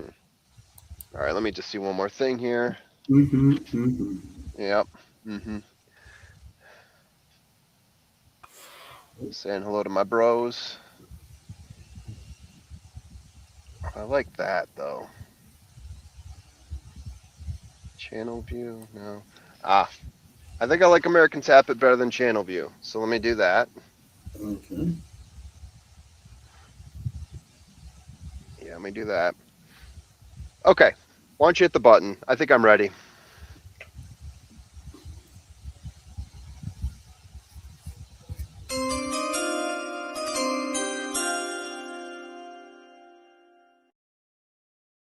All right, so as I've stated, doing a try key for $1. Yeah. This is Tim's way, doing it for $1. Yeah. He's not going to cheap out like me. This is going to cost us a total of $6. Total of $6. Total, yep. A total of $6. Let's see. Well, where'd I go? Guys, I'm running out of real estate here. What happened? What happened? There we go. Okay. So try key for $1. Whew. We're gonna key the 4. 4 has to win. Okay. I like the 6 here out of Knicks Go. It's gonna give us value. Yeah. The Tappet horse. Yeah. 4 times in the money out of 4 races. I was sitting at 7-1 last I checked. I like that. And then Cup of Coffee, I've liked that horse too, like where it sits on the pace. The 12, as I talked about before, I'm a little scared about where it sits on the pace. So I'm going to say, let's go ahead and skip that one for now. Yep. That's what I'm thinking. I like it. Cost us $6. It leaves There you go. $2 in the kitty Yes. for a cup of coffee. There you go. Love it. I hope it's a very nice one. I hope so too. A very nice one. I hope we get that 6. I hope we get that 6 in there for second place. That'd be great. That'd be nice. Then we could talk about Trust the Profits and how awesome we are and everyone's having a good time. Yeah. Who doesn't like that? Absolutely. Absolutely. All right. What do other people have out there? I was just spinning around in my brain for a while there. Groundhog's got the 6 with 413. Groundhog. Yes. Let's do something like that. I think we can win this one together, Groundhog. Let's see here. Backing out. Go to race 9. Got 5 minutes to post here. Who else? James White, exacta box with 4, 11, 12, 14 in a win place on the 4 and 12. Good luck to you there, James. K. Phil, and I didn't throw in the. Okay, so there's something else K. Phil said before that, I'm guessing. Love losing, pick 3 by a nose. And I didn't throw a hedge on the 11, but hedge 3 others. Ah, yes. We've all been there, haven't we? The dreaded hedger. The dreaded hedger. Yeah, there we go. Bobby D. First bet, Bobby with the 11, 13, 6, 7. Exacta box. Good luck to you there. Curtis Stinnett doing something similar to us. Try key box with the 6, 8, 11, 12. Good luck to you there, Curtis. And Felipe needs the 4 to cash. Felipe, we hope you cash. If you cash, we got a chance. Senior Stable agreed with us on the 4. Class, pace, I agree. I think the 4 does look the best, and the fact that the 4 is currently not the favorite, I'll take that. Yeah, absolutely. That's my baby. Let's go. For all the marbles. Oh, the posted Tony. There you go. I like it. I like it.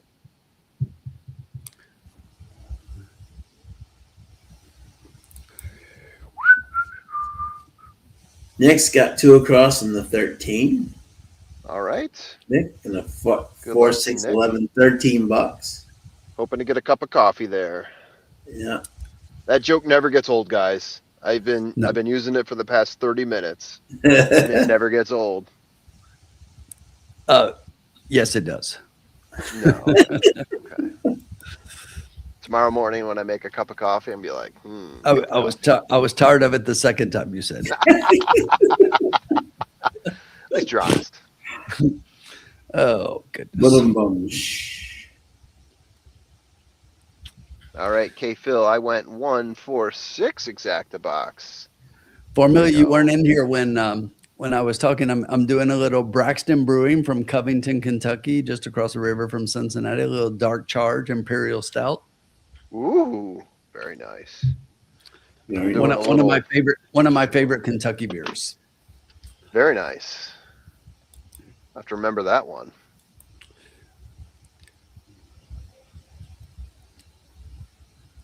Now I want to look and see what's in my box. Oh, it looks so delicious. There's a bunch of sours in there from Unani. Got those 50% off. Amazing. That's crazy. Yeah, I know. I've seen that on wine, like I said, but I don't think I've ever seen that on beer. And they had multiples. I was just hunting around, and it's like, okay, what can the tendons in my elbow withstand with me carrying this hand cart? Hey, Formula, coming up, I think it's next week. Revolution has the last of their annual release of all the Deep Woods beers. So baby. The last one is next week. Have you gone through your 4 apple barrel brandies? No, I took one with me to my parents in Christmas so I could split it with my dad, and he's like, holy crap, how do I find this? And I told him the whole story. I said, Dad, this is not easy to get. And this is, those are beers that I'm going to save for a while. I might have another one this winter. I'll find a special occasion for that, but I'll probably save one or two for like later in the year. There's one I'm saving. Those are definitely sellerable beers. Oh yeah. Oh yeah. And I'm definitely, it's so good. I've drank 2 of them. oh my God, it's just so damn good. Such a great pairing. That rye ale, like taking on that apple brandy barrel. It's amazing. And I've got a friend that I always do like exchanges with, who used to have a bottle shop in Hattiesburg, lives in Detroit now. So I've tagged one of those beers. So next time I see him, I was supposed to see him for Thanksgiving. Didn't happen. But yeah, I'll share it with him at that point. They're good for Whenever that sharing. is. Oh yeah. You have to. I mean, there may be one I keep for myself, but yeah, Absolutely. it's a shareable beer. But I was telling you when it came out, it's like some of the best beers I've ever had were apple brandy barrel aged. Yeah. And the combination of that with the rye barrels, to me, it just made that beer. Yeah. It was an amazing combo. Absolutely amazing. And yeah, it was expensive for 4 cans, but those are special occasion cans. They're worth it. Yeah, exactly. It's not what you sip on every day. No.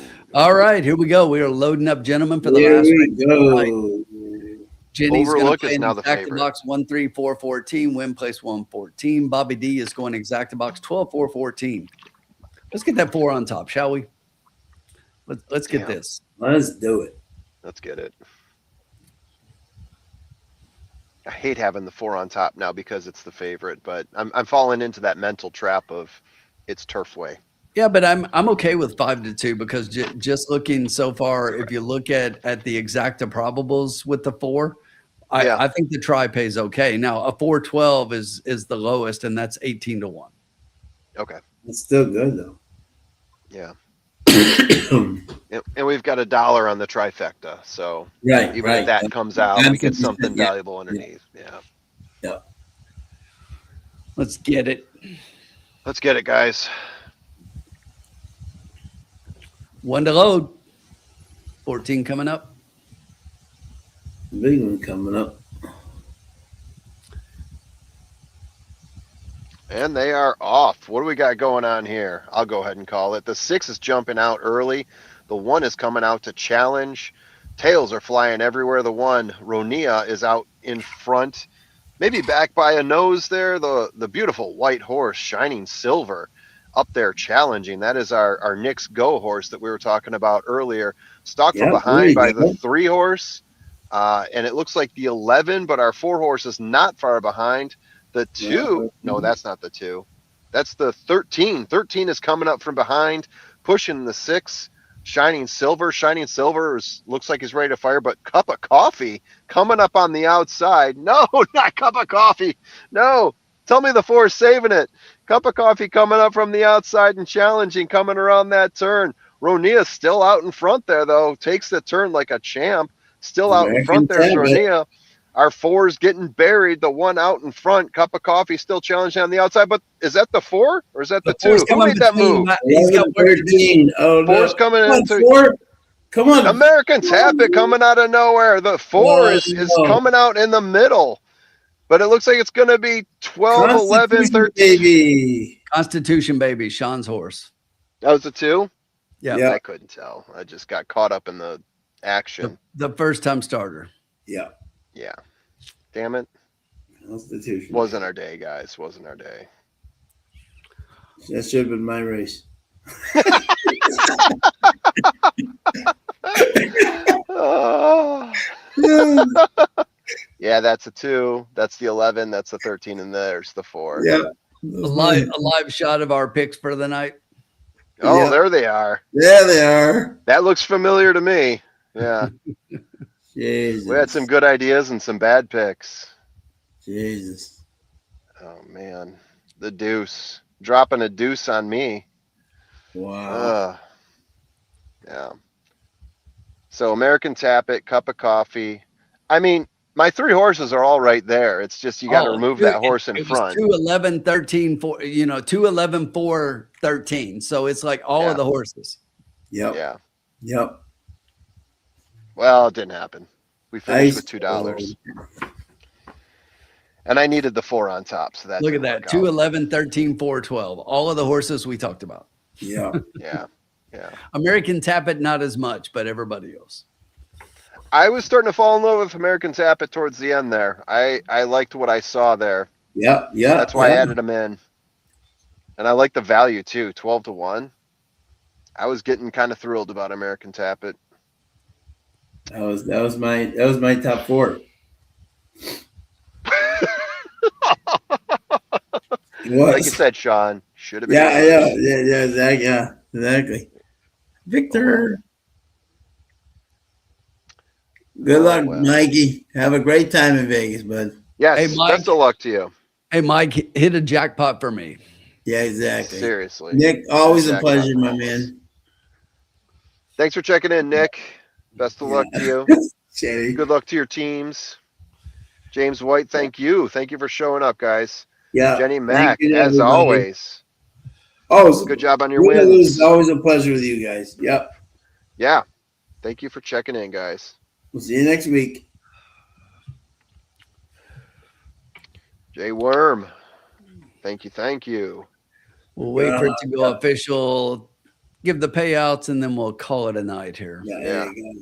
Love the sentiment, Groundhog. We are winners in the lounge. Hey, and real quick, don't forget the fairgrounds this weekend. We've got the LeCompte coming up. The Formula did a full field rundown on that. Make sure you check it out. And then if that wasn't enough, he went race by race, and he will cap the card and give you his top safe pick and his best value pick for each and every race on the fairgrounds card this Saturday. Make sure you check out those videos.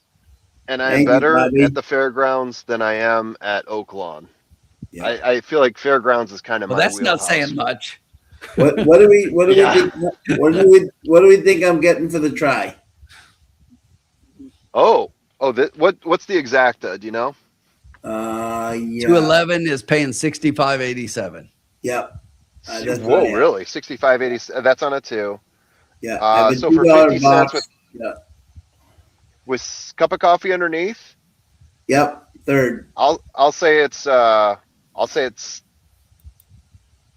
got the 4s out of it. Yeah, I got a $2 trifecta and exacta. Yeah, I'll say for a 50-cent try it's 70. Oh, the exacta pays that. No, for 50 cent. You're saying the exacta pays that for 2. 65 to 1. For $2. Wow. No, it's 65 for $1. Are you kidding me? That seems low. For 50 cents. Wow. Look at the pick 6 carryover, $254,000. Pick 6 carryover, $250,000. Nice job, Sean. Thank you. $800. Wow. Nice. You placed that bet? Yeah, I did $2 trifecta and a $2 exacta box. Yeah, both. Yep. Sean's the big winner. That's the way it was, yeah. All right, formula. If you get 8-1 on White Tiger Saturday, take it. Yeah, White Tiger. There's so many horses at 8-1, and I like them all. My favorite horses are all like 8-1, so we'll see what happens. I just hope. Congratulations, Sean. Thank you, sir. I was thrilled. Constitution babies. I just what do you call it? I just hope Tim would agree that this fairgrounds race is a better one than the last one that they ran. When you agree, Tim? Yeah, like I said to Formula a second ago, that's not saying much. Yeah. But no, that last race, I know people were kind of impressed with that win, but that was just a horrible field. It's right, exactly. Yeah. The only horse that I have that carried over that I picked in my top 4 was Chip Honcho, and I've got him as my 4th horse out of 4. Wow. And I included him in there because the horses that win that race, if they turn around and run LeCompte, they either finish first or second historically. We're talking about 3 times out of 4. So it's not like a whole lot of times, but recency. Yeah. And I'll give Chip Honcho a little bit of credit there. But I'm with you guys. I didn't think that field was extraordinary. I think the horses that are coming into this one, you got some Cox horses coming in that look impressive, right? I like the Brendan Walsh horse. So there's a lot of value there, I think. Yeah, I think so too. I mean, Chip Honcho is going to take most of the money, and I'm okay with that because I'm okay with that. You know, Steve Asmussen and Paco Lopez, I'm, you know, let them have it. I'm kind of intrigued by Stop the Car a little bit, but Yes. Ben Curtis hasn't been riding super well, so it's like I keep looking for who do I want in this race, and I haven't really decided yet, but. And I'm not thrilled with Crown the Buckeye. I keep waiting for that horse to fade. If he wins this race, I'll have to get on board. But I am just not on board Crown. I don't like him at all, and I don't understand 4-1 on the morning line. No. Yeah, weird odds. With Pratt for Cherie DeVoe. That's kind of intriguing. I love the front. I like Sherry's both of her horses in that race. Yeah, I think both of them have a real chance there. Irad's not flying in for the beignets. Yes. The White Tiger. I don't know. Those beignets, though, just don't inhale. That's all I have to say. Don't inhale. Because that powdered sugar. Are you kidding that'll me? make you cough. It is now February. It is now January, and the baseball season is already over. What's that? Kyle Tucker signed with the Dodgers. Are you kidding me? Oh my God. When do they run out of money? Seriously. Never. It's a joke. Seriously. You know, but Irad riding the White Tiger, you guys know that is not the best white horse. My boy is in training again. If you've been seeing him train, that is not the best white horse. White Abarrio, my boy is training well. Right, I'm hearing good right things. now, they should name him Black and Blue Abarrio. He's training well up to the Pegasus. Yeah, exactly. Bet the farm. A repeat. Hold on. This drop here, this is for Jenny Mac. There we go. That's my White Tiger drop. All right, fellas. Takes a while. Let's call it a night. Say good night. All right. Good night. See you guys. Have a good one. Have a great night, everybody. We'll see you next week.